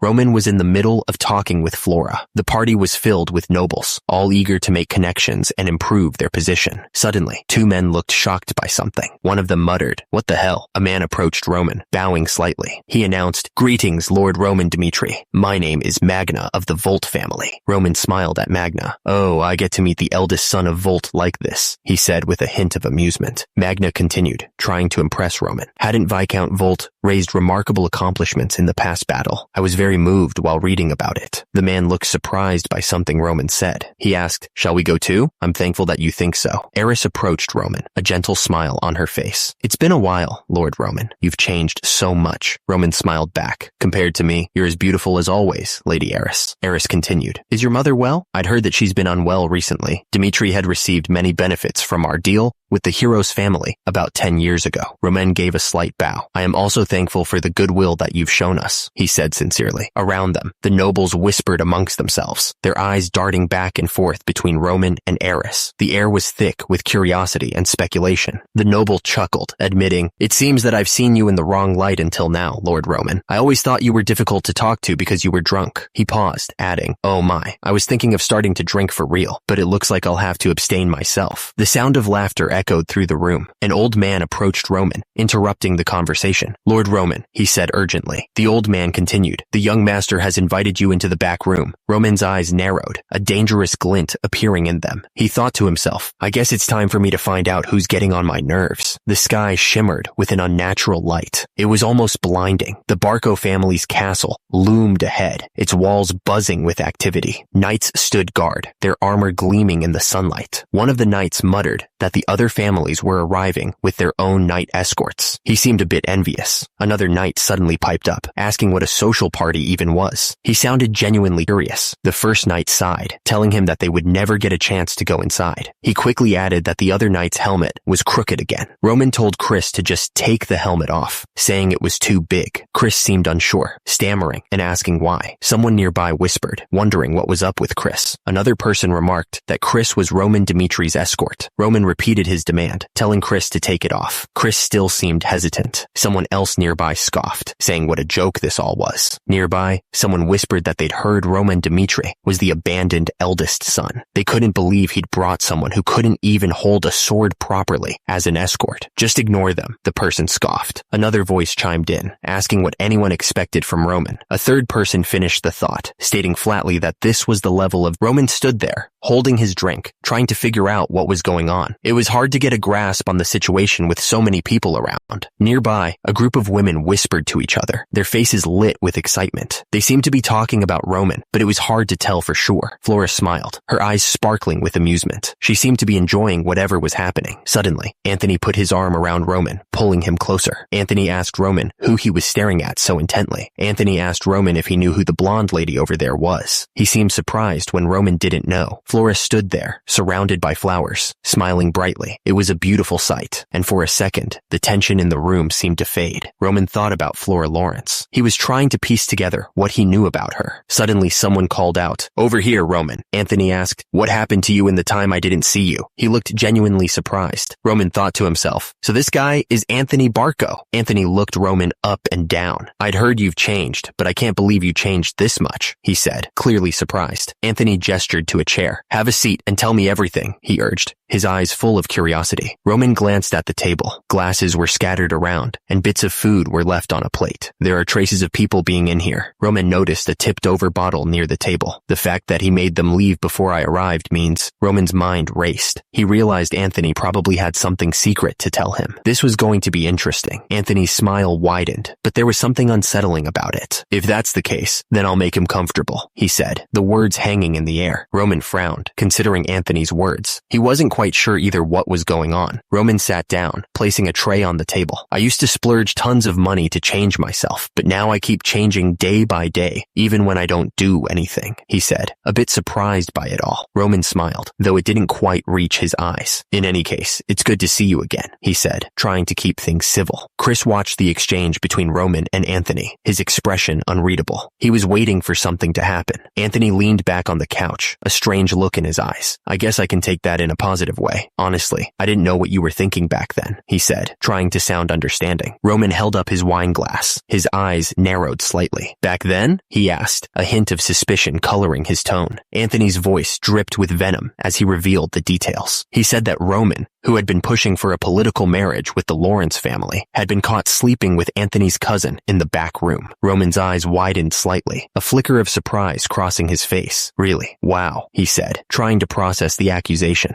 Anthony shook his head, a look of disbelief on his face. He couldn't believe Roman had gone so far, especially with his marriage coming up so soon, even if secrets were safe at the party. Anthony pressed his advantage, trying to corner Roman. He figured he could use the party as leverage. He asked if he could take Roman's participation in the party as confirmation that he accepted his proposal. Anthony leaned forward, trying to appear reasonable. He said he would keep the whole matter a secret. He was willing to bury the hatchet if Roman played along. Anthony's smile was wide, but his eyes were cold. He suggested they discuss Roman's marriage with the Barco family. He was really pushing for this alliance. Roman's face was a mask of surprise. He couldn't believe what he was hearing. "Marriage with the Barco family?" he asked, clearly shocked. Roman's eyes widened, a storm brewing within them. He realized how deep this whole thing went. This wasn't just about some petty feud. It was about power, alliances, and the future of his family. A thought echoed in Roman's head. This memory. He took a deep breath, the cold rain soaking into his clothes. He was back at the start, standing before those doors. He remembered betraying Anthony Barco. It was a decision that still haunted him. He recalled begging his father to set up a political marriage with the Lawrence family. He had been desperate. Roman knew he couldn't avoid them forever. The past was catching up to him. Roman was determined to use this chance to make things right with the Barco family. He knew it wouldn't be easy, but he had to try. He walked into the room, and Anthony Barco immediately snapped at him. "You're late, Roman," he said, waving him over to the sofa. "Hurry up and take a seat." Anthony gestured towards the woman beside him. "Let me introduce you. This is my cousin, Emily Barco." Emily smiled politely. "It's nice to meet you, Lord Roman," she said. Roman gave a slight nod, still processing everything. "I'm Roman," he replied, keeping his voice even. Anthony leaned back, a sly look on his face. "You're okay with her drinking with us, right?" he asked, waiting for Roman's reaction. Anthony leaned back on the sofa, gesturing towards Emily. He mentioned that she was just walking around by herself, since it was her first time at the Barco estate. A voice echoed, confirming Emily's place in the family. Of course, she was part of the Barco family. Anthony then ordered Emily to pour Roman a drink, but quickly changed his mind. "No, it's fine. I'll pour it myself," he said, grabbing the bottle. The air suddenly thickened with unspoken anger. Someone muttered under their breath, calling Anthony a bastard. Anthony smirked, his eyes glinting with malice. "Are you showing off that you're getting married?" he asked, his voice dripping with sarcasm. Anthony waved his hand dismissively. "About that. Don't worry about it," he said, brushing off whatever he had been talking about before. The words hung in the air like a declaration of war. The Barco family didn't care about the Lawrence family anymore. It was clear. Roman looked surprised. "Really?" he asked, his eyes widening slightly. Anthony laughed, trying to lighten the mood. Yeah, so don't be so stiff. Drink to your heart's content." Roman didn't say anything. He just raised his glass and took a long drink, his expression unreadable. His head was pounding. He could barely make out the blurry shape of a picture frame on the floor. This wasn't right. Where was he? Everything spun out of control. He felt like he was falling, tumbling into an endless darkness. Slowly, a flicker of recognition. Something wasn't adding up. He opened his eyes and saw two people in the bed, under the covers. He was in a room he didn't recognize. Roman sat up, his heart pounding. "No way. What the hell is going on here?" he muttered, completely lost. Suddenly, a voice echoed through the room, calling out, "Roman!" Roman gasped, his eyes widening as he sat up in the bed, completely exposed. Anthony's face was twisted in disbelief and rage. "Anthony?" he shouted. Anthony demanded, What the hell have you done?" Roman's eyes darted around, filled with panic. No. Roman's head throbbed as he tried to focus. This is, he stammered, completely disoriented. His thoughts were a jumbled mess. He tried to piece together the events that led to this, but his mind was blank. "I can't remember," a voice cut through the fog in his mind, clear and commanding. "Listen carefully, Roman." Anthony's voice was cold as he continued. "It's none of my business who you sleep with." Anthony's voice echoed in the room, the words hanging heavy in the air. He accused Roman of laying hands on a lady of the Barco family. Roman remained silent, his head bowed, as Anthony continued. He made it clear that he couldn't just ignore what had happened. Anthony leaned forward, his expression unreadable in the dim light. He told Roman that he would give him a choice. Anthony explained the first option. He could expose the truth, leading to Roman's one-sided disengagement. Anthony revealed the alternative, his voice dropping to a dangerous whisper. Roman could marry a direct descendant of the Barco family to restore their relationship. Anthony's smile was wide, but it didn't reach his eyes. He said that he was filled with rage because of what Roman had done, but he would forgive him if Roman became a man of Barco. A heavy silence filled the room. The rain outside continued to pour. Roman sat at the table, the light from the candle flickering in his eyes. He looked completely shocked by the offer. The question hung in the air, demanding an answer. Roman sat there, his face unreadable. He had a huge decision to make, and the fate of his family might depend on it. Roman's eyes narrowed as the pieces clicked into place in his mind. He finally understood what was going on. The full picture was now clear. Every detail, every conversation suddenly made sense. If Roman messed this up, if he even laid a hand on a Barco family member, the consequences would be severe. The honor of the Dmitri family would sink to rock bottom. Everything he had worked for would be for nothing. The speaker's face was red with anger as he said they were already getting trashed for not being real nobles. This marriage falling apart would only make things worse. It was clear that Roman was trapped. He probably didn't have the insides to face his father's anger. The old man would be absolutely furious. The air was thick with unspoken tension. Everyone was waiting to see what Roman would do next. Even so, he couldn't choose the other option either. The thing is, he really loved Flora. He must not have wanted to ruin the marriage that he had set up himself. That would make things even worse. And he definitely didn't want to ruin Flora's name in the process. That would be a total disaster for everyone. Roman looked down, the weight of everything crashing down on him. He had committed suicide when it was time to make his decision, a final act of desperation. He wished that his death would solve everything, a desperate hope in his final moments. He thought that this was the only way. Roman took a drink of the wine, the taste bitter on his tongue. He was a weak man, someone who'd never accomplished anything with his own strength, a pathetic excuse for a noble. How miserable. And the thought hung in the air, a heavy weight pressing down on him. Pathetic. That was the word that echoed in his mind, the final judgment on his life. Roman stared ahead, his expression unreadable. He was clearly thinking hard about what he should do. Anthony leaned forward, a serious look on his face. Why are you hesitating, Roman? The union of our two families is something that will flip the entire northeastern region on its head. Anthony's smile widened, but it didn't reach his eyes. No one will be able to oppose us, he said, his voice full of confidence. Anthony continued to lay it on thick, trying to sell him on the idea. And you will wield absolute power in the Northeast. There's no reason for you to be just for that. Anthony's eye twitched slightly, a sign that his patience was wearing thin. He was starting to get annoyed. Roman's mind raced, trying to process what he was hearing. He could only manage to ask, what? Anthony set his wine glass down hard, the sound echoing in the room. He stared at Roman intensely. I have to accept this political marriage for such a reason. Anthony tried to brush it off, his voice smooth.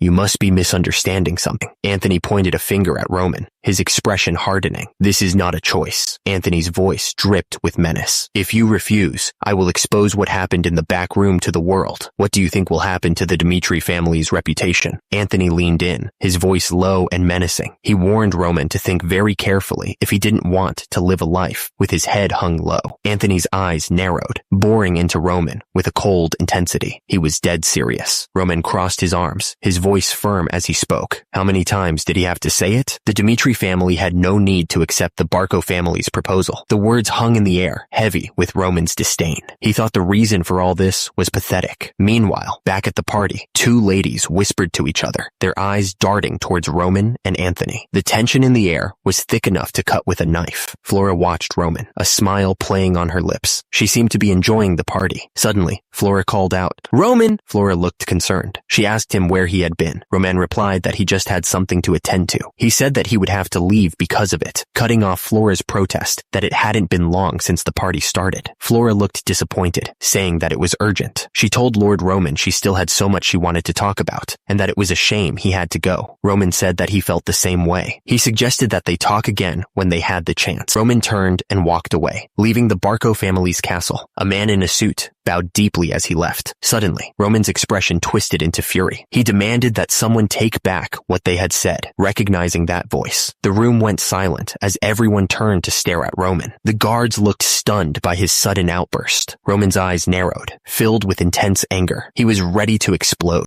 The blade pierced straight through the armored foot with a sickening thud. The force of the blow echoed through the hall. Someone screamed, calling out, Kevin! Kevin was on the ground, surrounded by armored knights. Chris stood among them, looking down at him with a cold expression. A voice echoed through the hall, asking what anyone expected to happen. The situation had turned ugly fast. Someone declared that this was the level of Dmitri. Another voice cut through the tension, telling Kevin to just endure it. He had to bear it. Kevin, despite the agony, managed to respond with a weak, yes sir. Two armored knights watched with amusement, a sinister satisfaction on their faces. They seemed to enjoy the suffering. One of the Barco knights scoffed, wondering what Roman was thinking, bringing a brat like Kevin as an escort. Another knight joined in, saying it looked like the escort just grabbed some armor that fit and declared himself an escort. He said this was seriously a new low. Kevin responded, asking if the knights of Barco trained their sneers instead of their swords. The knight then said he was confident he could wield a sword better than this brat, even without training. A Barco knight finished the thought, saying this was why people called your liege a moron. The Barco knight stared down at Kevin, who was still on the ground, wounded. He demanded that Kevin take back what he'd said. Another knight responded with a confused.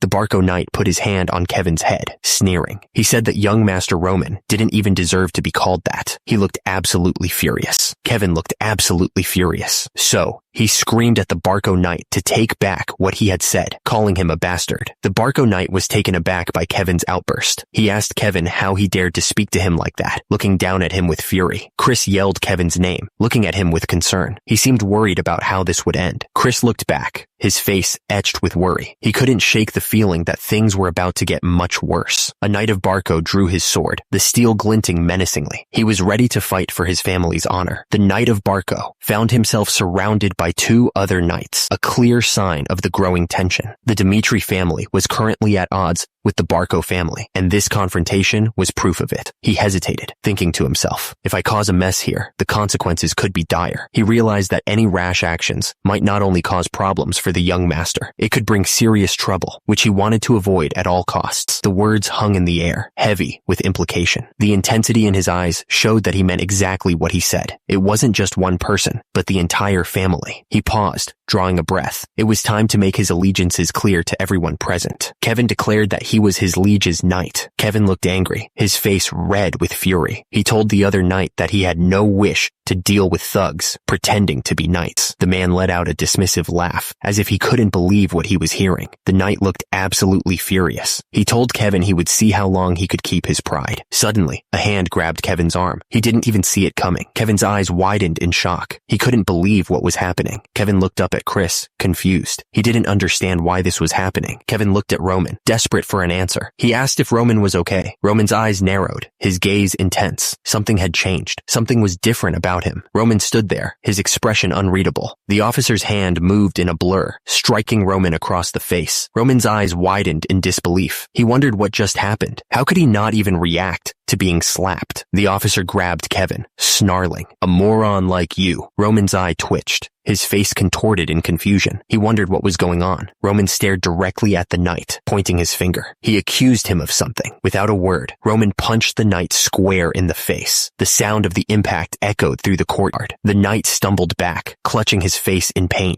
He groaned from the force of the blow. Roman didn't give him a chance to recover. He attacked again, striking with brutal efficiency. The knight groaned in pain, clutching his face. The attack had clearly hurt him. Roman stared directly at the knight, his eyes cold and commanding. Roman ordered the knight to raise his head. His voice was icy, filled with authority. Back in the castle, Kevin sat alone on a couch, looking dejected. He seemed lost in thought. Kevin looked down, his expression a mix of confusion and disbelief. He muttered, "Fuck, what the hell happened?" Suddenly, someone shouted something. Anthony Barco told Roman to take responsibility for laying his hands on a lady of his family. He added that his offer for Roman to marry a direct descendant instead of a distant relative was his last consideration. Anthony Barco warned Roman that he was making an irreversible mistake. Roman scoffed, saying he was already called a moron. He didn't think a few more rumors would change anything, since he was already treated like trash. Roman was in the middle of speaking, but he stopped. Someone interrupted him. Roman declared that he chose to end the marriage on his own terms. He made it clear that it wasn't because of their threats. Roman stood his ground, his arms crossed. His expression was unyielding, showing no sign of backing down.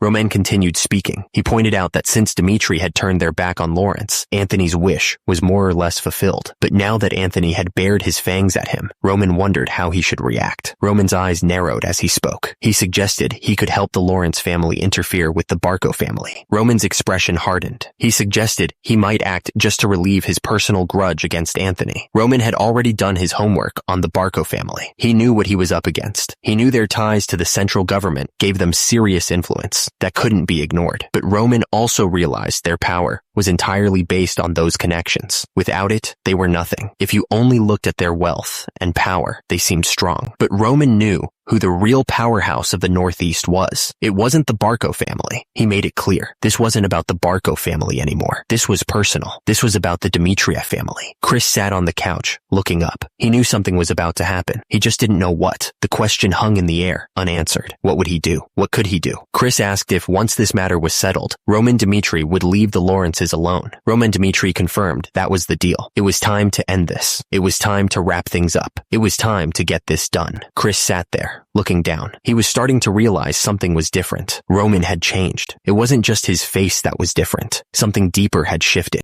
His actions, the way he looked at you, Even the way he spoke, everything was different. Roman's eyes burned with an intensity he'd never seen before. He looked absolutely serious. He commanded such pressure. It was like a wave crashing down on everyone around him. The words hung in the air, heavy with implication. He was not the same person they once knew. He was completely different. The question echoed in the darkness. Just what the hell had happened to him? What could have caused such a drastic change? Chris looked absolutely baffled. He rubbed his temples, trying to understand what was going on. This wasn't the Roman he knew. Chris snapped, telling them to leave him alone. He didn't have time for this right now. He was trying to think. Chris started to explain that Roman and his knight were currently dealing with something, but he trailed off, unsure of how to describe the situation. The Barco family's castle loomed large. It was a symbol of their wealth and power, stretching high into the sky. A wave of shock spread through the crowd. They couldn't believe what was happening. Kevin was on his knees, begging for forgiveness. He stammered, pleading with Roman to spare him. He promised he would never do it again. He begged Roman to have mercy. One of the knights shouted, calling out to his leader. He was ready to defend Roman. Chris stepped forward, trying to reason with Roman. He argued that Kevin had suffered enough and urged Roman to think about the consequences for the Barco family. The demand to end the violence hung in the air, a silent echo of the previous words. Roman's eyes narrowed, his face a mask of cold fury. He said he would decide when enough was enough, and if Kevin died, that was just the price he had to pay. Suddenly, a voice boomed out, demanding to know what was going on. A man in a green jacket strode into the area, surrounded by onlookers. His expression was unreadable, but the tension in the air was thick enough to cut with a knife. Anthony Barco exploded in anger, telling Roman that even as the eldest son of the Dimitri family, he wouldn't stand for this. He looked absolutely furious. The threat hung in the air, promising dire consequences if Roman didn't apologize immediately. It was a clear warning. Roman's face was hard as stone. He coolly asked why he should apologize for anything.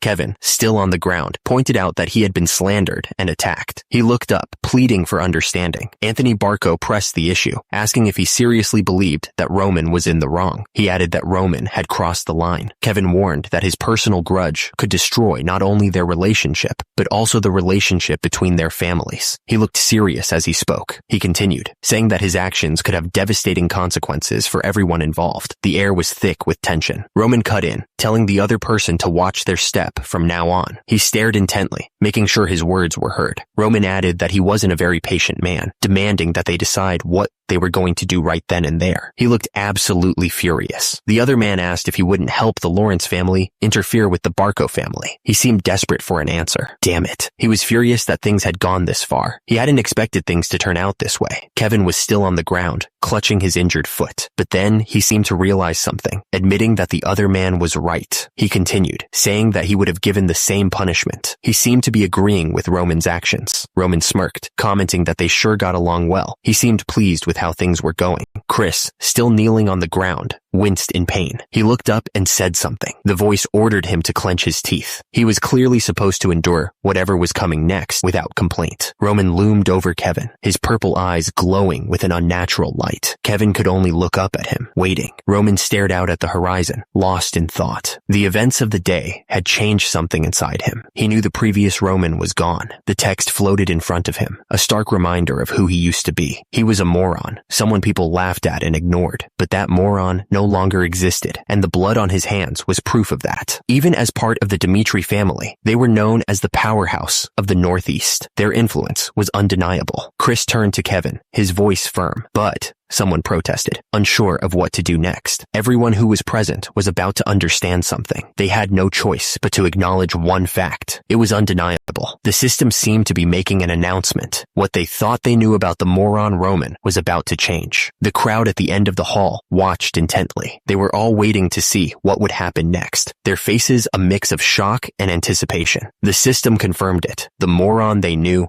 no longer existed. A new Roman was here now. The dark sky hung heavy over the forest. The moon peeked through the trees, casting long shadows across the ground. Kevin looked down, ashamed. Chris stood next to him, equally somber. Kevin spoke, his voice full of regret. He told Roman Dimitri that he was sorry because of him. Chris then spoke, looking down. He was sorry as well, because he did absolutely nothing. Chris continued, explaining that while the Dimitri name was being disgraced, Kevin was being beaten. He felt terrible about it. Roman Dimitri stood there, silent, his expression unreadable. The weight of the situation hung heavy in the air. Kevin and Chris listened intently. Roman Dmitri thanked them for bearing with everything until he arrived. Roman Dmitri continued, explaining that their decisions had prevented the worst-case scenario. Rashness, he said, always brings chaos. Roman Dmitri paused, a heavy silence filling the air. However, he was about to add something. Roman Dmitri's eyes narrowed. That, he said, was not the answer that he had wanted. The sky seemed to burn with the words, a declaration of absolute power. No one in the entire northeast of Cairo would dare to lay a hand on the Dmitri family, a statement that echoed with the weight of their influence. A carriage raced towards the Dmitri family's estate, the sun setting behind it. The estate stood tall, a testament to the family's power and influence. The words hung in the air, a chilling reminder. Even if one had to endure humiliation, it was crucial to remember the face of the person who caused it. The words were a command, a burning ember in his heart. He must never let his spite be quenched, never forget the wrongs that had been done to him. The words echoed in his mind, a driving force. He couldn't bear to see someone above him, a hunger for dominance consuming him. Roman Dmitri stared down at those before him, his gaze intense. He declared that anyone who followed him would have to live a life of standing above everyone else. He sat there silently, his arms crossed, his expression unreadable. Roman Dmitri was thinking about what he'd said, the weight of his words settling in the room. Roman Dmitri's words hung in the air as two men listened intently. He continued, stating that they must adapt to his ways if they wanted to follow him. The carriage rattled along the road, kicking up dust as it went. The rhythmic sound of the horses' hooves echoed through the quiet countryside. The Black Moon Guild had delivered the information he requested. It was all about the Barco family, their recent activities, and their plans. The man standing by the desk reported that, according to the Black Moon Guild, the Barco family's recent movements were very unusual. Roman Dmitri listened intently, absorbing the information. Roman Dmitri just stared at the document in front of him. He was thinking about what he'd just heard. The name Barco hung in the air, a silent accusation. It was time to learn more about them. Turns out, the Barco family had settled in the northeast a little over a century ago. Their influence had been slowly growing ever since. Their rise as a powerhouse in the region started when someone from the Barco family entered the central government. That was the key to their power. Roman Dmitri commented that their military strength didn't seem very impressive, just as he'd already found out. He admitted he was surprised because he thought their military would be strong since they were so powerful. Roman Dmitri continued, saying that it just showed how powerful the central government was. The map showed that the Salamander continent consisted of 2 empires and 6 kingdoms. Among them, the kingdom of Cairo was small and weak. Because powerful enemies lurked outside their borders, they had no choice but to join forces with the central government in order to survive. Due to this, the central government also naturally gained strength. The system gave the central government absolute power when it came to conscription. Their authority was undeniable. If a noble family dared to reject conscription, they were immediately branded as insurgents. Soldiers would be sent without delay. After crushing the insurgents, their land was seized and became the kingdom's property. The consequences were harsh and swift. The neighboring lords who helped with the subjugation were rewarded with a piece of the confiscated land. The rest was given to a new aristocrat loyal to the central government. This system of influence gave the Barcos an incredible amount of power because of their connection to the central government. Their strength wasn't just about soldiers, it was about influence. Hans looked surprised. He said he couldn't believe things had gone that far. Roman Dmitri explained that this was how the Barcos were able to get such a huge loan from the gold bank. They had assumed the Barcos got the loan with just a credit guarantee, without putting up anything valuable as collateral. Turns out, the money they got was used to hire the Berg Mercenary Company. The Berg Mercenary Company was made up of about 100 fighters, led by the A-rank mercenary Berg.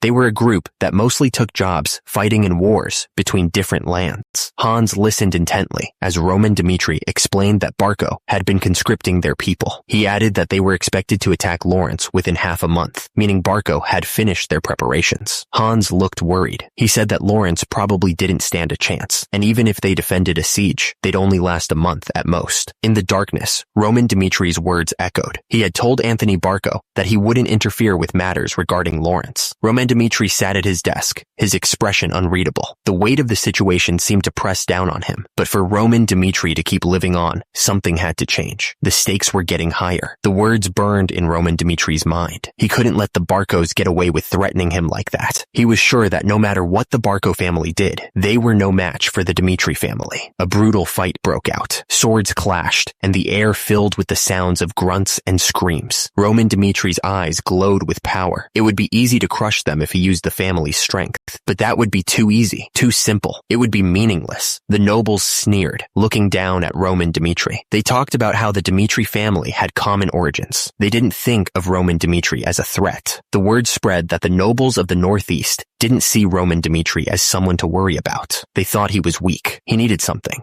more than just petty squabbles. He was thinking about what he needed right now. Roman Dmitri wanted a chance to get back on top, to be great again, like he was before. He wanted a chance to rise to a greater stage. Roman Dmitri's eyes glowed with determination as he thought about his next move. He was ready to take on whatever came his way. Hans looked up at Roman Dmitri, his expression serious. He insisted that he needed to see his father right away. Roman Dmitri's eyes narrowed as he considered his next move. He thought about finally getting what he was promised. Nearby, Flora stared at something in disbelief. Her eyes widened as she whispered something. Another man watched the scene unfold, his face pale with shock. The air was thick with tension, and something awful had clearly just happened. A knight walked through the scene, his armor stained with blood. The scene of the battle was chaotic. He held his head, breathing hard. The blood on his hands was still fresh. Nearby, someone watched him and thought that Dmitri hadn't changed at all. It was Lucas, a B-rank mercenary. The blacksmith shop was nearby. A man looked at the worn armor and commented on its terrible condition. Lucas asked if the battle had been that hard for the other guy too. He didn't even want to talk about it, saying he almost died because of some reckless idiots. He looked totally annoyed. The blacksmith looked him up and down, then commented that the quality of his gear wasn't so great. He wanted to know where Lucas had bought it from. Lucas sighed and said he'd tried a new store for the first time and almost lost his life because of it. He admitted that Dmitri's ironwork and equipment production was the best, saying he'd made a foolish mistake. The blacksmith replied that's why Lucas was there now and that he'd be in his care. He told Lucas he'd make him a full set, but it would take some time. Lucas said it didn't matter, as he was going to be resting up in Dmitri for the time being anyway. He seemed relieved to be getting new gear. Lucas looked exhausted as he admitted he was sick and tired of the battlefield. He looked like he needed a long break. He noticed a group of people gathered in the town square. They were all talking at once, creating a loud buzz in the air. Lucas wondered what they were all looking at. What were they gathering over there for? Lucas wondered if a war had broken out or something. He hadn't planned on taking any more work, but he couldn't help being curious. He couldn't help but be curious and decided to check it out. Lucas said as he pushed his way through the crowd. A few people were gathered around a poster. It was a recruitment notice, and it seemed to be drawing a lot of attention. The system showed the details of the recruitment. To join, you had to be healthy and want to become stronger. The notice said they were looking for 30 recruits, and the wage was 8 silver per month. The man reading the notice did some quick math in his head. He figured the monthly cost of living for a family of 4 was about 5 silvers, so the offer wasn't too bad, especially considering the risks. But then he noticed something else. There was a special condition, and it gave him pause. What was the catch? The system revealed the special condition. It stated that recruits would belong only to Roman Dmitri, not the Dmitri family. The notice stressed to keep that fact in mind. The message was clear. Apply only if you were willing to give your life for Roman Dmitri. There was no room for doubt. 2 men stood near the recruitment poster. One of them scoffed, saying that you shouldn't even think about applying. The man continued, saying that hundreds of people must have already applied for the job, but the other man wasn't impressed. He scoffed, declaring that he was a BR-rank mercenary. The BR-rank mercenary said that he needed at least 50 silvers a month to even think about pledging his loyalty to a noble. The recruitment wage was way too low. Roman Dmitri's eyes narrowed. He needed to stop the other man from leaving. He said something. He couldn't believe what he was hearing. Had he understood correctly? He wondered if hundreds of people had really applied. The B-rank mercenary confirmed that he was right. Hundreds of people had applied, but he wondered if it was really worth it. He continued to question if the conditions were really that good. After all, wasn't this Roman Dmitri, the moron of Dmitri? Roman Dmitri listened to the man's words. He looked absolutely furious. The man leaned in, his voice low. He warned her about the potential hardships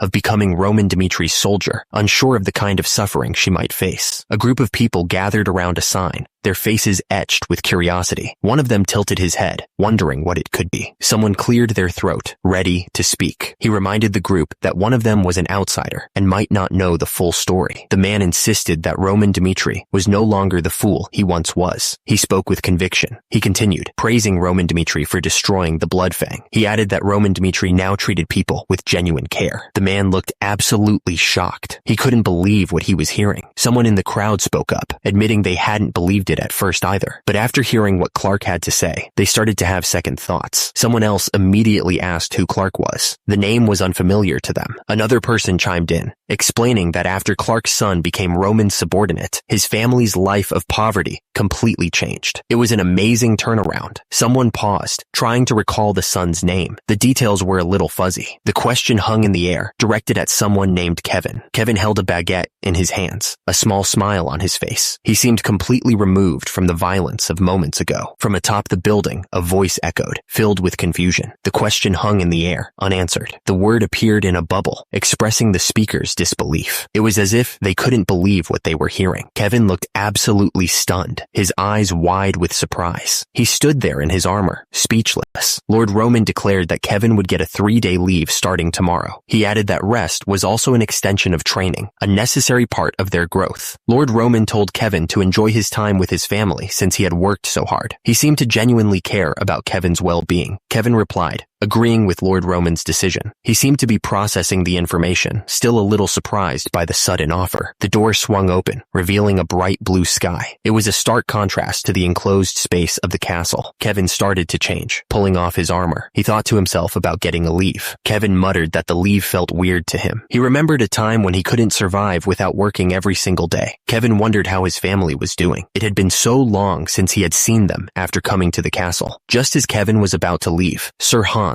called out to him. Sir Hans wanted to talk to Kevin before he left. Sir Hans asked if Kevin was seriously going to meet his family looking like that. He mentioned that Lord Roman had arranged for some clean clothes for Kevin to change into, so he should go put them on. Sir Hans then asked if Kevin needed money to buy his family gifts. He then told Kevin that he would be receiving 30 silvers a month from now on. Sir Hans told him to go have a good time with the money, whether he spends it on gifts or something for himself. Kevin stood there, holding the clothes and the pouch of money. He looked surprised by the sudden generosity. Kevin walked through the town square, a huge smile on his face. He held a large paper bag filled with bread, ready to bring it home to his family. Kevin looked down at the clothes he was wearing. He couldn't believe how soft they were, saying that they made him feel good just by wearing them. Kevin smiled, thinking about his family. He had bought tons of bread for them and thought the freshly baked bread smelled amazing. Kevin imagined Mary's face when she saw the bread. He was sure she would be overjoyed. Kevin approached Mary, smiling. He remembered that she had said it was her lifelong wish to eat whipped cream on freshly baked bread, and he was finally able to make it happen. He remembered that she would complain about having to eat hard bread every single day. He felt a pang of guilt thinking about it. Kevin thought about how he couldn't even buy her freshly baked bread, not even once. He remembered that fresh bread cost twice as much as the dried stuff, and then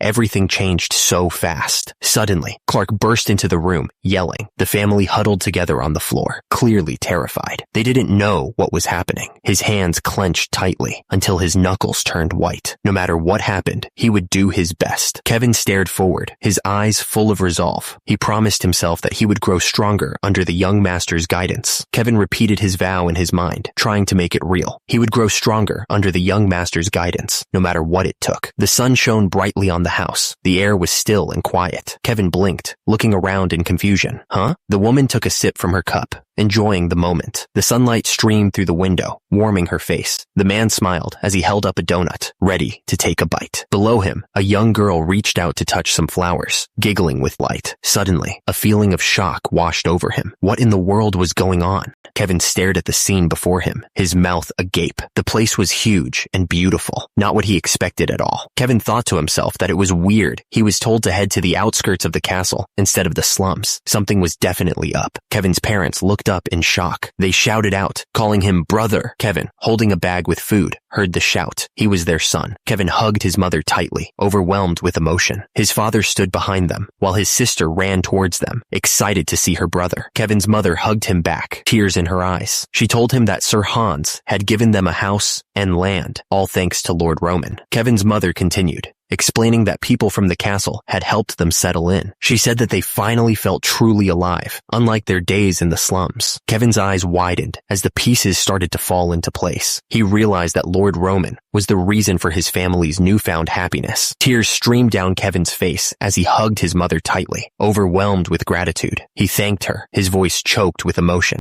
Kevin's father watched the reunion, a look of surprise on his face. He wasn't sure what was happening, but he could feel the strong emotions in the air. Kevin's father suddenly noticed something was off. He pointed out that his son's cheek was bruised. Kevin looked up, startled by his father's words. He stammered, asking his father what he meant. The question hung in the air. Did Lord Roman beat him? Kevin looked surprised by the question. He stammered, trying to deny it. His parents looked at him with concern, urging him to tell the truth. They assured him that they would be there for him. Kevin's mother interrupted, insisting that Lord Roman wasn't that kind of person. His father looked even more confused, wondering what was going on. Kevin took a deep breath, ready to tell them what really happened. The words hung in the air, heavy with disbelief. It was as if they couldn't accept what they were hearing. Kevin gestured, trying to explain how else they could explain his new house and land. He paused, admitting that it was a good point. Turns out, you can't always believe what you hear. Rumors are just rumors after all. The man pointed out that Kevin had said Lord Roman slapped a knight of Barco just to protect his own knight. He wondered what kind of noble would go that far for a subordinate. The man just scoffed, clearly not convinced by the story. He didn't believe it for a second. The people in the market were buzzing with shock. One of them couldn't believe that Lord Roman, of all people, would do something like that. The man pointed out how Clark and his family were living now. The woman gasped because she'd heard that Lord Roman gave them all that because their son, Kevin, became his subordinate. The man continued, saying he'd even heard that Lord Roman had granted Kevin a house, land, and even slapped a knight of Barco, all for Kevin. He said someone close to Clark heard it directly from him. The man thought back to how it felt like just yesterday when he felt bad for Clark's son whenever he saw him. The other man paused, pointing out that he'd seen Kevin making a huge fuss in a store before. He asked if he was sure he didn't just see a look-alike. The guy with the dark hair said he'd heard that Lord Roman treats his people extremely well. The blonde guy chimed in, saying he wanted to be like Kevin too. Another man was thinking that if he could just gain Lord Roman's trust. He trailed off, lost in thought about the possibilities. Another person was thinking about Clark's family. They wished they could have the same good fortune. The system flashed a message. Roman Dmitri treats his people with care. The message seemed like a promise. The system continued, saying that if you can gain his trust, it seemed like that was the key to everything. The system seemed to be offering a chance at something new. It was a chance to live a life completely different from before. The man with the green hair pointed out, that's why so many people were applying for the private soldier recruitment. He was trying to explain the situation to his friend.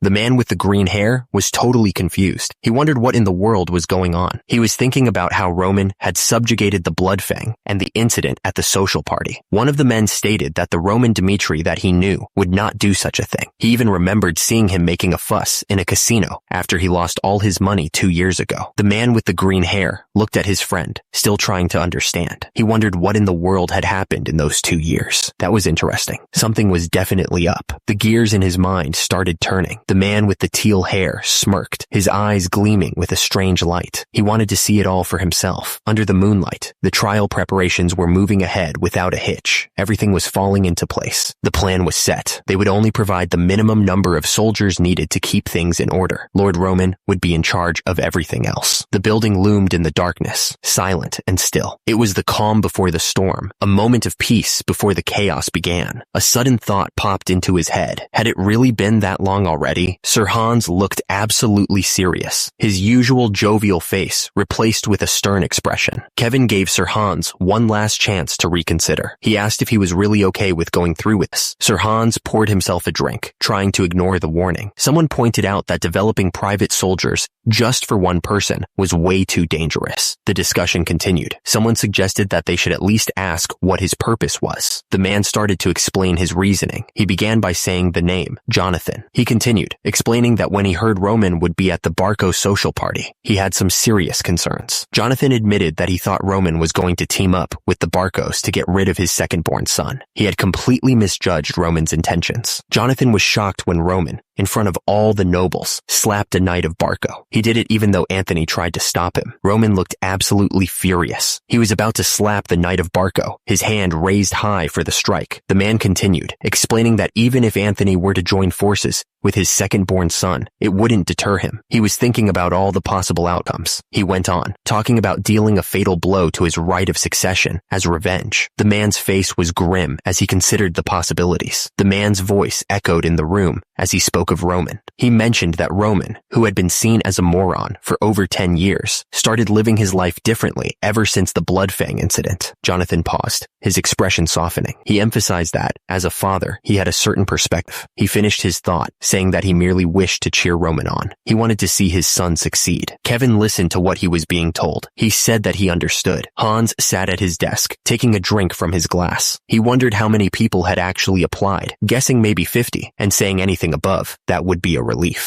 The news spread quickly. It was estimated that over 500 people had applied. Hans sat there, still holding his glass. He couldn't believe what he was hearing. Hans looked absolutely shocked. He couldn't believe it, and he asked what was going on. The tower loomed high above, its stone walls silent. The air was still, holding a sense of anticipation. A low murmur ran through the crowd, a mix of voices creating a tense atmosphere. Kevin was there, listening to the whispers. A man with green hair looked over the crowd, his expression unreadable. He seemed to be watching everything. A man stood before someone of great importance, addressing them with respect. He called out to his liege. The message was clear. The preparations for the trial were complete. Everything was now ready. Roman sat silently on the barrel, his back turned to whatever was behind him. The air was heavy with unspoken thoughts. He was lost in thought, his expression unreadable. His face was set, jaw tight, as if steeling himself for what was to come. The day before the trial had finally arrived. The air was thick with anticipation, the gravity of the upcoming events hanging heavy. The town was quiet under the light of the full moon. Little did they know the next day would bring chaos. He lifted the heavy mug and took a long drink.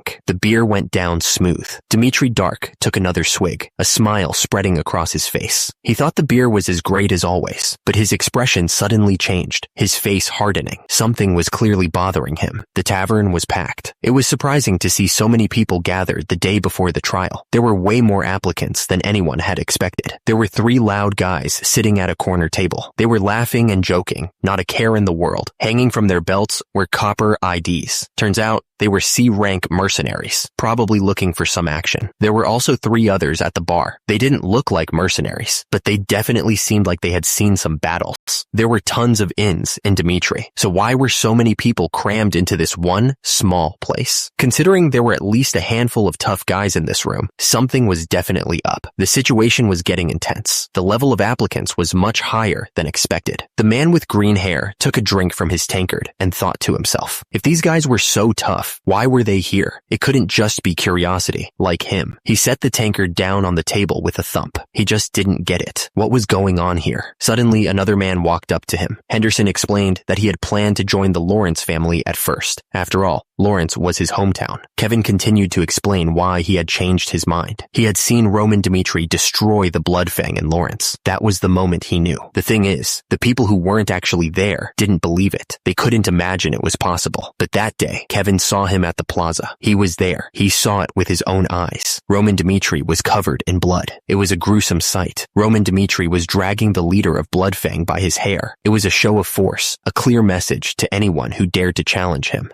Kevin asked if the other man could even imagine it. He was about to tell a story that seemed impossible. Kevin continued, explaining how a young master from a noble family had punished the Bloodfang for messing with his people. The crowd was silent, listening intently. He described how Roman Dmitri traveled to another territory. His goal was to smash the leader's head open, teaching them a lesson they wouldn't forget. Kevin admitted he couldn't get that scene out of his head. The image of Roman's brutal victory was burned into his memory. Kevin stared down, lost in thought. The memory memory of that day still had a strong hold on him. A chill ran down his spine as he thought about what happened. It was a story that would stick with him for a long time. Kevin explained that some folks doubted what really happened in Lawrence. They just couldn't believe it. Kevin insisted that he saw everything with his own eyes. He knew that Roman Dmitri wasn't some weakling, like the rumors said. Kevin declared that Roman Dmitri was a true leader, someone who would fight for his people. The man slammed his mug on the table, showing how much he agreed with Kevin. He was all in on this story. The applicant was talking about the private soldier recruitment. He saw it as a golden chance to become Roman Dmitri's subordinate. He was going to pass that trial, no matter what, get the right to live in Dmitri, and serve Roman Dmitri. The applicant had such admiration for Roman Dmitri. He was willing to do anything to be on his team. The applicant's words hung in the air. He really meant it. He would give his life for Roman Dmitri. Suddenly, a huge commotion erupted. It was hard to ignore. The commotion might not just be a coincidence, though. It felt like something bigger was going on. The day of the trial had arrived. The Dmitri drill hall was buzzing with anticipation. The Dmitri drill hall stood tall, its stone walls a silent witness to the events about to unfold. The air crackled with nervous energy. A couple of guys were talking about grabbing a drink after the trial. One joked that the loser would be buying. The other guy seemed surprised that was even a thing. The words hung in the air, heavy, with unspoken meaning. If everything he'd heard was true, things were about to get complicated. The applicant was lost in thought, his brow furrowed in concentration. What choice should he make? The weight of the decision was heavy on his shoulders. The applicants all shared the same thought. The rumors they'd heard had planted seeds of doubt in their minds. They wondered if they'd made the right choice applying. The moment of truth was nearly at hand. The applicants knew they would have to make a choice. It would change everything. The man with green hair glanced up, waiting to see the real Roman. He knew everything would change in that moment. He blinked, surprised by the sudden silence. What was going on? He had a bad feeling about this. The trial was about to begin. The applicants steeled themselves, ready to face whatever came next. The air was thick with tension. Roman Dmitri stepped forward, his armor gleaming in the dim light. His red cloak billowed behind him as he walked with purpose. The crowd parted as Roman Dmitri continued forward. The sound of his footsteps echoed in the large room. No one had given the command, but everyone unconsciously bowed their heads and made way for him. The applicants seemed awestruck. The rumors were true.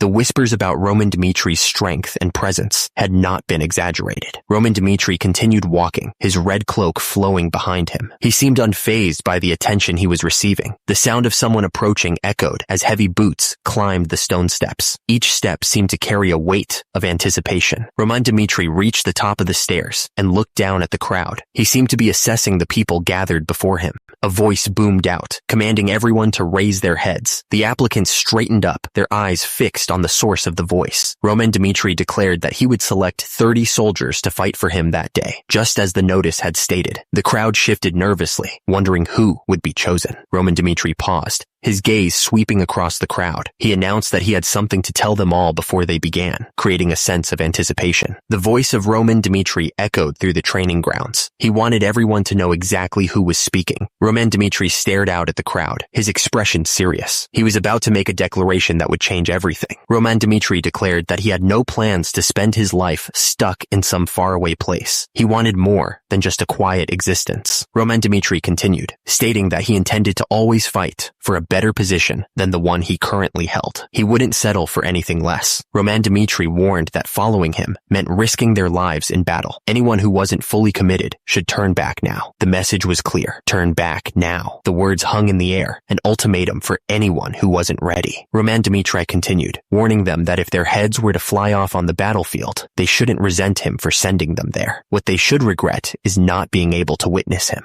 The words echoed, promising that their only regret should be that they weren't able to witness him standing tall. It was a promise of power, but also a warning of failure. Roman Dmitri stood before them, his figure imposing against the sky. He was looking down at them, and they were looking up to him. He wanted them to witness him as the most powerful on the continent, standing by his side. It was a declaration of ultimate ambition, a promise of a future where they would all share in his glory. The crowd of applicants looked on, murmuring amongst themselves. They couldn't believe what they were hearing. Roman Dmitri's face was filled with arrogance as he spoke of becoming the most powerful on the continent. He seemed to forget that his own position in his family was at stake, but for some reason, it felt like he could actually pull it off. Despite the odds, there was something about Roman Dmitri that inspired a strange confidence. Roman Dmitri looked forward, his eyes focused. He was ready to face whatever came next. The instructor cleared his throat, ready to begin. Morrison. He announced that he would now give them instructions for their first trial. The instructor made it clear. The trial was simple. When an applicant stood on the marked spot, the archer behind him would fire 3 arrows. The applicants listened carefully, trying to understand the rules. The instructor continued, explaining the possible outcomes. The arrows might just barely touch them, get stuck in the target behind them, or even hit them head on. The applicants looked nervous, realizing the danger. The instructor repeated that the arrows could strike them directly. The thought of being hit by an arrow made some of the applicants gulp nervously. They were starting to understand the stakes. He continued, emphasizing the most important rule. Only those who didn't move even a little bit while the arrows flew would pass the first trial. The applicants stared ahead, trying to imagine standing perfectly still under such pressure. The instructor finished, declaring that those who didn't move would pass the first trial. The applicants looked at each other, a mix of fear and determination on their faces. This was going to be harder than they thought. The announcement boomed, declaring that the trial would begin in the order that names were called. The applicants braced themselves, knowing it was about to start. The voice called out names, starting with Dirk. He was ordered to move to the designated spot, and Morrison was told to stand by next to him, ready for his turn. The archer stood ready, bow drawn, and aimed at the designated spot. The air was thick with tension as everyone watched, waiting for the signal. The applicant thought about what was happening. He couldn't help but wonder if they would really be shot at. It didn't make sense to him that they would risk killing a potential recruit during a trial.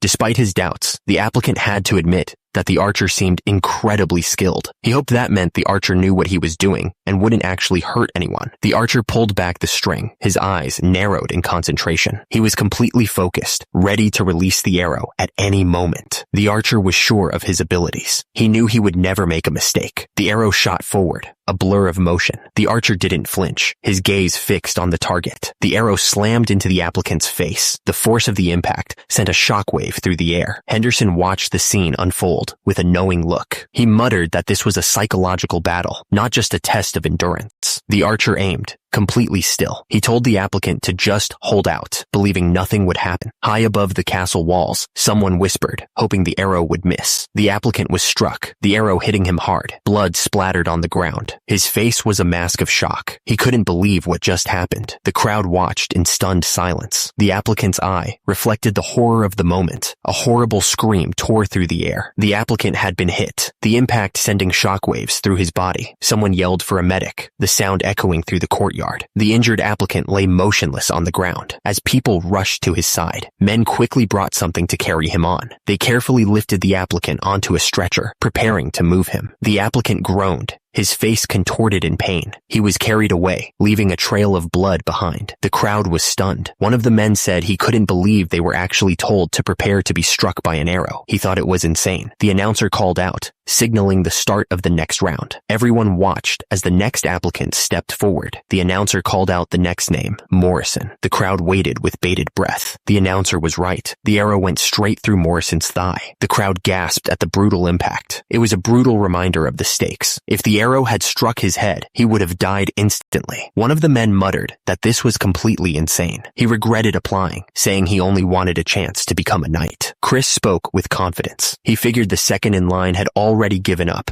just as the liege had predicted. The announcer glared at the crowd. He taunted those who were too afraid to get hit by an arrow, telling them to give up right now. Roman spoke calmly, but his words were firm. He promised that anyone who endured the trial, even if struck by an arrow, would proudly receive the qualifications to pass. The words hung in the air, a challenge to anyone who considered themselves a coward. Chris stared straight ahead, his face set with determination. The air in the drill hall was thick with tension, everyone waiting to see who would back down. The command was clear and forceful. He demanded that they get out of there right away. The doors swung open, and a voice echoed through the hall. The instructor announced that he would explain their roles once again. The instructor continued. He revealed that in the first trial tomorrow, they would all be struck by an arrow. A wave of nervous whispers rippled through the crowd. Roman Dmitri reassured them that the archer was an expert and would only aim for non-fatal areas. He added with a slight smirk that he wouldn't miss, so they shouldn't worry about anything. Roman Dmitri gestured towards a table. He announced that these were their rewards for participating in the trial. A buzz of anticipation filled the air. A glint of gold caught their eyes as the lid of the chest was lifted. The applicants gasped, clearly impressed by the sight of the rewards inside. Roman Dmitri continued explaining the trial. He pointed out that while medics would be standing by, that didn't change the fact that they would all be struck by an arrow. He stared at them, waiting for the reaction. He paused, his purple eyes scanning the crowd. Roman Dmitri asked if, knowing the risks, they would still go through with it. A chorus of voices answered him immediately. The applicants shouted their agreement, determined to prove themselves. Roman Dmitri nodded. He told them that if there was nothing else, they were dismissed. The applicants bowed respectfully, replying.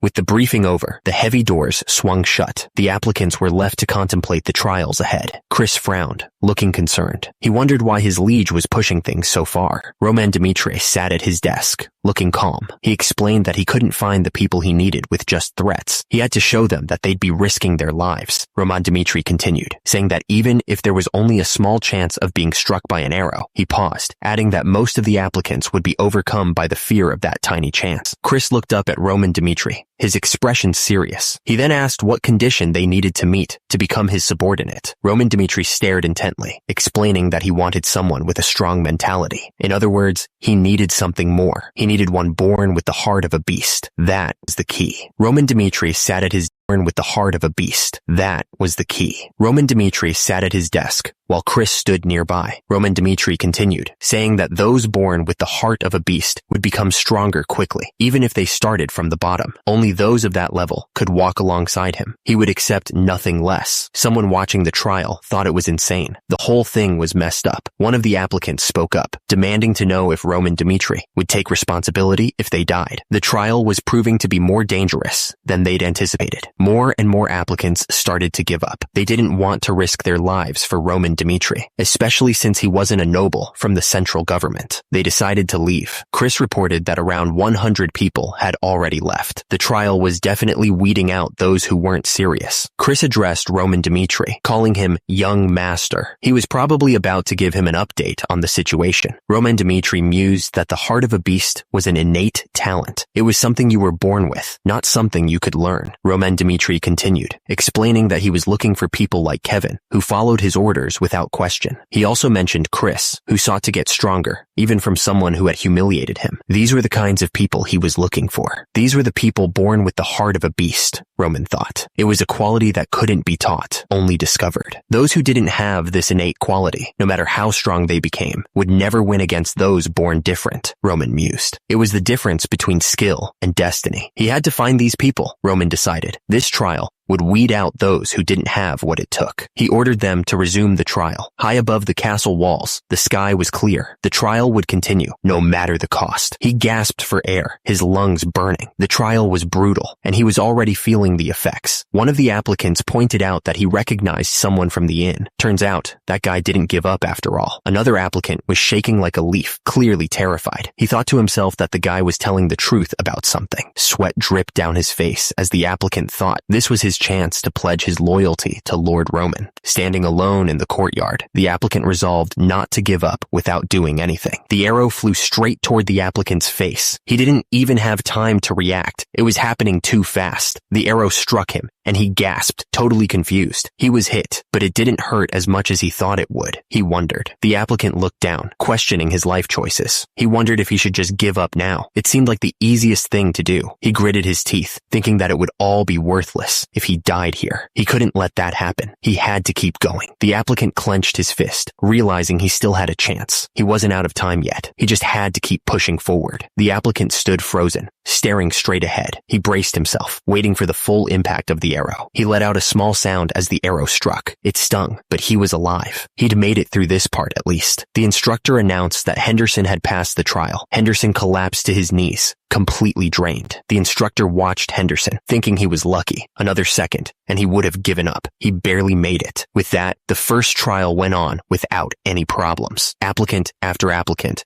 stepped up to be shot, hoping to prove their worth. The instructor announced that after weeding out those who quit, about 400 applicants remained. That was a lot of people to get through. Out of those 400, only 120 were marked as successful. The trials were really cutting down the numbers. Roman Dmitri explained that he had assessed those who had proven useful through the first trial. He needed to find specific people. There were those who passed while trembling with fear, and others who passed without a care in the world. The applicants showed a wide range of reactions. Roman Dmitri stated that the two types of applicants weren't that different, at least not by his standards. They both had the courage to suppress their fears, which was all that mattered. Roman Dmitri scanned the crowd, thinking he needed to find the real talent among them. He had to separate those who were there for the wrong reasons, and find those who would respect him instead of fearing him. Roman Dmitri announced that everyone had passed the first trial, but he also made it clear that he would only accept 30 people in the end, which meant more trials were coming. There was no time to relax. Roman Dmitri declared that he would test them all once again through a second trial. Roman Dmitri promised that if they passed this next trial and became his subordinates, they would live the life of a predator. Kevin listened intently, a flicker of ambition in his eyes. The words hung in the air, and one of the applicants repeated the phrase in his mind, the life of a predator. He wondered what that truly meant. The sound of footsteps echoed as Roman Dmitri started to explain the second trial. He announced that the rules were simple and that they should listen carefully. Roman Dmitri gestured towards a collection of wooden swords. He explained that all kinds of wooden swords had been prepared for them. He added that the type or number of swords they chose didn't matter. He told them to choose whichever swords they wanted. He paused, his hand hovering over the hilt of a wooden sword, waiting for them to make their choices. Roman Dmitri looked confident as he issued the next part of the challenge. He told them to prove their worth by dueling him. The applicants looked at each other in disbelief. One of them wondered out loud if Roman Dmitri really intended to duel all of them by himself. Roman Dmitri stared intently, his purple eyes gleaming. He explained that they didn't have to win, but those who could last even a minute against him would pass and get even better stuff than what was listed. One of the applicants looked up, his face a mask of determination. He took a deep breath, bracing himself for what was to come. A bald applicant with a scar across his face stepped forward, his voice firm. He announced that he would go first, silencing the murmurs around him. The applicant's expression was serious. His eyes narrowed with focus. He seemed ready to face whatever was coming. The bald applicant stood opposite Roman Dmitri in the center of the arena. The air crackled with tension as the other applicants watched, waiting to see what would happen next. Roman Dmitri stared at the bald applicant with the scar. He asked the applicant for his name. The applicant replied, stating that his name was Vulcan. Roman Dmitri held out a wooden sword, asking if Vulcan was okay with it. Vulcan looked at the sword and stated that it wasn't a problem for him. Vulcan thought to himself that Roman Dmitri's confidence was overblown. He wondered if the rumor that Roman had beaten Bloodfang was true. Still, he was certain that it was impossible for Roman to defeat him in under a minute. Roman Dmitri looked at Vulcan, his purple eyes gleaming. He told Vulcan to get ready, signaling that the duel was about to start. Vulcan thought to himself that he'd pass if he lasted a minute, but he wasn't going to settle for that. Even if Roman was someone he'd be serving from now on, he was going to take this chance. The hourglass was turned over, the sand starting to fall. The duel was about to begin. Roman Dmitri swung his sword down with brutal force. He wanted to etch into Vulcan's mind exactly what kind of man he was dealing with. Vulcan's eyes widened as Roman attacked without hesitation. He hadn't expected Roman to be so aggressive right from the start. Roman Dmitri pressed his attack, his sword moving with incredible speed. The force of his strikes sent shockwaves through the air. Vulcan staggered back, blood dripping from his arm. He grunted in pain, realizing he was already outmatched.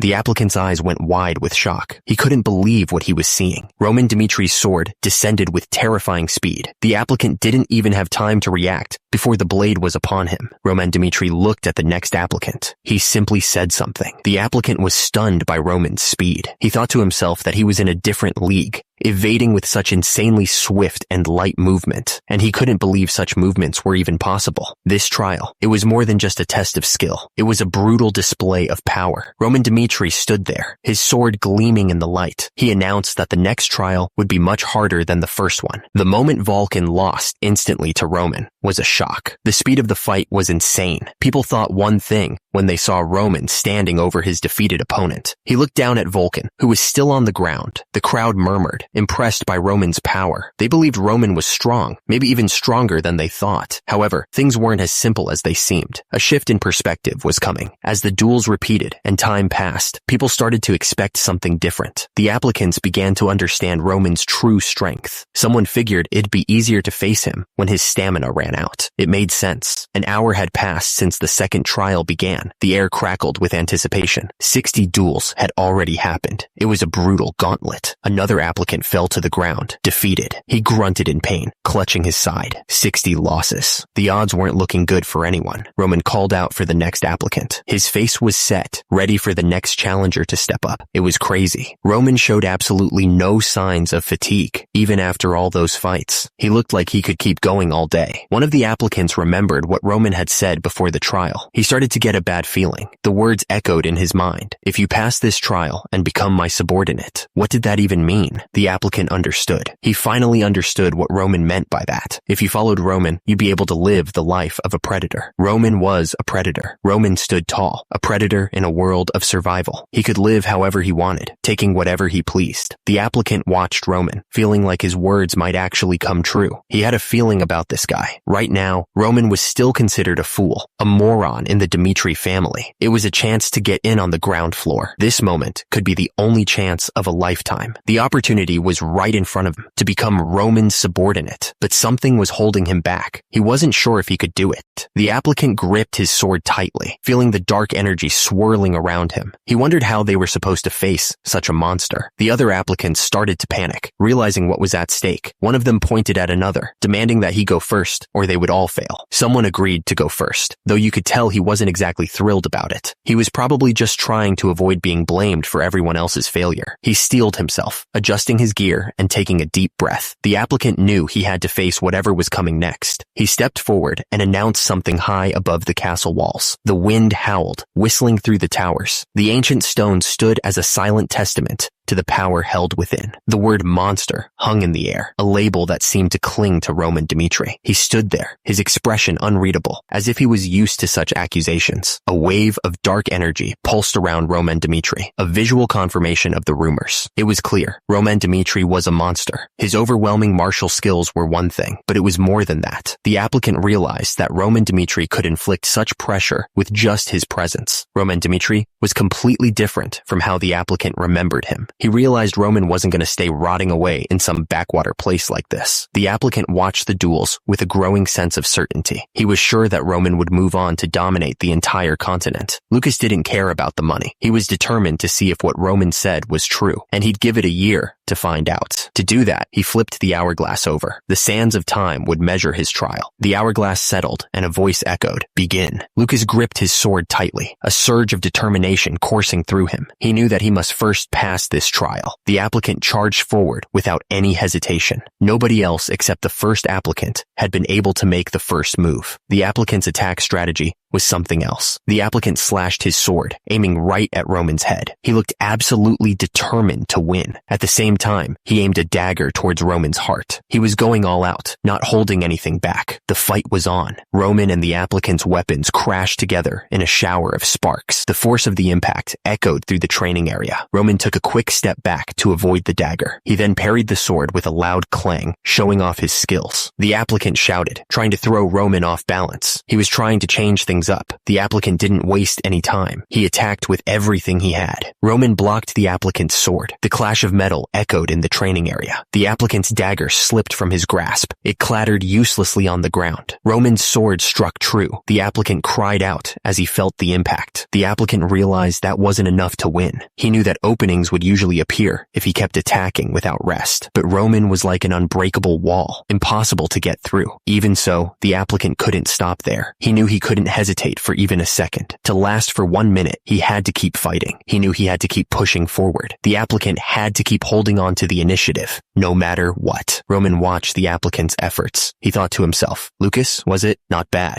Roman thought that wasn't a good decision on the battlefield, but it was suitable for a duel. He realized that Lucas possessed instinctive senses. Roman took a step forward, his foot hitting the ground hard. He thought to himself that he wasn't planning on letting them just hold out for 1 minute. The sounds of clashing swords echoed through the training area. Roman thought that 1 minute was a wall to show them just how amazing the liege was that they'd be following. The sparring continued. Roman thought that the purpose of this trial was to etch that into their minds from their first meeting. Roman's eyes narrowed. his expression hardening. He decided it was time to end this. Lucas's eyes widened, a look of surprise washing over his face. He clearly hadn't expected that. Roman moved with incredible speed, his sword a blur. The applicant didn't even have time to react before the flat of the blade slammed into his chest, sending him flying. The system flashed a stark message. A B-rank mercenary is the limit of effort. It was a harsh truth for those who dreamed of reaching the top. The system continued, explaining that a normal person could become a B-rank if they worked hard and risked their lives. But without the ability to use mana, they would never be allowed into the realm of A-rank. The system emphasized the power needed to reach A-rank. A-ranks had to possess enough power to overpower anyone, no matter who they were. The system revealed the fundamental condition for reaching that level: to awaken mana. Without it, all effort was useless. The applicant knelt in the forest, defeated. He knew he had reached his limit. No matter how hard he tried, he couldn't escape the realm of B rank. Even so, something burned within him. He refused to accept defeat. He had survived. He had come this far. Again and again,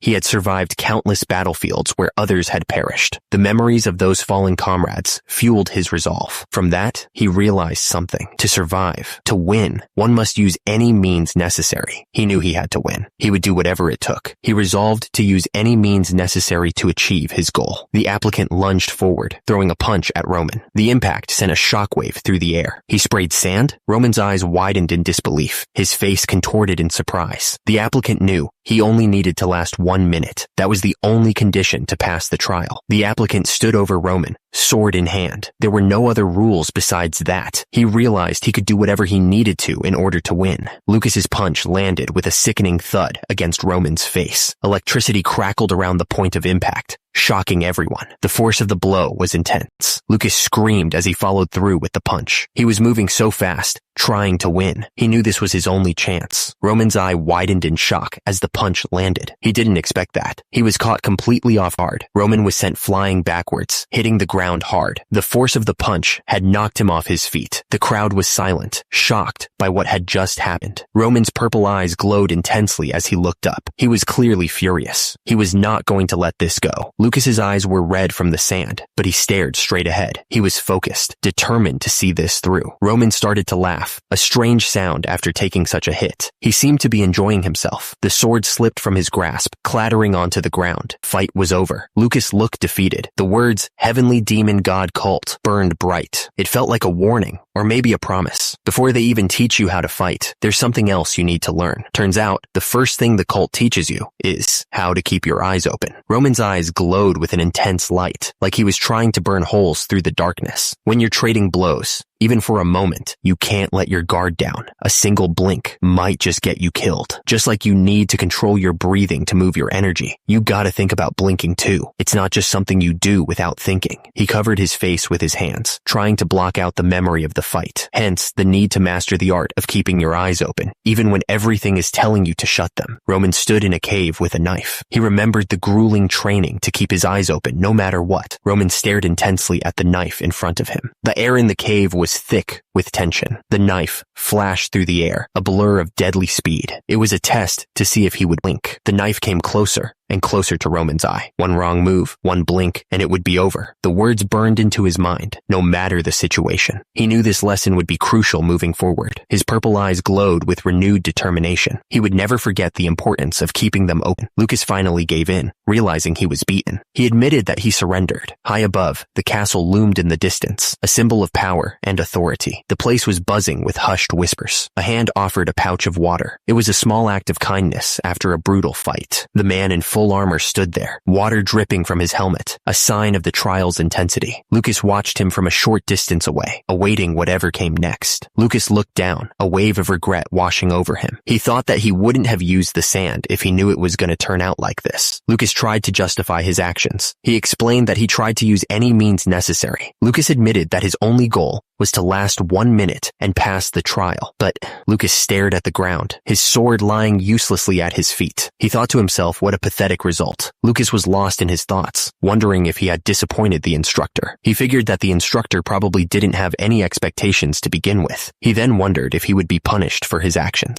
Lucas glanced to the side, his mind racing. He wondered what kind of punishment he would face next. The applicant looked at something with a puzzled expression. His face was filled with concern. The group of people were whispering amongst themselves. themselves. They were surprised that the instructor wasn't even mad, or even asking why Lucas had committed foul play. Lucas and the instructor stood in the training area. The air was thick with tension as they waited for what would happen next. Roman watched Lucas, knowing exactly what he was planning. He had seen through his student's strategy from the start. Lucas, trying to get away, reached for the pouch. He was trying to create some space between himself and Roman, hoping to get an advantage. But Roman let it happen. He wanted to see Lucas at his best, pushing himself to the limit. Roman thought about the hell Lucas had been through. He couldn't imagine how much bloodshed the kid had seen. Roman had no doubt in his mind about Lucas's potential. He knew that the kid was capable of great things. The blood he had seen as Baek Jung-yuk overflowed, filling his vision. It was a sea of crimson, stretching out endlessly. It was enough blood to create an ocean, he thought. A lone figure stood in that ocean, surrounded by the endless red. That was how the heavenly demon was created, from all that bloodshed. Baek Jung-yuk wondered if there were any other applicants left. Time continued to flow, like sand slipping through an hourglass. The trial was still ongoing. A scream echoed through the training grounds. The trials were brutal, pushing the applicants to their breaking points. Lucas swung his weapon with all his might, not holding anything back. The force of the blow echoed through the training grounds. Lucas followed up with a brutal punch, putting all his weight behind the strike. The sound of impact was sickening. A rock came flying out of nowhere, hitting Roman while he was down. He grunted in pain, but didn't get up. Chris realized that Lucas had changed the rules of the game. Now, every applicant was going to do whatever it took to last just 1 minute. Roman scrambled to his feet and ran, trying to get away from Lucas. He was clearly desperate to survive. The foot came down hard, smashing into the applicant's face. The force of the blow echoed through the training grounds, a testament to the heavenly demon's ruthless methods. The instructor watched with cold eyes. He declared that while foul play wouldn't get anyone kicked out, crossing the line meant absolutely no mercy. The defeated applicant lay groaning on the ground, his face a brutal mess. The instructor simply announced, "Next." A nearby applicant watched the scene with wide eyes. He realized that if he hadn't surrendered, he would have ended up just as broken. Another applicant muttered to himself, trying to make sense of what was happening. He thought, this is the 100th duel, and it's already been hours since the trial started. What the hell is going on? Roman stared ahead, his expression unyielding. Despite the grueling trial, not a single drop of sweat dripped from his brow, and his breathing remained perfectly stable. The instructor's words echoed in the air, painting a grim picture of mountains of corpses and seas of blood. On the brink of death, no enemy would show mercy just because someone was tired. The instructor continued, explaining that unstable breathing would blunt movements, turning even the strongest warrior into just another body in the pile. That's why mastering the art of combat was the only choice. Breathe in and breathe out. The simple act was the key to survival, the foundation of all strength. The mana of nature, obtained through this chain of actions, circulated throughout the body, recovering it from the accumulated fatigue. It was the key to pushing beyond limits. Roman felt the ideal management of his body, strengthened by skeletal metamorphosis, maintaining his body at its optimal state. The mana surged through him. Lucas swung his sword, the metal flashing in the light. Roman met the blow head on, the impact ringing through the training yard. Roman recalled a time when he was conquering the Murim, where he'd been in combat for 3 days and nights straight. The memory was vivid. There was no way his stamina would be drained. Not after everything he had been through. He had endured far worse. Roman stared down Lucas, feeling no strain. This sparring match was nothing compared to his past battles. It was far too easy. A loud announcement echoed through the training grounds, ordering all applicants to gather up. The sky was clear, the building silent, waiting for the next event. Chris stepped forward, his face grim. He announced that the number of people who had passed the second trial was 0. Not a single person had made it through. The crowd was silent, absorbing the shocking news. Chris continued, explaining that this didn't mean there were no successful applicants at all. 30 out of the 120 would be selected and told later. The announcement came, "Good work everyone, dismissed." The trial was over, but the waiting had just begun. The night was quiet, the only light filtering through a nearby window. The stars twinkled above, as if waiting for what was about to happen. Chris held out a list of names, his expression serious. He announced that the list contained the names of the successful applicants and ordered someone to take charge of training the 30 people listed. The man nodded, taking the list. He looked it over, confirming that these were the successful applicants who would be under his charge from now on. The man scanned the list, his eyes narrowing as he recognized a few names. He noticed Vulcan, the one who had dared to challenge the young master. He also saw Henderson's name, a guy who seemed like nothing special. He wondered what the young master had seen in him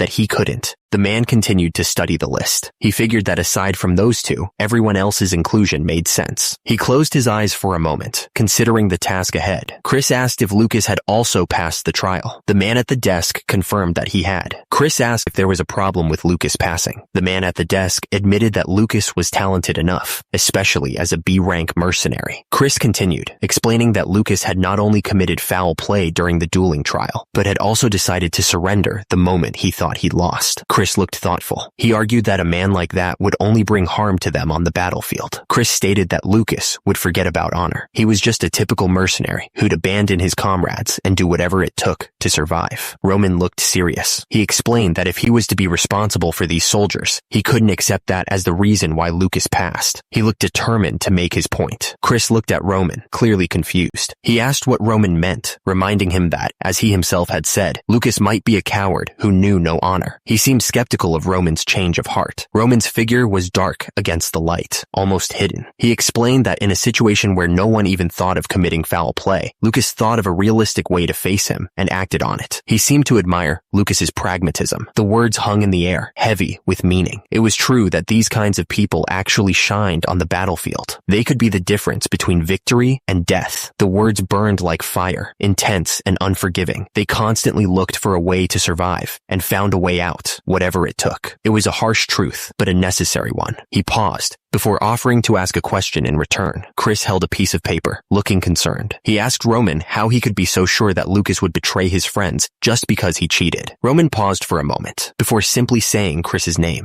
Roman explained that the ones who make it out alive on the battlefield aren't knights like them who can use aura. He said that only those who can calmly look at each situation and act the right way are able to survive until the end. Roman told Chris to keep something in mind. He warned that no matter how strong a knight he was, there was always a chance to be killed by someone hiding in the shadows, waiting for the perfect moment to strike. No one was ever truly safe. Lucas thought about what had just happened. He realized that his decision was realistic. Lucas realized he had been too short-sighted this time as well. He knew he had to learn from his mistakes. Chris looked at Roman, still trying to understand. He asked Roman to tell him one more thing that he didn't yet understand. Chris pointed out that there were still 5 months until Roman would leave for the battlefield. He added that it wasn't like nobles were dragged onto the front lines just because they were conscripted. The man wondered why the soldiers had already been gathered. He added that the announcement should be made soon, as if it was expected. The words on the screen declared this to be the Barco family's official statement. It seemed like something big was about to happen. The statement continued, explaining that they had waited for the Lawrences to make the right choice. They had believed in the promise of the past, it explained. However, because the Lawrences betrayed their honor as nobles and their promise, the Barco family had finally decided to raise their swords. They had been patient, the statement explained, but no more. The sins of the Lawrences were clear. The message declared. They had not paid the debt left by their ancestors, it said, sealing their fate. The group was furious that the Lawrences even had the nerve to refuse giving up the land that was set as collateral. The man in the middle looked stressed, covering his face with his hand. The message continued, stating that they would inform the people of the Kingdom of Cairo through the official statement. The message continued, laying out the terms. If the Lawrences did not pay their debts or hand over their land within 1 week, then the Barcos, with the permission of the central government, would respond. The statement declared a territorial war against Lawrence. The man's expression hardened. That's right, he thought. Starting now, things would change. Roman smirked, declaring that they would start preparing to barge into the war between Barco and Lawrence. Flora listened intently, her blue eyes fixed on him. The message declared to Lady Flora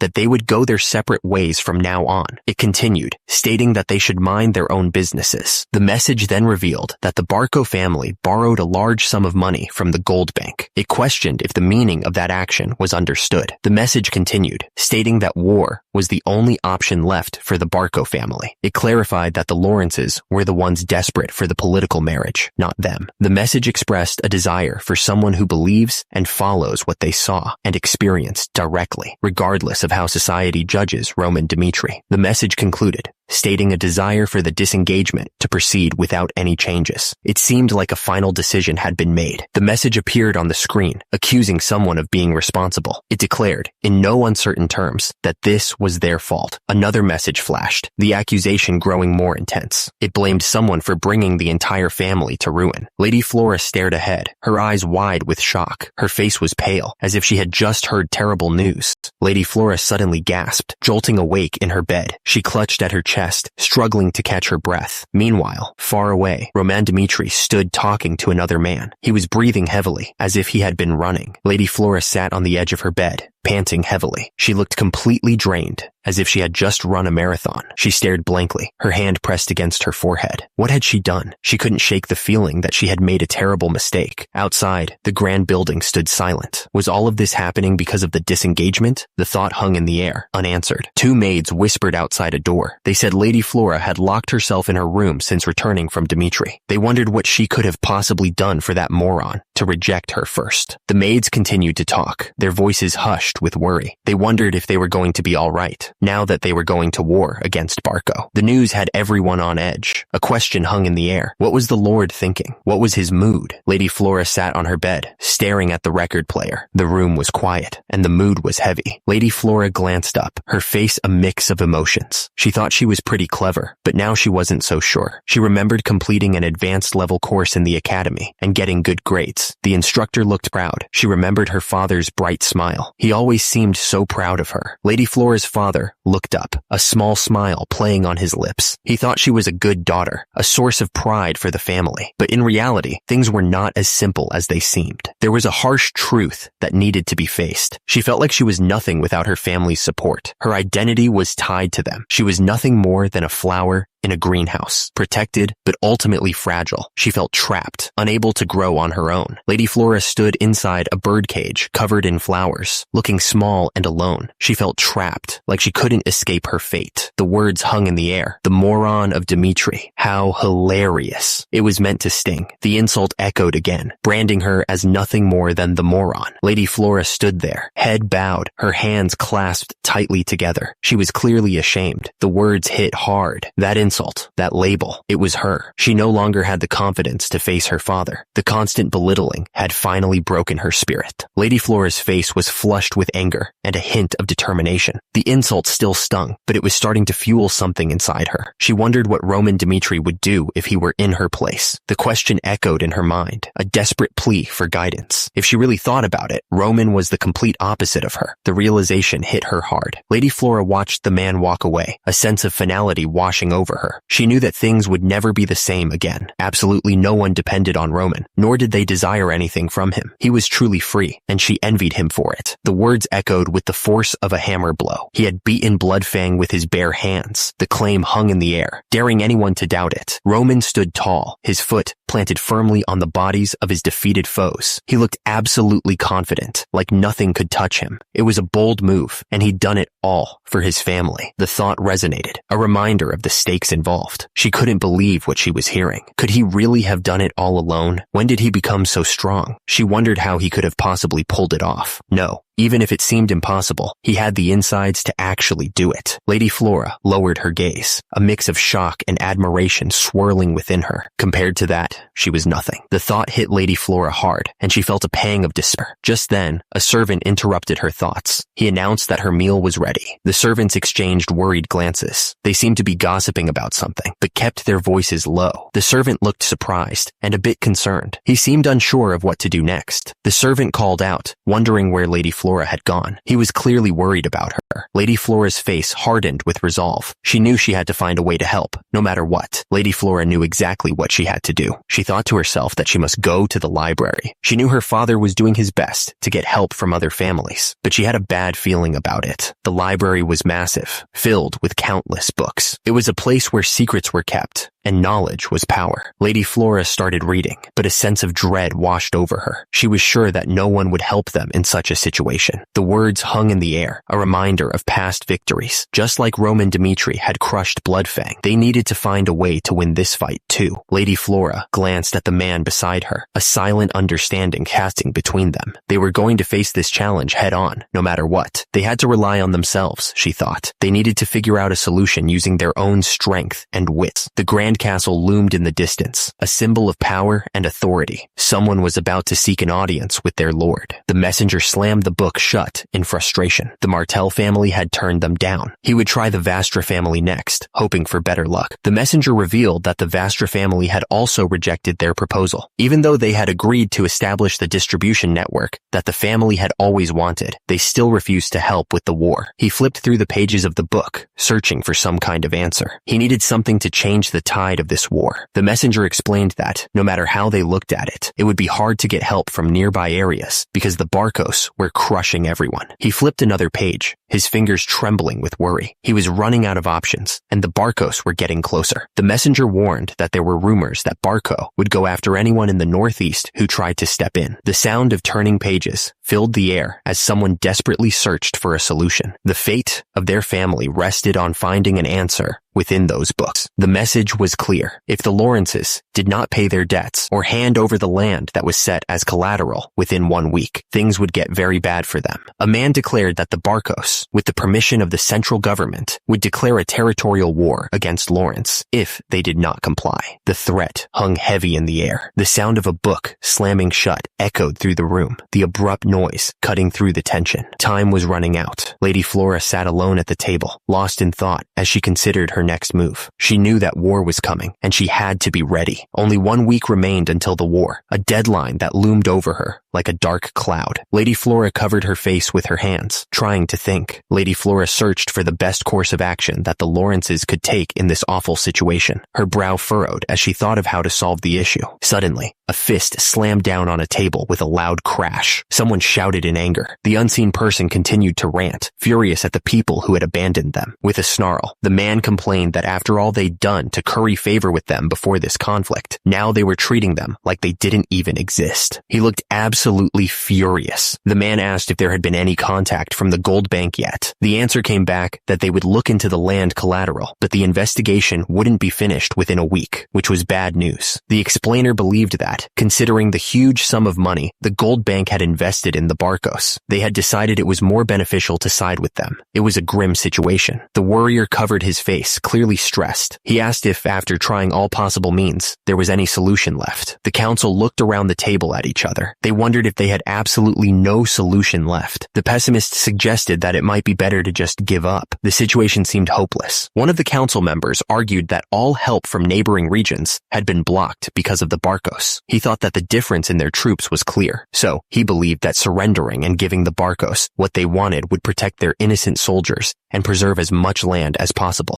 The council members looked up, their expressions a mix of shock and disbelief. The room was quiet as they all thought about what the man had just said. It was a tough pill to swallow. The masked man stood there with his arms crossed. He seemed to be waiting for them to decide what to do. The tension in the room was thick enough to cut with a knife. One of the men spoke up, saying that the other guy had a point. It was a small sign, but maybe they could find a way out of this mess. The atmosphere in the room shifted slightly. Suddenly, a messenger interrupted, announcing that Lady Flora was requesting to meet with them. The council members looked at each other, surprised. Someone asked something. There was a sudden noise, cutting off the council member mid-sentence. He didn't get to finish what he was saying. The door opened, and Lady Flora walked in. She stood tall, her expression unreadable as she looked around the room. The council members looked up in surprise. One of them asked, confused, if it was Flora. Lady Flora quietly said the word, "Father." Her voice was soft, but it carried a weight that everyone in the room could feel. Lady Flora looked determined. She announced that she had something to tell them, her blue eyes piercing as she spoke. There was a moment of stunned silence. Someone demanded to know what she was talking about, clearly not understanding what was happening. The person replied that it was exactly as they said, not backing down from their statement. Their expression was cold and resolute. Lady Flora declared that she was planning on involving herself in the war between Barco and Lawrence. She would do it in the name name of Roman Dmitri. Roman Dmitri sat silently, his expression unreadable. He seemed to be deep in thought, considering the implications of her words. Romero Dmitri asked if he understood what that meant. Roman Dmitri simply replied, yes, but his expression suggested he understood far more than he let on. The man was clearly angry, even though he was drinking tea.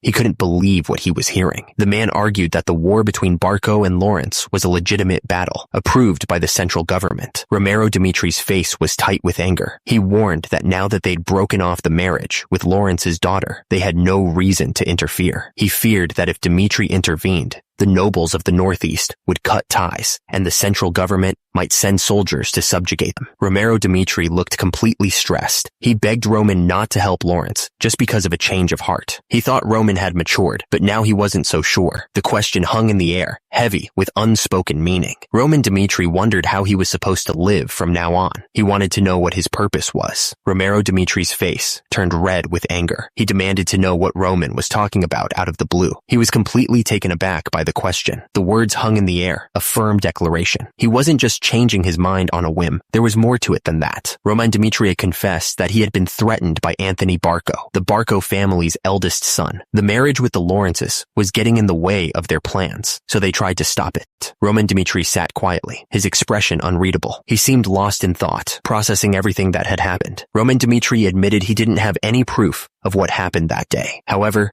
something had occurred to him. He remembered the rumors that always swirled around the Dmitri family. People whispered that Dmitri was the true powerhouse of the Northeast. The words floated in his head, a stark reminder of their current standing. The Barcos already looked down on them, seeing them as inferiors. Romero Dmitri spoke, his voice laced with a hint of resignation. He admitted that he wasn't really doing anything with all the power and wealth he had. He seemed satisfied with how things were. Roman Dmitri interrupted, his voice firm and filled with determination. He declared that he was different. He wanted power, and he wouldn't stand by and watch as the Dmitri name was tarnished, whether by the Barcos or anyone else. Roman Dmitri continued, his gaze intense. He insisted that he had plenty of reason to act. Roman Dmitri explained that cause was nothing more than child's play for those with power. It was like how the Barcos declared war by making up a non-existent cause. It was a new life, that was for sure, but it still felt like he was rowing through a boundless ocean, lost and directionless. But one thing was for certain, his identity as Baek Jung-hyuk was unchanging. He had to live a life of domination, no matter what. Roman Dmitri stared ahead, his face set in a determined scowl. The soldiers behind him stood ready, waiting for his command. Roman Dmitri continued, making it clear that he wasn't asking anyone to lend him the family's strength. Roman Dmitri declared that he would intervene in this war with only the qualifications he had as Roman Dmitri. He would do it his way. He hoped that someone would watch over him. He knew the path ahead would be difficult, and he needed all the help he could get. He declared that the path he would show them was the life he would live from now on. It was a promise and a warning, all in one. It seemed that no matter how much someone changed, their origin would always stick with them. No matter how great they became, that would never change. No matter what accomplishments someone achieved, or how rich they became, or even if they became a lord and ruled a territory, nothing would change. The man looked off to the side, a frown on his face. He knew that the fact that he was a commoner would never change, no matter what he did. The woman reclined on the couch, trying to seem relaxed. She said that she guessed something happened with the other nobles when he went to the capital, but then quickly said that nothing happened. The man frowned, remembering the event. He said that he could just tell from their gazes, the way they looked at him. Those eyes didn't look at a noble the way another noble would. There was something different about the way they saw the world. Flora looked at him expectantly. She asked if he wanted to change things. The man shook his head. He said he was fine with his life as it was, and didn't want to work any harder for anything else. Romero Dmitri sat with his wife. He said that he hoped his sons would be different. Romero Dmitri continued, saying that unlike himself, who was fine ruling over a small remote land, he wanted his sons to surpass the limits of their origins. High above the estate, the wind howled. The Dmitri family's territory was small, but their ambitions were not, and to reach someplace higher, he thought. The words hung in the air, a silent promise for the future. Roman Dmitri sat quietly, his hands clasped in front of him. He seemed lost in thought, pondering his father's words. The man looked at Roman Dmitri suspiciously. He muttered that those weren't the same eyes eyes he was used to seeing. Roman Dimitri's eyes glowed with an eerie light as he thought about someone who could be persuaded. Something was brewing in his mind. Roman Dimitri simply said yes. He seemed to have made up his mind. Romero Dimitri looked at his son with anticipation. He said he had dreamt of this moment. Romero Dimitri smiled, his eyes crinkling at the corners. He thought that his worrisome child had grown up so much before he even realized it. Roman Dimitra sat in his chair, his expression unreadable. The air around him seemed to crackle with a newfound resolve. Roman Dimitri gave his approval. He told the other person to do as they liked and to ask for his help if they needed it. Roman Dimitri looked down, his expression unreadable. He seemed to be deep in thought, considering the possibilities. Someone declared, stating that Roman Dimitri was his son. Romero Dimitri stepped forward and declared something. Someone said that no matter what Roman Dimitri did, he didn't need to take responsibility alone. The words seemed to carry a heavy weight of expectation and support. The entrance was marked by a sturdy archway. A shield bearing a hammer and anvil hung above, a clear sign of what lay beyond. Someone spoke, observing that they had arrived. It seemed they had reached their destination. The archway stood tall, the blacksmith's emblem proudly displayed. It was a clear indicator of the purpose and importance of this place. The buildings were closely packed together, forming a tight-knit community. The architecture was simple but sturdy, built to last. Someone commented that the smithies of Dimitri were indeed as large as people claimed. It seemed the rumors were true, and this was no simple boast. Roman stood in the courtyard, lost in thought. The weight of his responsibilities seemed to press down on him. Inside, the workshops were bustling with activity, each large enough to accommodate several blacksmiths working together. The clang of hammers on metal filled the air. The view shifted to the outside, showcasing the sheer number of buildings dedicated to the blacksmith's craft. It was an operation of considerable size. There were 30 such workshops lining the street, a testament to the scale of Dimitri's ironworking capabilities. The entire area was dedicated to the production of weapons and armor. Suddenly, it became clear how the Dimitri family had managed to amass such wealth. The scale of their blacksmithing operations was truly impressive. Roman Dimitri realized that the source of the family's wealth was clear just from looking at the street. The sheer scale of the blacksmithing operations was enough to understand how the Dimitri family had become so rich. The iron mine behind the estate was said to have the greatest deposits in the entire kingdom. It was a valuable resource that the Dimitri family controlled. The Dimitri blacksmiths had the skills needed to turn that ore into valuable products. Their expertise was essential to the family's success. The iron that was mined there could be sold for a hefty price. It was a valuable commodity that brought in a lot of money. Because of this wealth, the northeastern nobles of Cairo were starting to pay attention. The Dimitri family was becoming a force to be reckoned with. The Dimitri family's emblem glowed, a symbol of their might. The weapons depicted represented their strength and influence. Everyone knew that becoming hostile with the Dimitri family was a terrible idea. The consequences would be severe. Aside from the obvious, their wealth alone was enough to keep most people in line. No one wanted to mess with that kind of money. Weapons were essential to their power. The Dimitri family was not afraid to use force to protect their interests. If anyone in the kingdom of Cairo couldn't get their hands on the Dimitri family's iron weapons, they were basically screwed. The Dimitris controlled the entire supply. The situation was coming to a head. This was a critical issue that needed to be solved immediately. Someone had arrived. The message spread quickly. He was here. Roman Dimitri looked forward, his expression unreadable. He was calm, waiting to see what would happen next. He was a symbol of the Dimitri family. His presence commanded respect. He was the master blacksmith. The master blacksmith was here. Roman Dimitri told his father that he was planning on settling things with his own power, but he admitted he did need his help something. Roman Dimitri explained that he needed armaments to equip the soldiers. He looked at his father, waiting for a response. Romero Dimitri told Roman Dimitri to go see Master Hendrik. He took a sip of his tea, remaining calm. Romero Dimitri explained that he used to handle all sorts of matters in the smithy, but Hendrik, who used to work alongside him, took over after he was granted peerage. Romero Dimitri took another sip of his tea. He looked thoughtful, as if he knew something Roman Dimitri didn't. Romero Dimitri explained that Master Hendrik was in charge of all ironwork production for their family. It was a vital role. Romero Dimitri assured Roman Dimitri that if he said it was his request, Master Hendrik would provide him with everything he needed. Roman Dimitri thanked his father. Romero Dimitri warned Roman Dimitri that there was one thing he needed to keep in in mind. The blacksmiths of Dmitri were extremely prideful. Romero Dmitri explained that they weren't the kind of people who would show loyalty just because you were born with the name Dmitri. It was a warning. According to Romero Dmitri, only someone who could tell the difference in iron quality and had the skill to handle it would earn their respect. It was a challenge. The blacksmiths of Dmitri were a prideful bunch. It was said that only someone who could truly earn their trust would get their respect. Two men stood there, looking at each other. The blacksmiths watched him closely, waiting to see what he would do. Roman Dmitri watched the blacksmith at work. He wanted to see how they worked and what they were doing. Roman Dmitri's eyes narrowed. He realized it was just as his father had said,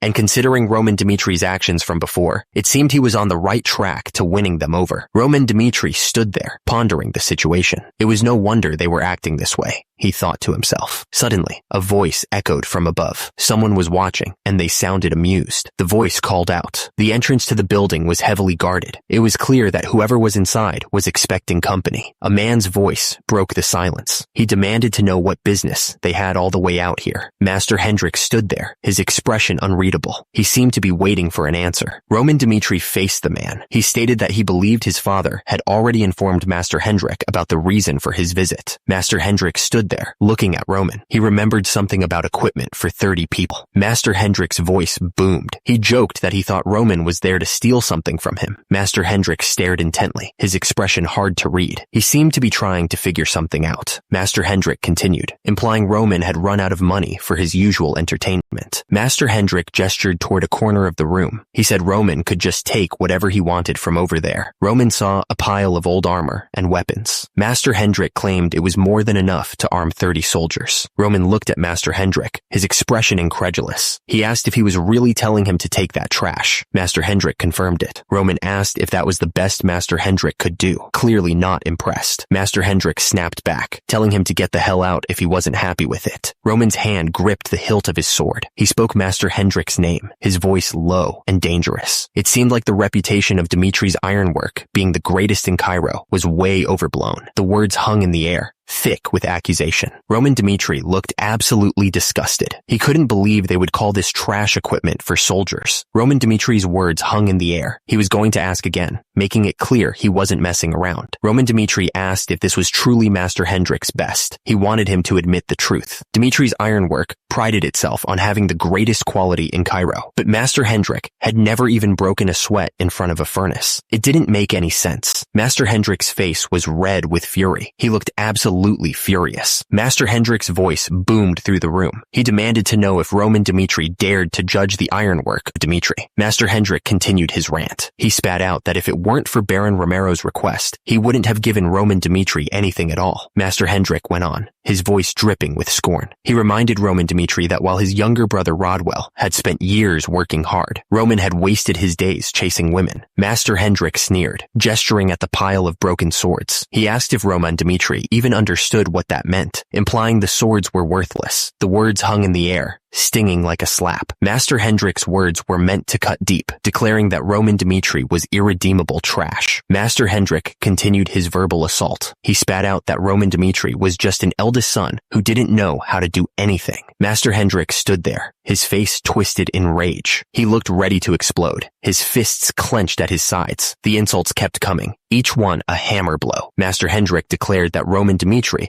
was just trash who couldn't do anything. Roman Dmitri's expression barely changed as he listened to Master Hendrik's rant. He said it was the same old story, and he understood the master's rage. He examined the sword closely. The weapon was hammered with such uneven strength that it changed color just from the sun shining on it. The sword must have been made by a blacksmith who didn't know what he was doing. It was a terrible job of hammering the metal. Roman Dmitri narrowed his eyes. This couldn't be called Dmitri's ironwork, not with this kind of awful quality, since Master Hendrik couldn't deny that fact. Roman Dmitri's voice rose with anger. Did Master Hendrik choose to insult him instead of just calling it trash? He demanded to know what Master Hendrik was trying to say. Master Hendrik's eye twitched. A bead of sweat trickled down his face, showing he was feeling the pressure. The sword gleamed, catching the light. It was the object of the argument. Master Hendrik's name was on the line. A soldier had died because his sword was trash, Roman Dmitri explained. The blunt edge couldn't even cut through flesh properly. The soldier couldn't pull the sword out, Roman Dmitri continued, stuck as it was in the enemy's muscle. And so, with a baffled look on his face, the soldier lost his head. Roman Dmitri glared at Master Hendrik. He demanded to know what he thought of this injustice. The soldier did his best to survive, Roman Dmitri said, but he had no choice but to die, since his trash of a lord armed him with trash. Suddenly, a voice boomed out, filled with rage. Roman Dmitri demanded to know what the hell Master Hendrik thought he was doing. Roman Dmitri held up the chainmail, his expression dark. He asked Master Hendrik why he thought soldiers even bothered wearing armor in the first place. The whole point of armor, the words declared, was to protect a soldier from an enemy's attack, even if it only worked once. That single moment of protection made the weight worth bearing. Roman Dmitri stared at the chainmail in his hands. He looked absolutely furious. However, the words continued. A soldier who wore the chainmail that Master Hendrik provided had been betrayed by the very armor he trusted and died because of it. Master Hendrik stood tall, his figure outlined against the bright sky. The air around him shimmered with heat from the forge. The soldier had trusted the finely stitched iron pieces to protect him, but an experimental piece from a nameless blacksmith couldn't block the enemy's attack. It left a gaping hole through the armor, and his insides spilled out from between the chainmail. Master Hendrik looked absolutely furious as he yelled, demanding to know what the hell Roman Dmitri was saying. The question hung in the air, a challenge to Roman Dmitri. Did he even grasp the situation? Roman Dmitri explained that he understood Master Hendrik's frustration at the eldest son only coming when he needed something. He also understood his frustration at Roman Dmitri judging the ironwork when he wasn't interested in the smithy in the slightest. The words appeared, stark against the blue background. It was a statement of understanding. Then more words appeared, acknowledging thoughts and feelings. It was a show of empathy, or at least the appearance of it. The word, however, flashed, signaling a change in tone. This wasn't going to be a simple apology. The air crackled with unseen energy. Something was about to happen. The final words appeared, an accusation hanging heavy in the air. Someone had definitely crossed a line. Roman Dmitri started talking, explaining that if he didn't realize that the things scattered all over the floor were trash, then there would be a problem. Roman Dmitri looked absolutely furious. His grip on the sword tightened. Roman Dmitri continued, saying that the soldiers who followed him may have trusted their lives to those pieces of trash without knowing a thing. Roman Dmitri explained that this matter wasn't simply Master Hendrik's retaliation toward him due to private feelings. He said this matter held the lives of 30 people on the line, and even while knowing that, Master Hendrik turned away from the truth.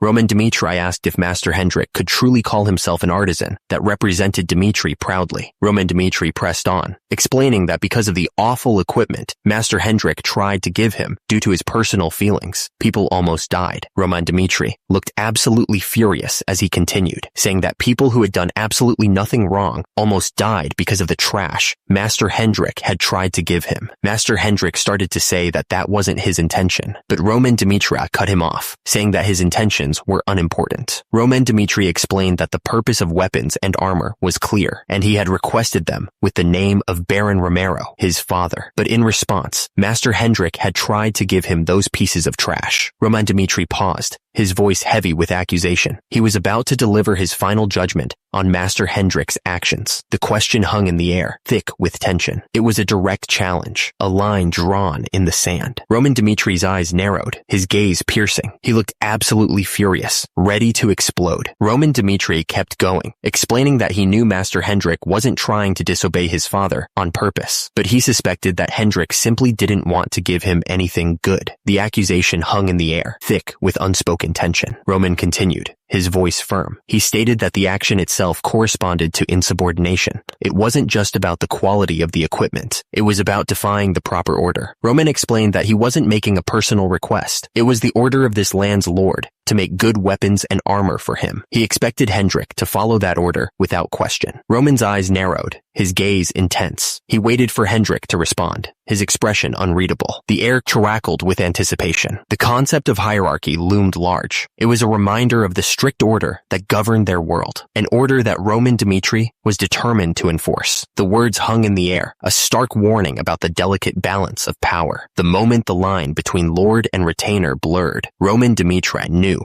the entire structure would crumble. The idea of loyal retainers was on his mind. He needed people he could trust, people who understood their place and wouldn't overstep. He thought about those retainers he might consider friends. Roman Dimitri knew that even those relationships had limits. The message was clear. The moment a retainer forgot their place, severe punishment was necessary. There could be no exceptions. The air hung heavy with anticipation. Roman Dimitri was about to repeat his question, leaving no room for misunderstanding. Roman Dimitri's voice echoed, demanding to know. Roman Dimitri's eyes narrowed, his expression hardening. He looked absolutely furious. Hendrik recoiled, clearly shocked by the accusation. He exclaimed. Roman Dimitri pressed him, his voice laced with anger. He demanded an explanation. Suddenly, another voice cut through the tension. Someone had come out because of all the noise, asking what was going on. Another man stepped forward, his face red with anger. The defender yelled, asking what the hell Roman Dimitri thought he was doing to Master Hendrik, and that he wouldn't stand for the moron of Dimitri, defying the master any longer. The defender pointed to the sword in Roman Dimitri's hand. He noticed that Roman Dimitri was holding a sword, and he was not happy about it. The defender continued to shout, demanding to know what Roman Dimitri was trying to do to Master Hendrik. He ordered others to restrain him.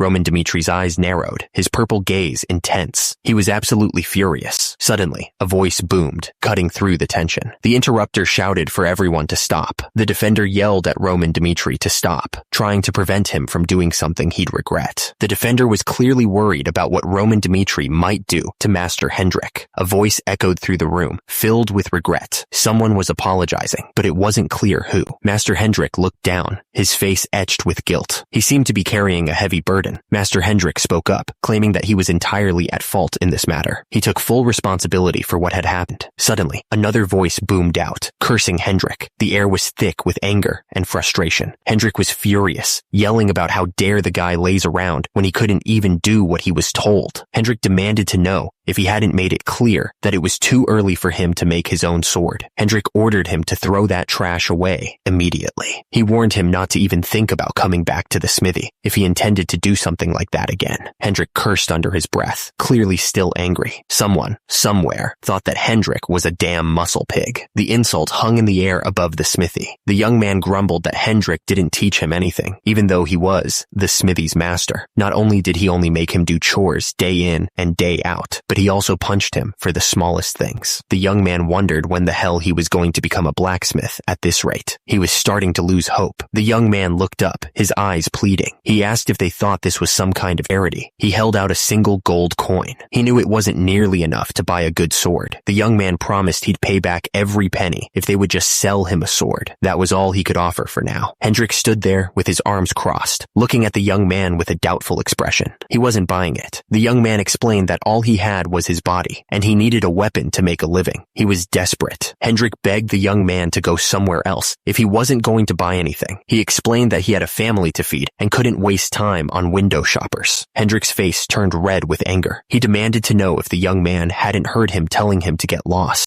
The young man turned around and walked away from the shop. He trudged forward, heading away from town. Suddenly, a voice called out. Roman Dimitri was waving his arms in the distance. The young man stopped and turned around. He shouted back, wondering what Roman wanted. The young man stared at the sword in his hand, hardly daring to believe it. He asked if Hendrik was really giving him the sword for free. Hendrik explained he'd overheard the young man's troubles at the shop. He insisted that the young man take the sword. The young man was grateful and offered some silver in return. Hendrik refused the silver. He told the young man that he didn't need any money. He added that the sword was going to be thrown out anyway, and that he was thankful if it could help someone. The young man was overcome with gratitude. He thanked Hendrik profusely. A genuine smile spread across the young man's face. He felt a surge of relief and gratitude. The young man was incredibly grateful for the sword. He kept repeating his thanks. Hendrik smiled, seemingly pleased by the young man's reaction. He seemed to be enjoying this, but then his smile faded. Hendrik's face suddenly darkened, like a storm was brewing inside him. Elsewhere, the battlefield was a scene of death. A soldier lay lifeless on the ground, his armor broken and blood everywhere. The dead soldier's eyes were wide open, staring blankly at the sky. His face was frozen in a mask of terror. The man groaned, his face contorted in pain. Whatever was happening, it clearly hurt a lot. The attacker kicked the man with brutal force, sending him flying through the air. The sound of the impact echoed through the area. The man on the ground gasped, clearly shocked by the news. He had heard that someone had died while escorting a merchantry, and he felt bad for the poor guy. The man's eyes were filled with despair. He thought about how the soldier's sword had broken while fighting the bandits, which led to his death. The man knelt on the ground, overwhelmed with grief. He wondered if everyone else was okay, and he knew that a good weapon was essential. He also thought about what would happen to the soldier's wife and child now that he was gone. Roman Dimitri's face was wet with tears. It felt like he had killed the soldier himself. He felt responsible for the soldier's death. It was no different than killing him himself. On that day, Roman Dimitri swore that he wouldn't let something like that repeat itself. He clenched his fist, a promise echoing in his mind. Roman Dimitri was furious, his thoughts screaming at Hendrik. What the hell had he done? Hendrik stood there, looking down. He seemed to be ashamed of what had happened. Roman was lost in his thoughts, replaying everything that had just happened. He couldn't believe that he almost repeated that day's tragedy, simply because he didn't like Hendrik. How pathetic could he be? Roman declared that he would pay the price for his actions. He was ready to face the consequences, addressing Hendrik as master. Hendrik looked at Roman, his eyes piercing. If Roman was willing to repent for his mistakes to this extent, then Hendrik wouldn't take this matter any further. Roman wanted to move on. He suggested that they get back to business, acknowledging that Hendrik was a great blacksmith. The air between them seemed to clear. Roman gestured as he spoke, the tension of the previous moments fading away. Roman explained that he was entrusting Master Hendrik with making the equipment to arm his 30 soldiers. Roman added that he didn't believe that Hendrik intended to disobey his father on purpose, and that it likely stemmed from his animosity toward him, which he understood. Roman wanted to bury both of their mistakes in the past. He hoped they could move forward, leaving their issues behind them. Hendrik stared at Roman and wondered if he was being given an easy way out after everything that had happened. All he wanted were swords and armor that would protect the lives of his soldiers. Hendrik had heard the rumors about Roman's change, but he couldn't believe it. Hendrik was shocked. He couldn't understand how someone could change to such an extent. Roman stood there, his face set with determination. The air around him seemed to crackle with a strange energy, as if he was ready to face any challenge. Hendrik stared at Roman. He realized that this was not the same spoiled noble he remembered. Something about Roman had changed completely. Roman spoke again, his voice filled with sincerity. He said once more that he was truly sorry for everything that had happened. Hendrik listened carefully, his expression unreadable. He turned his head slightly, considering Roman's words and trying to gauge the sincerity behind them. Roman finished his apology with a vow. He swore that nothing like the previous incident would ever happen again, his voice ringing with conviction. Roman looked intently at Hendrik. He promised that, as a way to make up for the past, the weapons and armor for his soldiers would be made with the best quality ironwork that Dimitri could offer. An order rang out, telling everyone to return to their stations immediately. A chorus of voices replied, confirming that they would get right to it. The furnaces roared with intense heat, melting the metal within. The air crackled with energy as the blacksmiths prepared to work. The blacksmiths worked tirelessly, their hammers striking the metal in a rhythmic beat. Strokes flew as they shaped the molten material, each strike echoing through the workshop.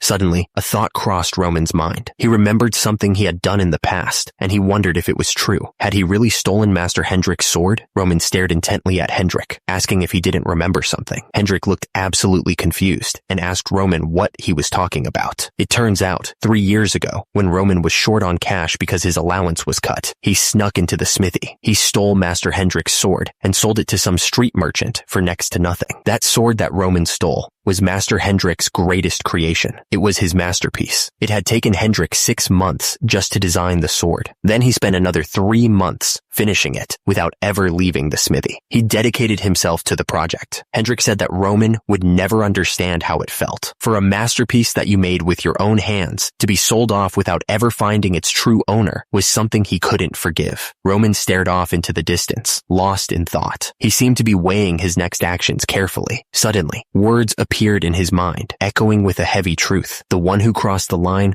was the Roman of the past. Roman walked towards the smithy with determination. He needed to make things right. Roman Dimitri, he thought to himself. He knew what he had to do. Roman stood before Hendrik, ready to face the consequences of his past actions. The air was thick with tension. Hendrik's expression was firm as he spoke. He admitted that he hadn't completely forgiven Roman for what happened. He said he only accepted the request because he knew he'd messed up, but he still couldn't stand the idea of the Dimitri family's eldest son being so careless us about the smithy. The words echoed in the air, emphasizing a vital point. The foundation of Dmitri itself rested on the strength of the smithy. It was a warning, a reminder, and a challenge all in one. Hendrik's eyes narrowed slightly as he continued. He said that if Roman ever made a trash sword with his own hands, he might see him in a different light. He figured that day would come pretty soon. The message appeared, signaling the end of their conversation. Hendrik announced he would take his leave, but would return when the requested items were completed. With that, Hendrik left the smithy. The heavy wooden door closed behind him, leaving Roman alone with his thoughts. Roman stood at the doorway, looking out at the open fields. The sun felt warm on his face as he took a deep breath. It had been a long time since he'd been back here. Roman's expression was thoughtful as he spoke. Roman stared at the building. He remembered the workshop where he had trained in isolation. The workshop was well organized, just as he had requested. Roman was pleased to see that his orders had been followed. All the tools were here, ready for use. Roman felt a surge of anticipation. He was ready to get started. A massive stone oven stood before him, waiting to be used. He was determined to make things right. It was time to start. The fire roared inside the oven, sending waves of heat into the room. The air shimmered with the intensity. Roman thought back to his time in the Murim. He remembered a key moment that shaped his path. Roman recalled that he was only 18 when he decided to forge his own sword. It was a turning point in his life. Roman thought back to a time when the demon cult's successor hadn't been chosen yet. Turns out, there was constant fighting between the brothers, and he had to sleep with one eye open because of all the assassination attempts. Roman remembered that his 11th brother, Baek Chong-hyun, ambushed him, trying to end his life. The attack came out of nowhere, and he barely managed to react in time. Roman recalled that it was a very close battle. He could still feel the adrenaline pumping through his veins, the memory so vivid, it was like he was back in that moment. Roman's treasured sword broke during the fight. It couldn't handle Baek Chang-hyun's attacks. The loss of his sword was a major blow. Roman fought with everything he had, his movements a blur of speed and power. Each strike was aimed with deadly precision. The memories of that brutal battle were still fresh. He could almost feel the eyes of his brother staring him down, ready to strike at any moment. He remembered mangling his brother's face with the broken sword. As he barely escaped death, a thought crossed his mind. He needed a sword that could withstand anything,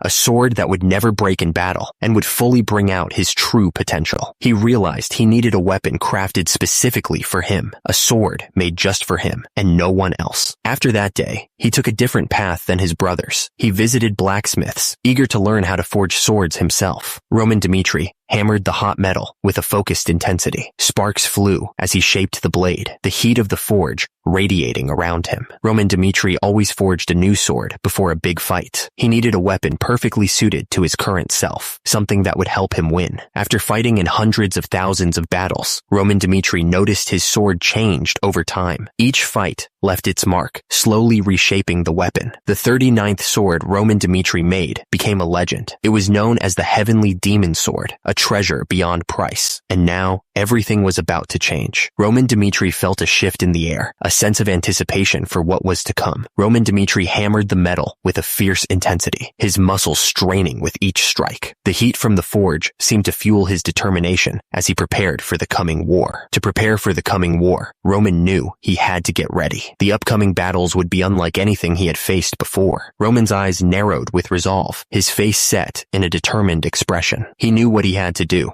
no matter the cost. It was time to make a sword just for his new self, Roman realized. This weapon would be more than just steel. It would be a symbol of his transformation.